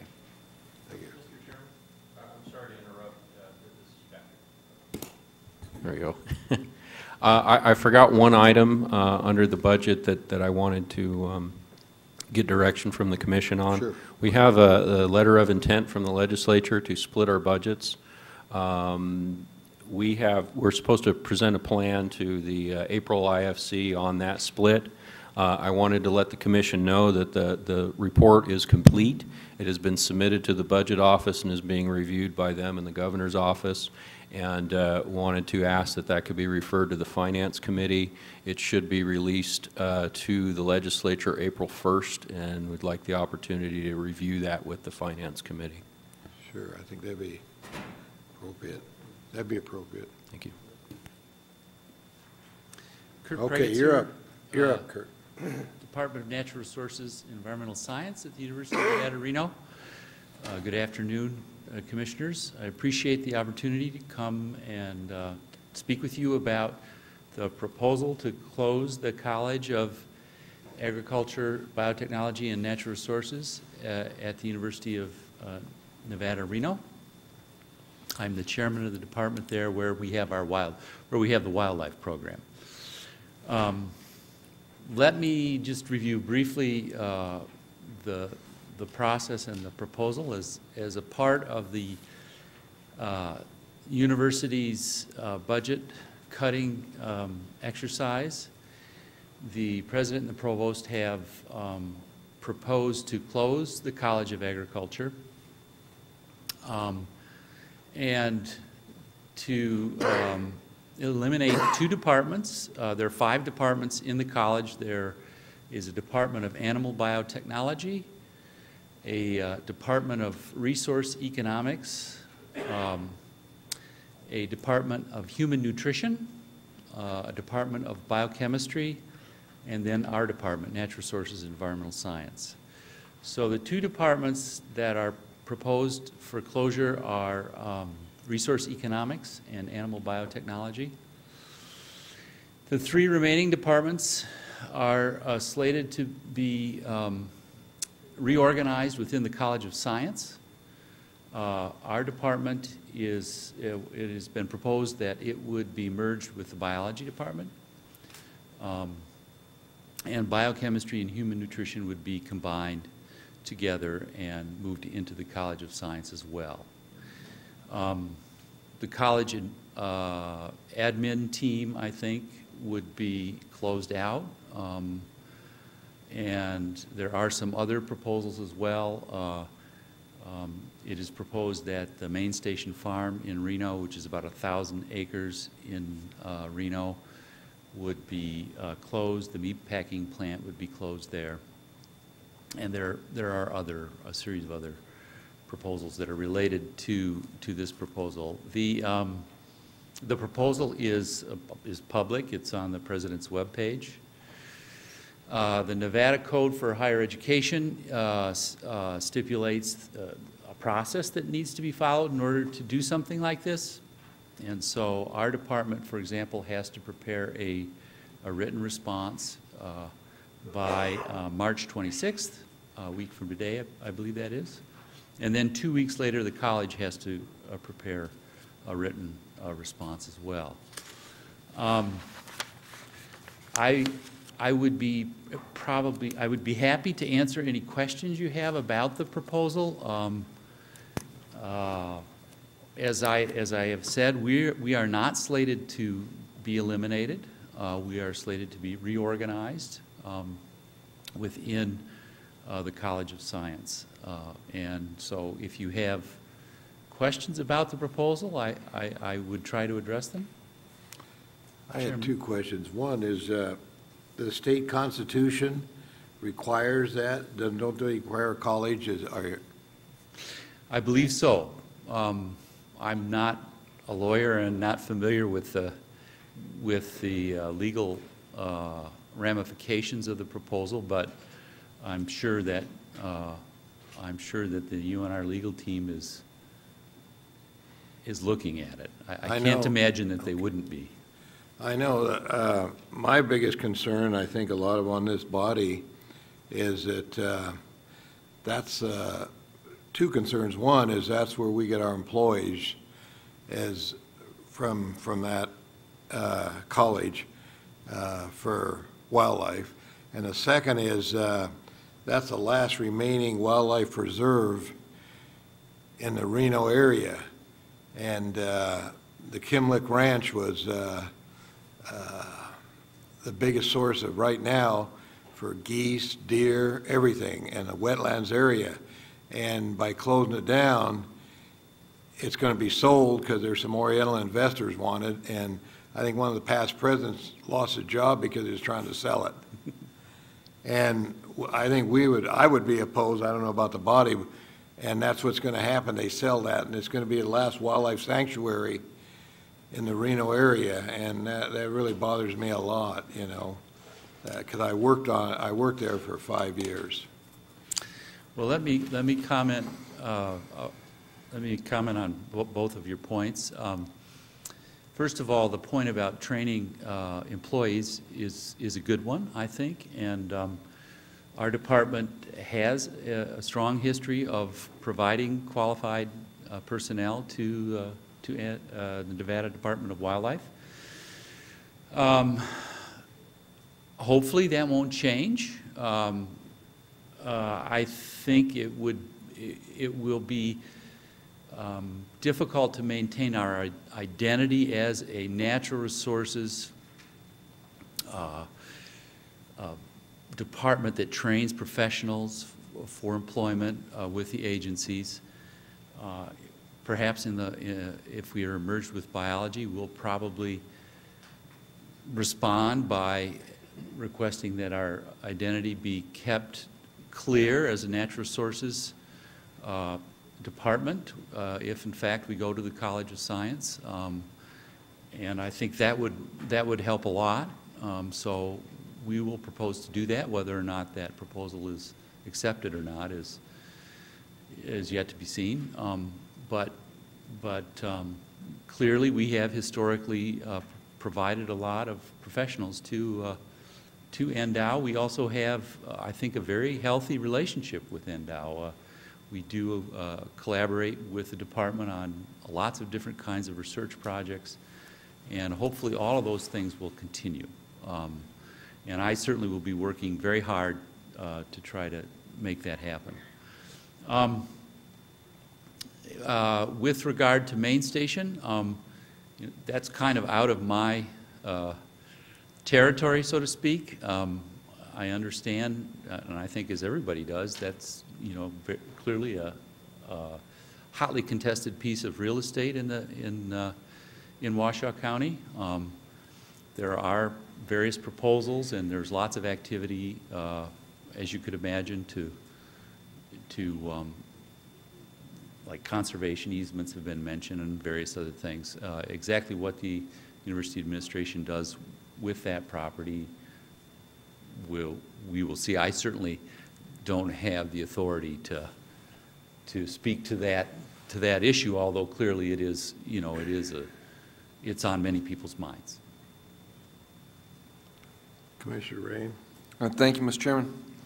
Well, actually, I'm a graduate of UNR. I have a little bit of knowledge about some of the properties that are there. How much of those different properties? I mean, you got Research Ranch, you got lots of pieces of property. Are they, many of them up for? No, I believe I believe Main Station is the only property that is explicitly named in the proposal, yeah. And there isn't any proposal to sell it now, it's just a proposal to close down the operations there. So all the other pieces of property relatively? Gund, I think Gund Ranch, for example, is fine. And that, and there's, you got a lot of different pieces of property all over. And so the reorganization, I haven't quite gathered that. How is the reorganization going to happen? You say it's going to close it, but it's going to reorganize it?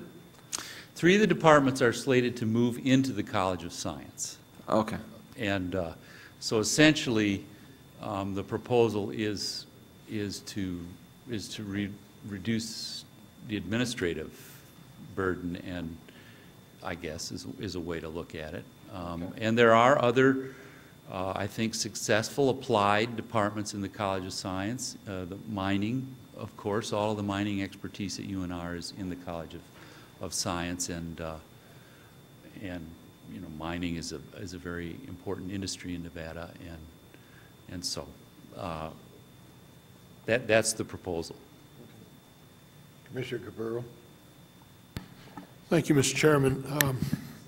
I have 2 brothers who are graduates of the College of Agriculture, University of Nevada, and of course I've talked to them on a couple of things. Number one, how do they get around the land grant status of the university? Because one of the requirements was to have a College of Agriculture. Right. And do they really think that by reorganizing, they're going to be able to get around that by that little trick? Is that what they're looking at? And number 2, with respect to places like the Gund Ranch, Paul Laxalt secured 10,000 acres of land from BLM that, if the character of that ranch changes, reverts back to the BLM. There are a number of other ties to some of those ranches throughout the state, and it's not just the experimental farm, and that how in the world are they going to run them, number one, if you don't have a College of Agriculture in which people are being trained to do that sort of thing and they're being absorbed elsewhere? Because as I understand it, they're going to do away with some of the degree programs. If that's the case, you won't be getting people that will need those ranch experiences to get those degrees. I'm just, you know, I'm concerned about how much thought went into it as far as the Board of Regents before they did this, because I don't see how they get around the land grant aspects of that university, in which they've made a pledge to the federal government to provide for a College of Agriculture, among, I think, also College of Science, if I'm not mistaken. Right. You know, my recommendation would be to contact Provost Mark Johnson directly. He actually has been the Dean of Agriculture at Kansas State, and before he came to UNR was the Dean at Colorado State. So I think he's very familiar with land grant institutions. He would have to be, I think, with that kind of experience. I can't speak to the constitutionality of the question at all, just because I'm not a lawyer. We train wildlife biologists, and we train range managers in our department, and part of the proposal is to transfer some animal science expertise into our department, essentially, so that we can carry on with that mission.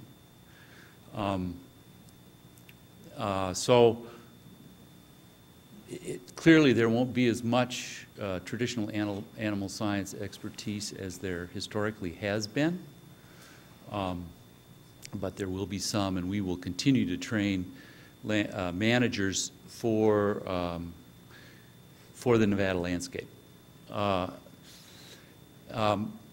And you know, the logic behind it isn't anything that I had anything to do with, nor can I necessarily speak for the administration. I think, and I would encourage you to, if you have questions about it, is contact Provost Mark Johnson. He's the person you should contact. Mr. Chairman, you know, the current College of Agriculture was built basically with a grant from the Flashman family. I'm sure they're not, if I were that family, I sure wouldn't be very happy with what's going on. And there may be some tags there that need to be looked at. Again, my only question in bringing this up is, I don't think all these issues were addressed before they made the decision to eliminate some of the, not just the college, but some of the degree programs that are available through the College of Agriculture. And sweeping it under the table, if that's what they're trying to do, is not going to work. Well, now is the time, in terms of this process, clearly now is the time for anyone that's interested to comment about what has been proposed. And my understanding is, and it's written down and available on the President's webpage, but the departments have to respond, so we have to respond in writing. Then the college has to respond in writing, and during this comment period, and then I believe the Board of Regents will eventually decide whether or not these proposals should go forward or not. So the process that's articulated in the Nevada Code of Higher Education is being followed, and now is the time. Now is the time, basically, to comment if you have any concerns.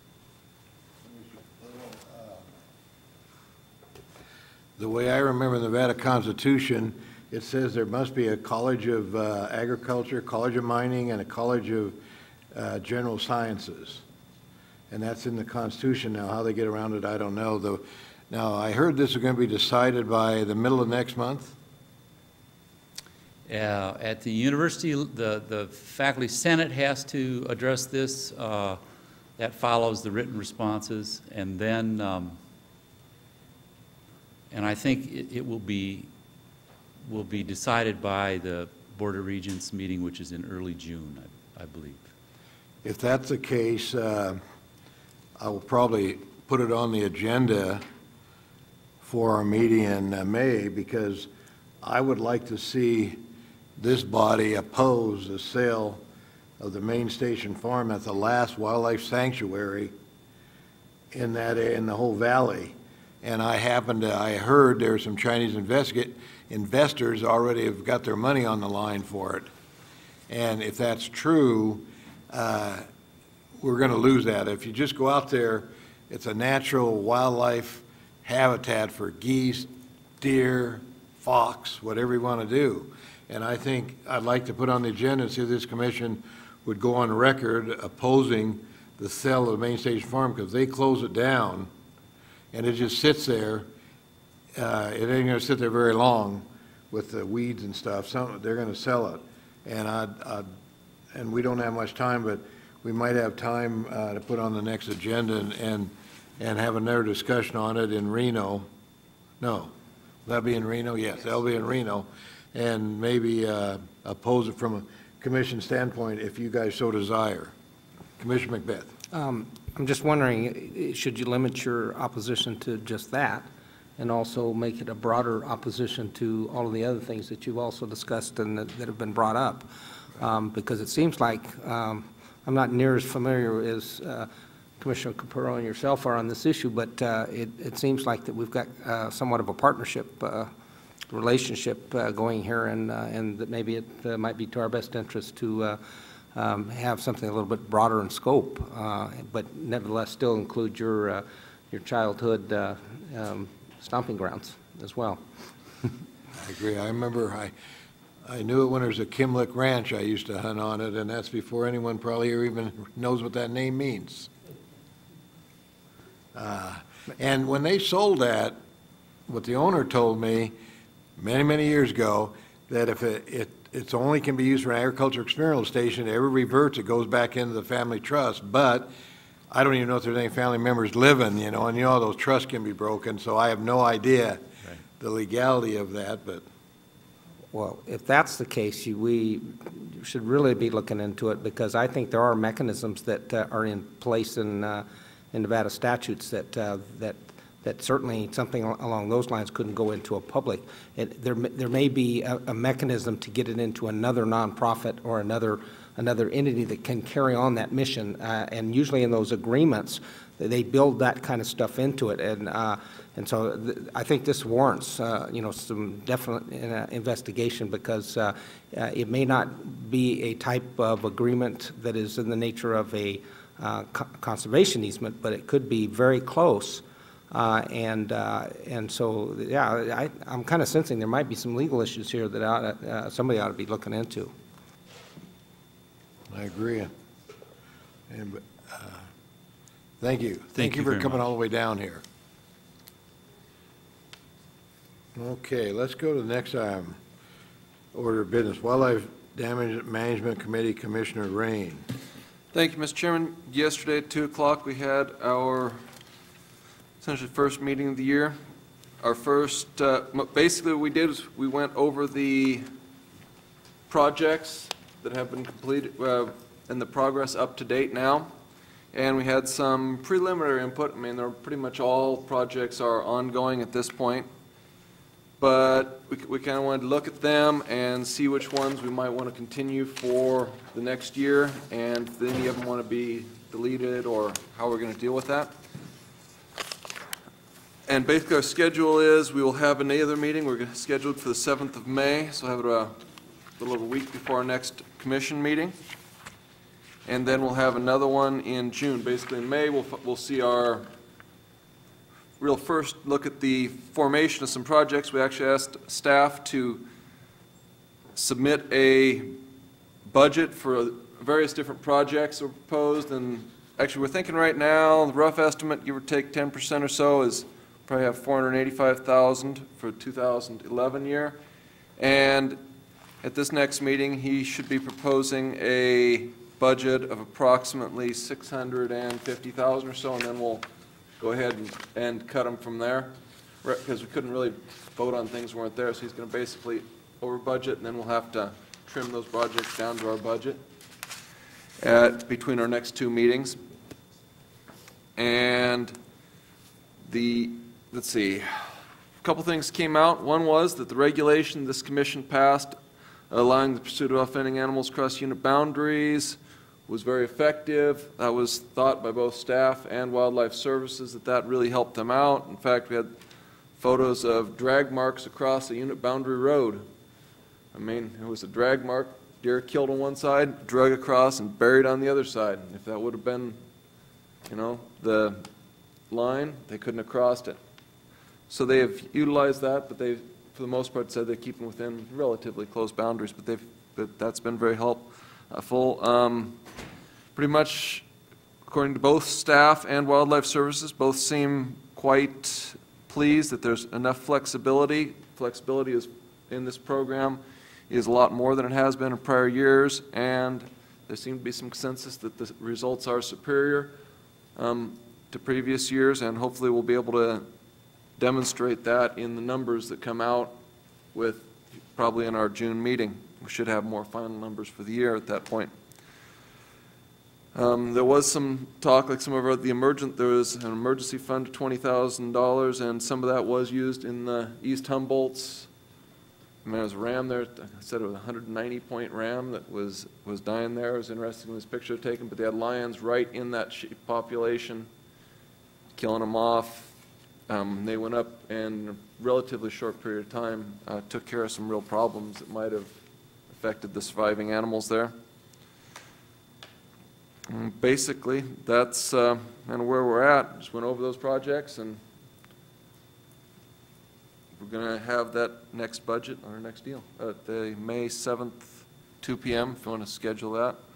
And we'll have that in Reno, and probably mostly a call-in meeting. I have a question, Commissioner Rain. Does your committee get this trap line? Can you put on your mic, sir, please?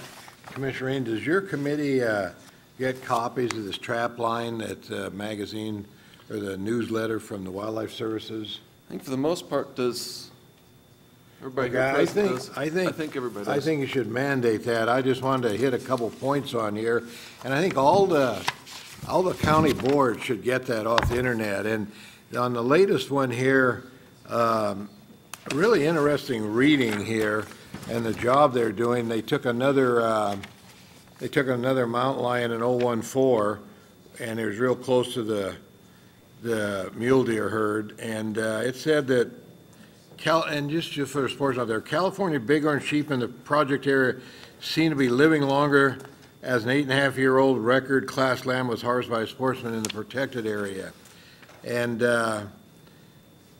they further go on to say one female bighorn sheep valued at $5,000 had been killed by a lion. And so this is interesting reading. And then on February 5th, they took another one from 014. That's one of our target areas in Washoe County. And that's one of the smallest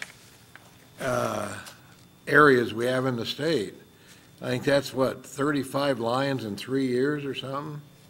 And something to that effect. And they're saying that in here, they're saying that taking one lion saved possibly 52 mule deer or similar sized ungulates, because we know they do take horses too. But they're, so some of the work that they do, I think every sportsman and every county board should get that and read that. It comes out every month, and some real good reading and about some of the damage that occurs, especially with ravens and with sage grouse and with newborn lambs and calves for the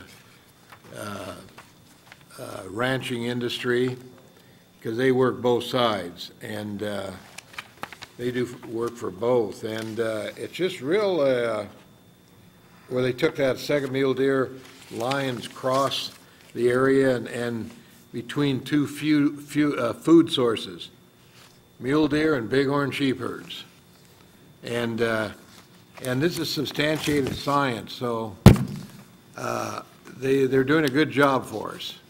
And they're doing a good job for wildlife, and I'd encourage all the county boards to read it, and because there's some good information in it. And that's my take on the committee. Commissioner Ring? I think just going to follow up on that, there is some interesting information, and hopefully we'll have a little more, like I say, a little more final at the next meeting, but it's interesting to see some of the results, some of their necropsies that they have. I mean, they had one coyote, they measured over 9 pounds of deer meat in one coyote's stomach that they took. A 45-pound coyote. I mean, just huge animals, and they're saying didn't know that was possible to fit that much deer into one stomach of an animal that size. And so they do get some good data on what it is indeed that they are eating, and some of the flexibility put into the program is they've been trying to target, for example, coyotes, utilizing this helicopter, which had been our project, I believe it was 22, to target the coyotes when they are up in the deer herds right at this time of the year, and when they are just the mating pairs of coyotes. And they'll also be doing some more of that towards the end of May, just before the fawning season. But some of the necropsies they do it's really interesting to see that, you know, they are in most cases getting animals that do have bighorn sheep in their stomachs, they have deer in their stomachs, a lot of them have game birds in their stomachs, and hopefully they should have a pretty more complete report of that here. They'll make it clear to the county boards, and especially the deer committees, that this isn't the only answer to deer survival, this predator, but it's a factor. And I think Commissioner Scott was on a helicopter flight in the Diamonds, and when you got 3 or 4 feet of snow up there, and they shoot 47 coyotes right on top of the Diamonds in the middle of the snow.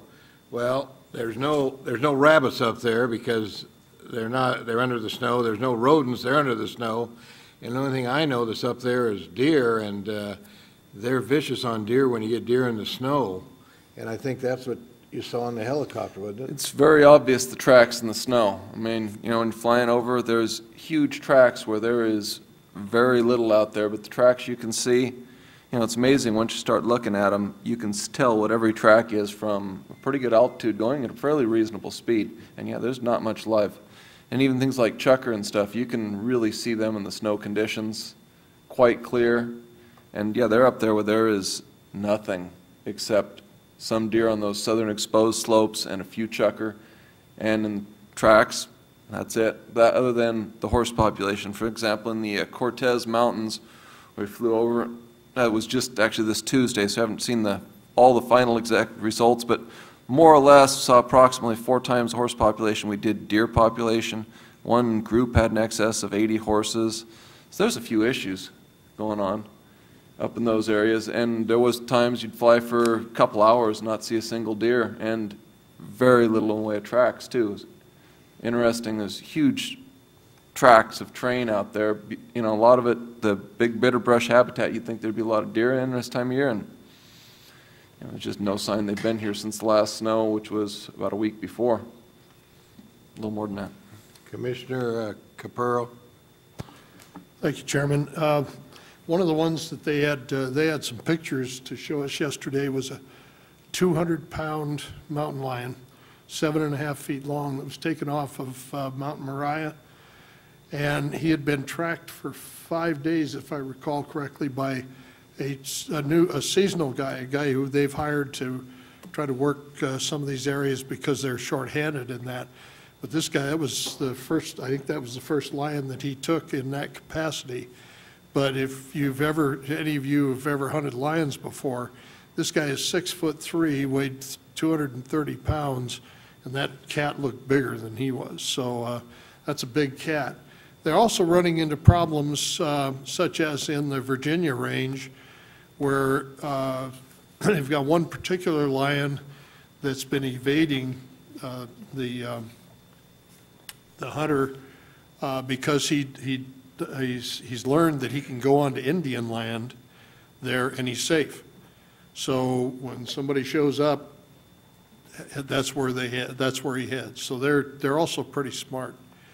The other problem is that, contrary to popular opinion of certain groups and people, these animals don't just kill to eat. This Mount Moriah lion was one of the, well, not that particular one, but another one, 7 years old, was basically eating himself through the bighorn population there, and many of them were left either partially eaten or not eaten, and so it's a problem, when you understand that predators need to eat, and that, but when they basically kill just to be killing, that becomes a problem for all sportsmen. Thank you. Thank you. Any questions on his committee report? If not, thank you, Scott.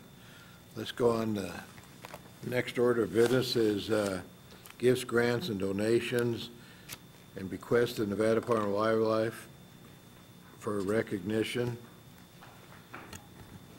Deputy Director Cates. Yes, for the record, Patrick Cates. You have a report in your packet of gifts and donations received fiscal year to date. Actually, this is through March 1st. And I believe you've seen most of this information on prior reports. I will highlight for you the additional donations we've received since my last report. We received $40,000 from Bow Hunting Preservation Alliance. That pays for an archery coordinator position that we have in Con Ed, who administers the archery in the schools program here in Clark County. So we're very grateful for that support and continuing that program. It's a very successful program. I know they just had a tournament, I believe that was last month, that Director Mayer attended. So it's a great opportunity to educate kids. Additionally, we do have a receipt into the Heritage account. This is from Persian County Chuckers Unlimited. $6,910 was received from the auction of their tag. What was that? What kind of tag was that? Do you know? Antelope. Antelope? And those are all the new donations that we've received. I have to apologize to the chairman. At the last meeting, you instructed us to develop some sort of certificate or letter. I actually kicked that around with Suzanne, but then when the special session stuff broke out, it fell by the wayside, and I apologize for that. But I'd be happy to take that up next week and send you some templates. And if you can find something that you like, we'd be happy to prepare those for all the people that have generously donated to the department. I brought this to remind me to ask you about that. If we get this is on a computer, you can do a lot of them, but I think we ought to do, like, we had one from Nevada Bighorn to help with the die-off for the vaccinations, and these guys should get something like this, some kind of recognition, and so easy to print out on a computer, because when I was on the record book, we did that for everyone that donated to us. And I just think it'd be a good idea, and it's going to, once word gets out, the Waterfowl Association gives those out with a canvas back. You give them out to all your donations, you give them the record book. Real nice picture of a canvas back, and, you know, you might get one to them. And people really, they really respect that when they put it on their wall, because people like to be recognized. And, you know, I heard some comments on the county board, and they said, well, some people don't want to get recognized, but if they don't, then that's fine. You know, a questionnaire, do you want to be recognized? If you don't, then if you want to keep it anonymous, anyone can contribute anonymously. We're not going to force anybody that doesn't want to be recognized to be recognized, you know. But I think the people that do, they should get some recognition. And I think over a period of time, you're going to see some type of, like the Waterfowl Association with that big canvas back on, beautiful canvas back there, and say, wow, how do I get one of those? Well, donate and you'll get one. And I just think that's a good start. To your thing there, Mr. Lent, what we do now is, since we sponsor the duck stamp, when we get donations that go for our dinner, we actually use the duck stamp and send it out. Thank you for the donation. You guys might want to just use the artwork that you put on your hunt book as a donation. The artwork is there. Why do you do that? What do we use with the current duck stamp? No, why do you give those out? Well, when we get donations. Yeah, So anybody it's that, good publicity. People like it, don't they? well, they like to hang it on their walls. Exactly. I just think it'd be a good idea, and I'm glad we're still working on it. Commissioner Capurro. Yes, Mr. Chairman, I forgot to mention, Suzanne generally sends out email notices on Trapline to us. The only unfortunate part about it is you can't click on that doesn't come through. Oh, it doesn't? The link doesn't work, so if you could work on that, I'd appreciate it. Yeah, because you aren't able to open some of our stuff, right, Darryl? Well, that's the primary one that I can't open. Mine works when I click on it.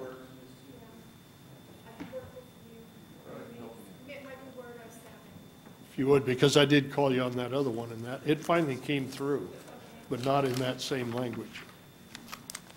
Thank you. Okay, let's go on to the next item of business, trail cameras. Chief Game Warden Rob Bonamici. Oh, those pictures. Pictures, we can understand those. Yeah, we even made them simple pictures. For the record, Rob Bonamici, Chief Game Warden. This is the same presentation given at the last meeting that I was asked to go through again one more time. So I will do that, if I can figure this out. Here we go.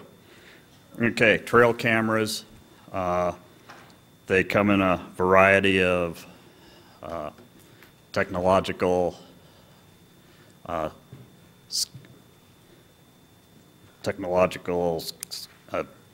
events, or whatever you want to call it there.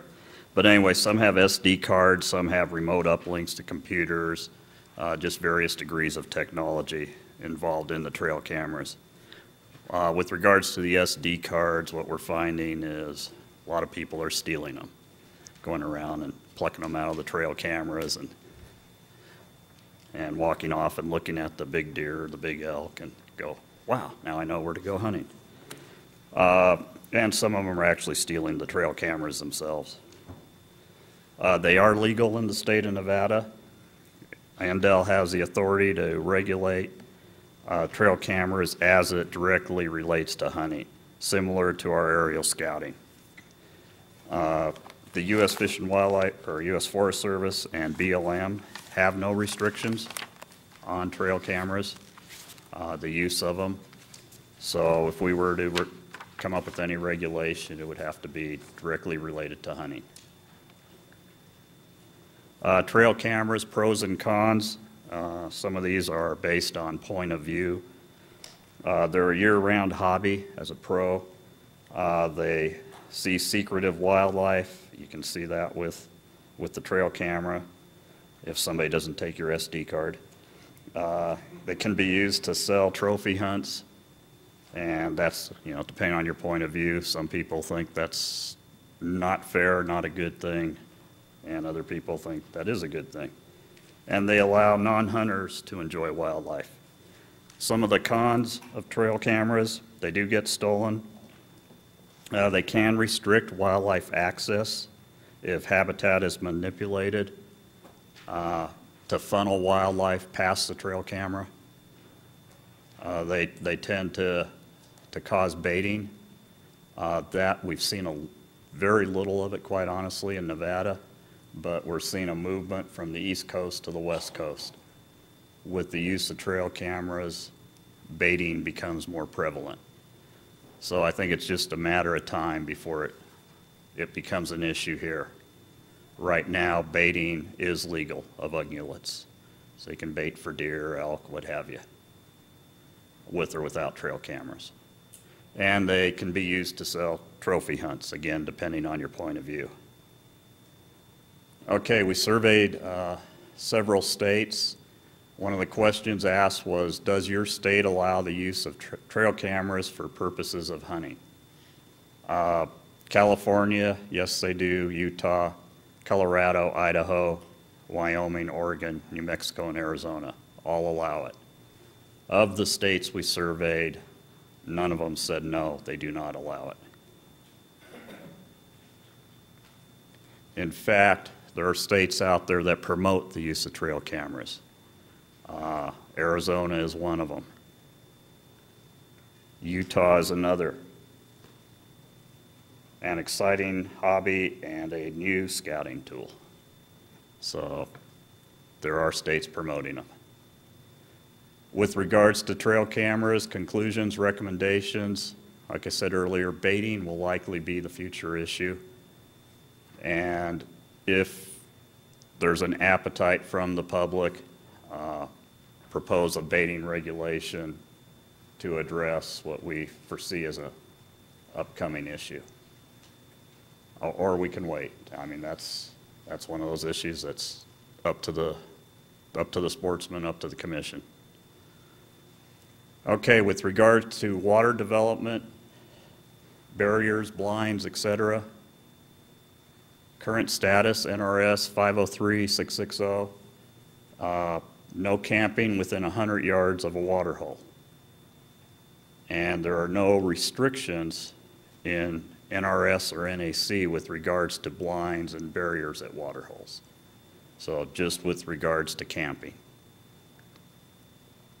So some of the concerns we see out there, these barriers impede wildlife access to water, obviously. And I'll have some photos to show you here in a second. Habitat destruction. There's been guzzlers where individuals have gone out and cut down all the junipers around the guzzler. You know, not a bad idea cutting down junipers, but when you stack them against the guzzler fence, it caves in the guzzler fence, you know, we got to go out and repair it, so forth. Aesthetics. Yeah, leave all that dead brush, or they take plywood out there or what have you and leave it. Not a good thing.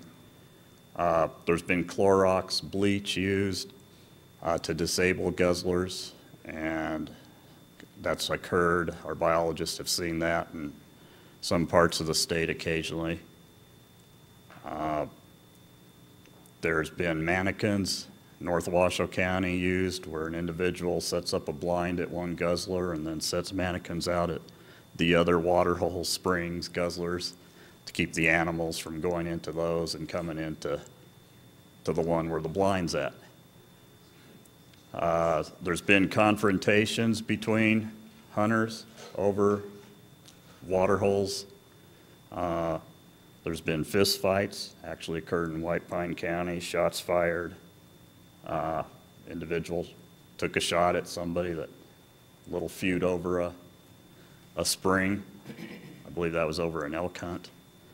And roads have been blocked, so you have that element involved. And these are just, examples of what we see out there. Junipers, trees cut down, piled up to create a blind, and then some artificial material used to kind of hold up the branches and so forth. And then if it's, just natural, it just kind of looks like heck when it dies and not real aesthetically pleasing. Okay, we also surveyed other states. Does your state restrict camping near water holes, guzzlers? The ones that responded yes were New Mexico, only if they're man-made. So a spring, no problem. But if it's a man-made, such as a guzzler, you couldn't camp near it. California, no camping near water hole guzzlers. Nevada is the same. Arizona within a quarter mile. Oregon, Colorado, Idaho, Utah, and Wyoming have no restrictions with regards to that. Does your state restrict blinds near water holes or guzzlers was another question we asked. California, within 200 yards of a guzzler, you cannot place a blind. The rest of the states, as you see there, none of them had any restrictions. Conclusions, recommendations. The blinds, the guzzler issue, the precluding wildlife access, it's a social, ethical issue. What does the public want regarding the use of blinds? Maybe a distance restriction. Can't place a blind within 200 yards of a spring, a water hole, a guzzler. Time restriction's a possibility. Can't place a blind 48 hours prior to the season or something like that. Or must be an artificial. You can't use natural vegetation, cut natural vegetation to create a blind. And that's going to affect some species, depending what it is, that you take away the cover near the spring, the guzzler, the water hole, and they're less likely to use it just from the potential of getting zapped by predators as they come into water with no cover. With regards to guzzlers, we may want to define a water hole in NAC. Currently, NAC, the definition of water hole, does not include a guzzler. So that's probably a good thing to look at. So with that, happy to answer any questions. That's just a brief overview of the situation and the issues.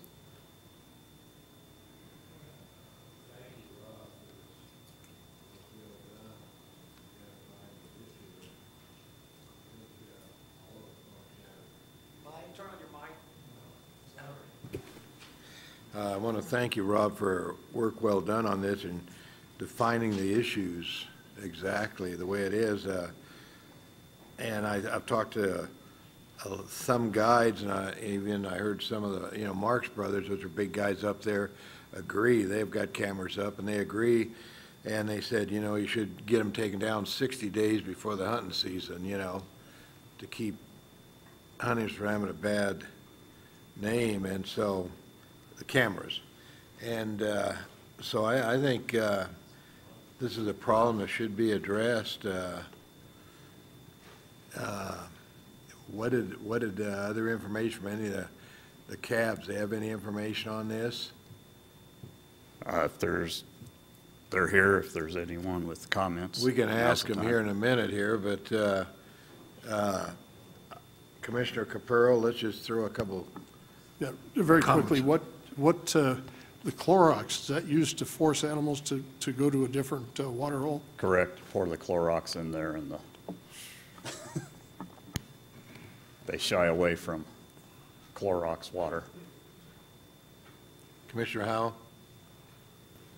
Rob, at the present time, somebody gets their camera stole, who do they report to? They report to you or the sheriff, or? They could report that to the sheriff, but I haven't heard any of the sheriffs say they've been getting reported. I think they just, well, it's part of doing business. Yeah, we need to have some regs, I think, on the blinds around there. I was just, Steve, just quickly on that.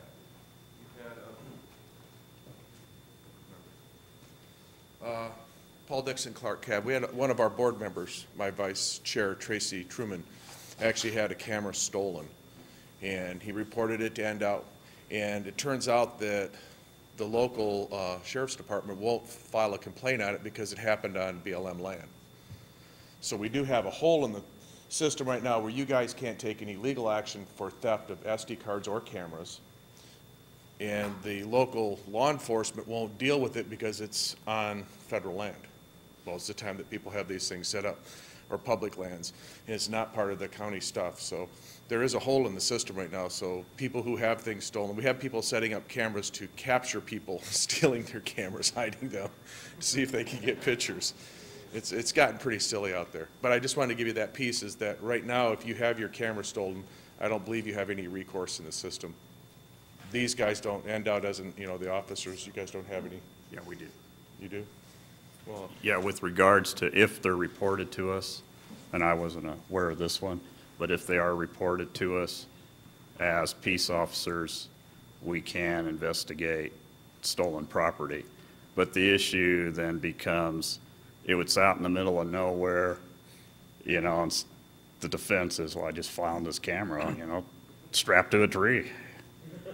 Yeah, so whose property is it, and all that. So you got those legal arguments. And a funny story on trail cameras, we use them, and a while back, a few years back, we had a trapper steal one of our trail cameras. Well, as it was sitting on the seat of his truck as he's driving off with the illegal goods, the trail camera's going off. And so we tracked him down, and we had photos of our suspect. That wasn't too smart. Commissioner McBeth? The aspect of these two issues that bother me the most is with the guzzlers. It seems by definition that a guzzler is placed there because there is a lack of water resources in that particular area. And to be having people, you know, putting blinds and otherwise disturbing that area to keep animals from coming into that particular guzzler just seems to me to defeat the purpose of that the guzzler is there. And so, you know, I can see some real ethical issues with the trail cameras, and I'm not sure what the resolution is, but the water, the issue with barriers and the issues surrounding these guzzlers seem to be really something that we should do something about, because I just think, you know, we spend a lot of money to put guzzlers in. It seems that we ought to protect them and restrict their use to, you know, to allow them to function as they're intended. Yeah, from our perspective, out of all the issues, the barrier is one of the more important ones, because that potentially impacts the wildlife itself. It goes a little beyond the social, ethical issue. If you get enough barriers put out there to preclude wildlife access and so forth to water, yeah, it's problematic for the wildlife resource. And it goes to, I think it goes to show that if you have a camera out there, you're going to focus the game in front of the camera, like the guy that's taking a hole through the peephole in the hotel of that gal. You know, he found a place to go, and that's what they do out there. And I would, you know, it's not an action item, but I'd like to see the Rob come up with a draft regulation on defining water hole and cameras, like ATVs. You can get your ATV stole out there, who to report it to? Who cares? You know, no one cares. And so if you get a camera stolen, who cares? You know, they're gonna steal it. But you know, a regulation that, you know, you can't regulate ATVs on public land, but you can regulate ATVs as used to hunting. You can't shoot off them, blah, blah, blah. And you can't stop cameras from out on there, but you can stop their use for hunting and giving hunting a bad name. Like, if you do use them for scouting, they have to be removed 60 days prior to any hunting season or stuff like that. And I think most people, even the guides that use them to find the big sheep and the big elk, they're using them right now, I think even they realize that that would be a smart way to go. And I'd like to see draft regulation drawn up and defining a water hole if we need to, you know, and because I think this is an excellent presentation and an excellent show of what the problem is out there. Could you re-articulate, Commissioner Lent, definition of water hole, but what other specifically would you like us to research and put in a? Use of cameras, trail cameras, as it affects wildlife, and you know, and hunting particularly, and you know, like for example, they must be, if you're going to use them to observe wildlife, it must be done, taken, removed 60 days, if we can do that. I mean, legally, you know, it must be removed. I mean, we removed hand gliding when it involved wildlife, made it illegal, and just do a draft, sum it up, and we can get some ideas, and you know, it's going to take some time, and change it, and send it out to counties, and enhance it, and try to get some protection for wildlife, and keep hunting in the true sense, you know. Chairman Lint, a suggestion would be, again, I think the barriers, the restriction to the water hole is the more important issue than the trail camera itself. So we could do the trail cameras as well, but I think if we're going to do this, we should include the barriers and restricting access to water holes, to guzzlers. And you said here you had to define water hole. So Correct. that'd be something that we should start on, and then do the barriers and trail cameras, and you know, we can either say yes or no to it.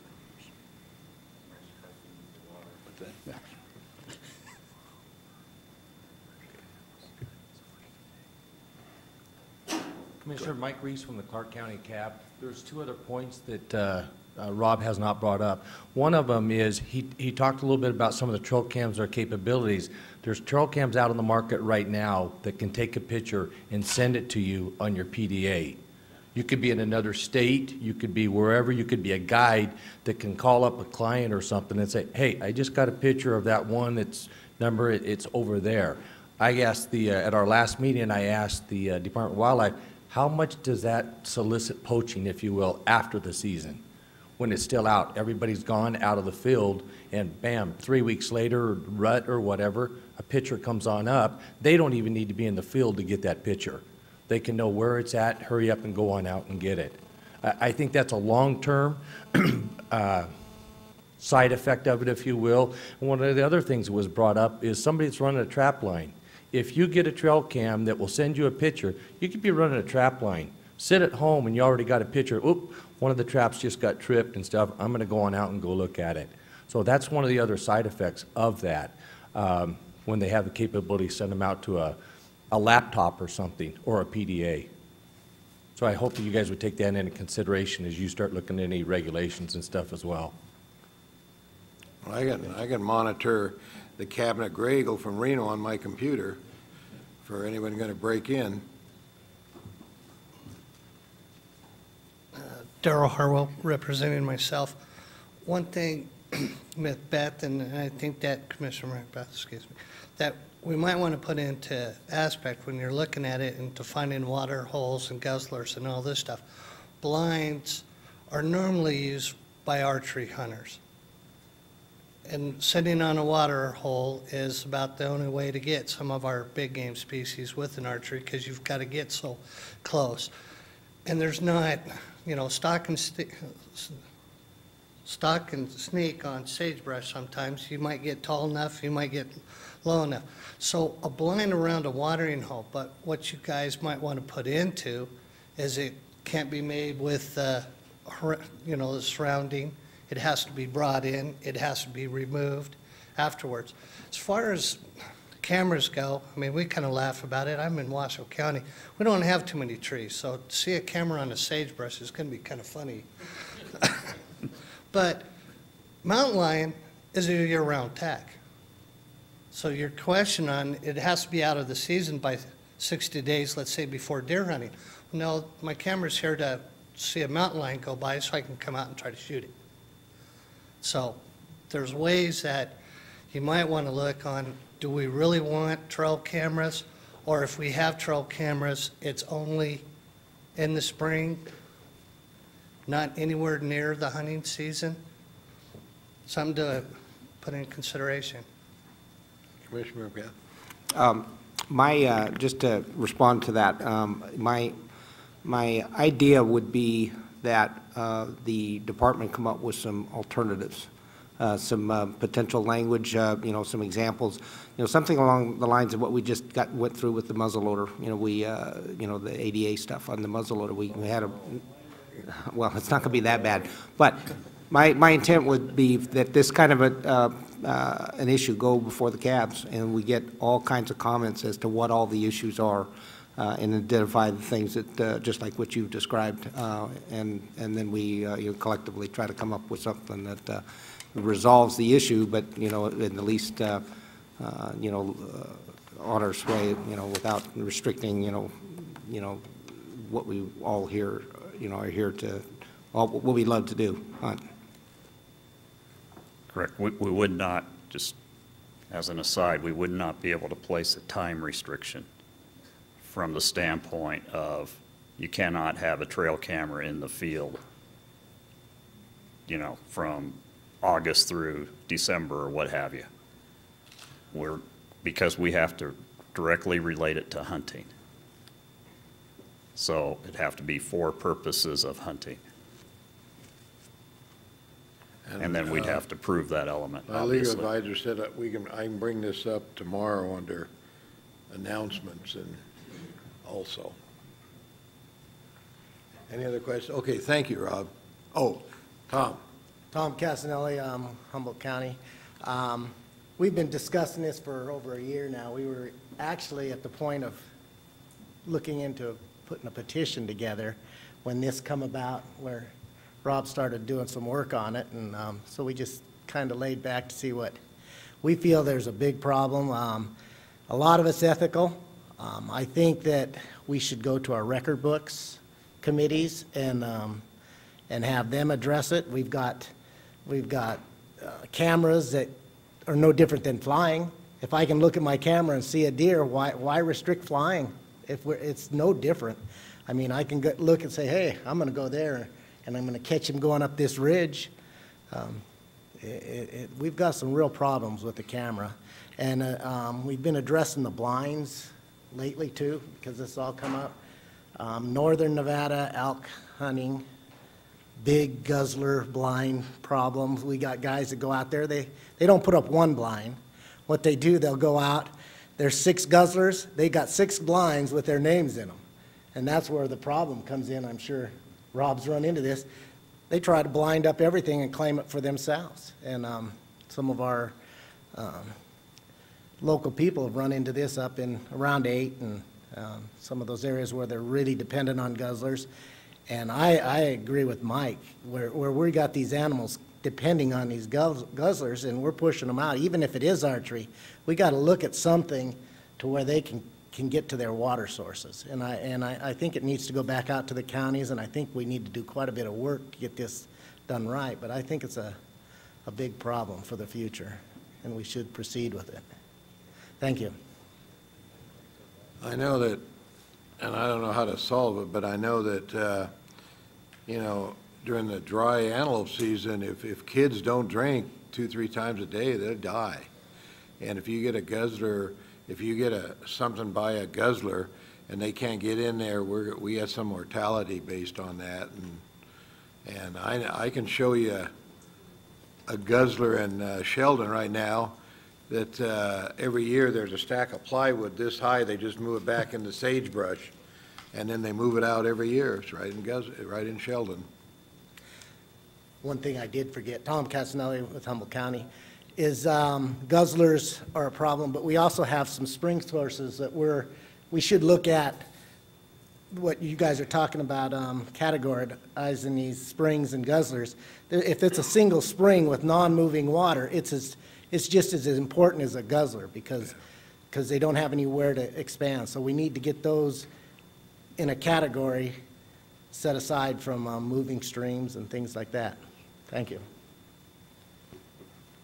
Ken Mayer, speaking as a sportsman, I probably spent 20 days in an archery blind in Africa, and I probably spent equal amount of time in archery blinds for antelope in Wyoming and other. And I can tell you, done right, it doesn't obstruct anything coming from the water. But if you put it in the right location and you funnel everything by you, you can basically keep, especially if the wind's blowing wrong, you can keep everything from coming to a water hole. So I think we need to put our noggins together, figure out what's the best for wildlife, still provide some opportunity, but you know, regulate it such that we can actually make a case and provide you know, access to animals to water. By the way, I was not successful in over 40 days of sitting in a blind. I missed. No, that's a perfect suggestion how it relates to hunting, because we're trying to keep, we don't want hunting to get a bad name, and so I think that's an excellent suggestion. Okay, thank you, Rob. Okay, thanks. Next item, moving on, litigation report, Deputy Attorney General David Newton. Thank you, Mr. Chairman. There are no significant developments from your last meeting. I know you have a copy of the litigation report. I believe it looks substantially similar to the one that was at your last meeting, but if you have any questions, I'd be happy to answer. Commissioner McBeth. Thank you, Chairman Lent. I believe that you mentioned that a brief was filed recently, and I believe that was in the Salazar, that action? Okay. That's correct.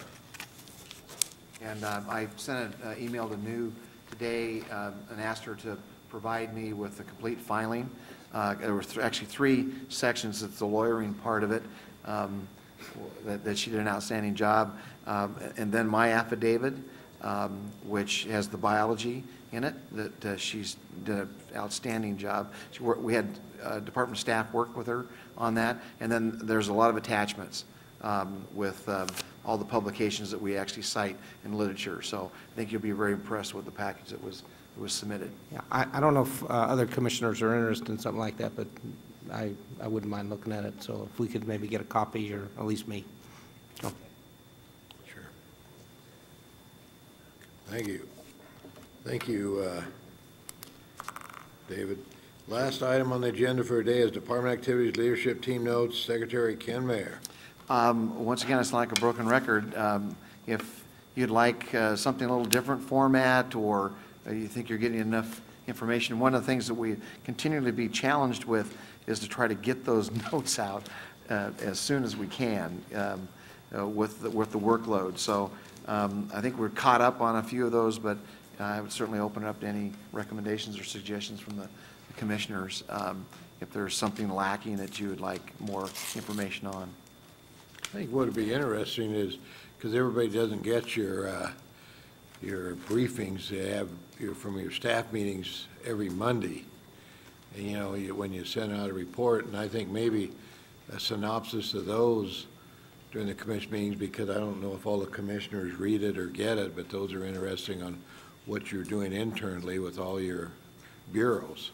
Yeah, what I'm trying to do, of course, every Monday from 1:30 to 3:30, we have a leadership team meeting. And we try to alternate to be issue-oriented like every other week. So, and we'll try to pre-plan what that issue is going to be, whether it's implementation of the overtime policy that's come down from the governor, or how we're going to implement the furlough. you know, with trying to mix and match people's schedules and the people driving the fuel truck and the helicopter pilots and the biologists and how you get that all to work out when everybody's got a different furlough day. So we'll deal with those kinds of issues. And then we have kind of the general roundup of what's going on in each one of the divisions, and especially the cross-pollination between divisions and how they can help one another. Sometimes we'll get a couple of weeks behind. We do that on Monday, and everybody's got to have their write-up in by the end of the week so that we can try to hopefully get it out the following week. But you'll find that you might get 2 or 3 in a row there. We're going to try to do a better job of getting back on track if we can get the budget thing squared away, we can get back in our normal routine. And then, of course, the wild side, and I make sure that everybody has a copy. Right now, our team leadership notes goes out to all the commission and department employees and whoever else. We've got quite a mailing list, frankly, that we send that out to. We're not doing CIA work. I mean, this is an open book as far as I'm concerned, and I think it's really helped us because people have called up and said, hey, I read such and such in your team leader notes. I didn't realize that was going on. Could I help? Or, you know, I've got some input. Maybe you guys need to think about this or that. We also have interlocking meetings at the regional level. And those, what we do is we have the division chiefs involved in that, and that kind of feeds up to the stuff that we do at the leadership level. So some regions are doing better than others, and we're trying to increase that communication link. The wild side just came out. You're here. You didn't get to see it. I think it came out yesterday. And we delayed it a little bit because of the special session. I wanted to make sure that I had the budget information right before I put it out. I also tried to send you all the emails that I send to the troops, the recent one on the budget. I try to, when those things have come across, when I'm developing them or the staff, I try to keep that going to the commission as well. No sense in, you know, sometimes we will miss one, but it's certainly not our intention. I found that life's a lot easier if we just send it to everybody and keep people as informed as possible. Thank you. Any questions? Commissioner Capurro? Thank you, Mr. Chairman. Ken, did you say that you were going to email us the motion information regarding that Salazar suit? Yes, as soon as I get that from new as a package, I will send that out to all the commissioners. And there's a number of other sportsman organizations. SCI, as well as the Sportsman Coalition, also filed as an intervener, was provided status. And actually, this is the first time that I know of that state of Nevada actually entered in a wild horse lawsuit. I went to the governor and I said, look, if SCI and the Sportsman's Coalition are interveners, they're going to say, well, where's the state? Yeah. I mean, the state has the biggest stake in and he said, oh yeah, go for it.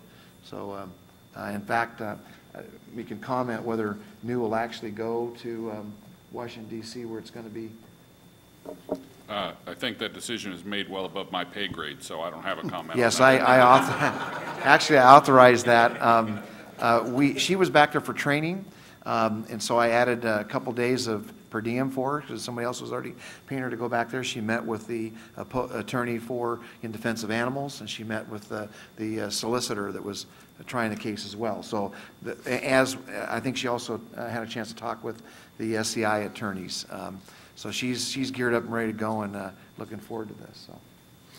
And Rich, if you ever grant one of those blind man permits, would you be sure and call me and let me know what mountain they're going to be hunting on?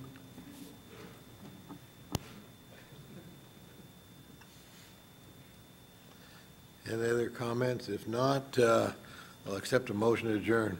Move to adjourn. Second? All for adjournment? So moved. We stand adjourned till tomorrow at 8:30.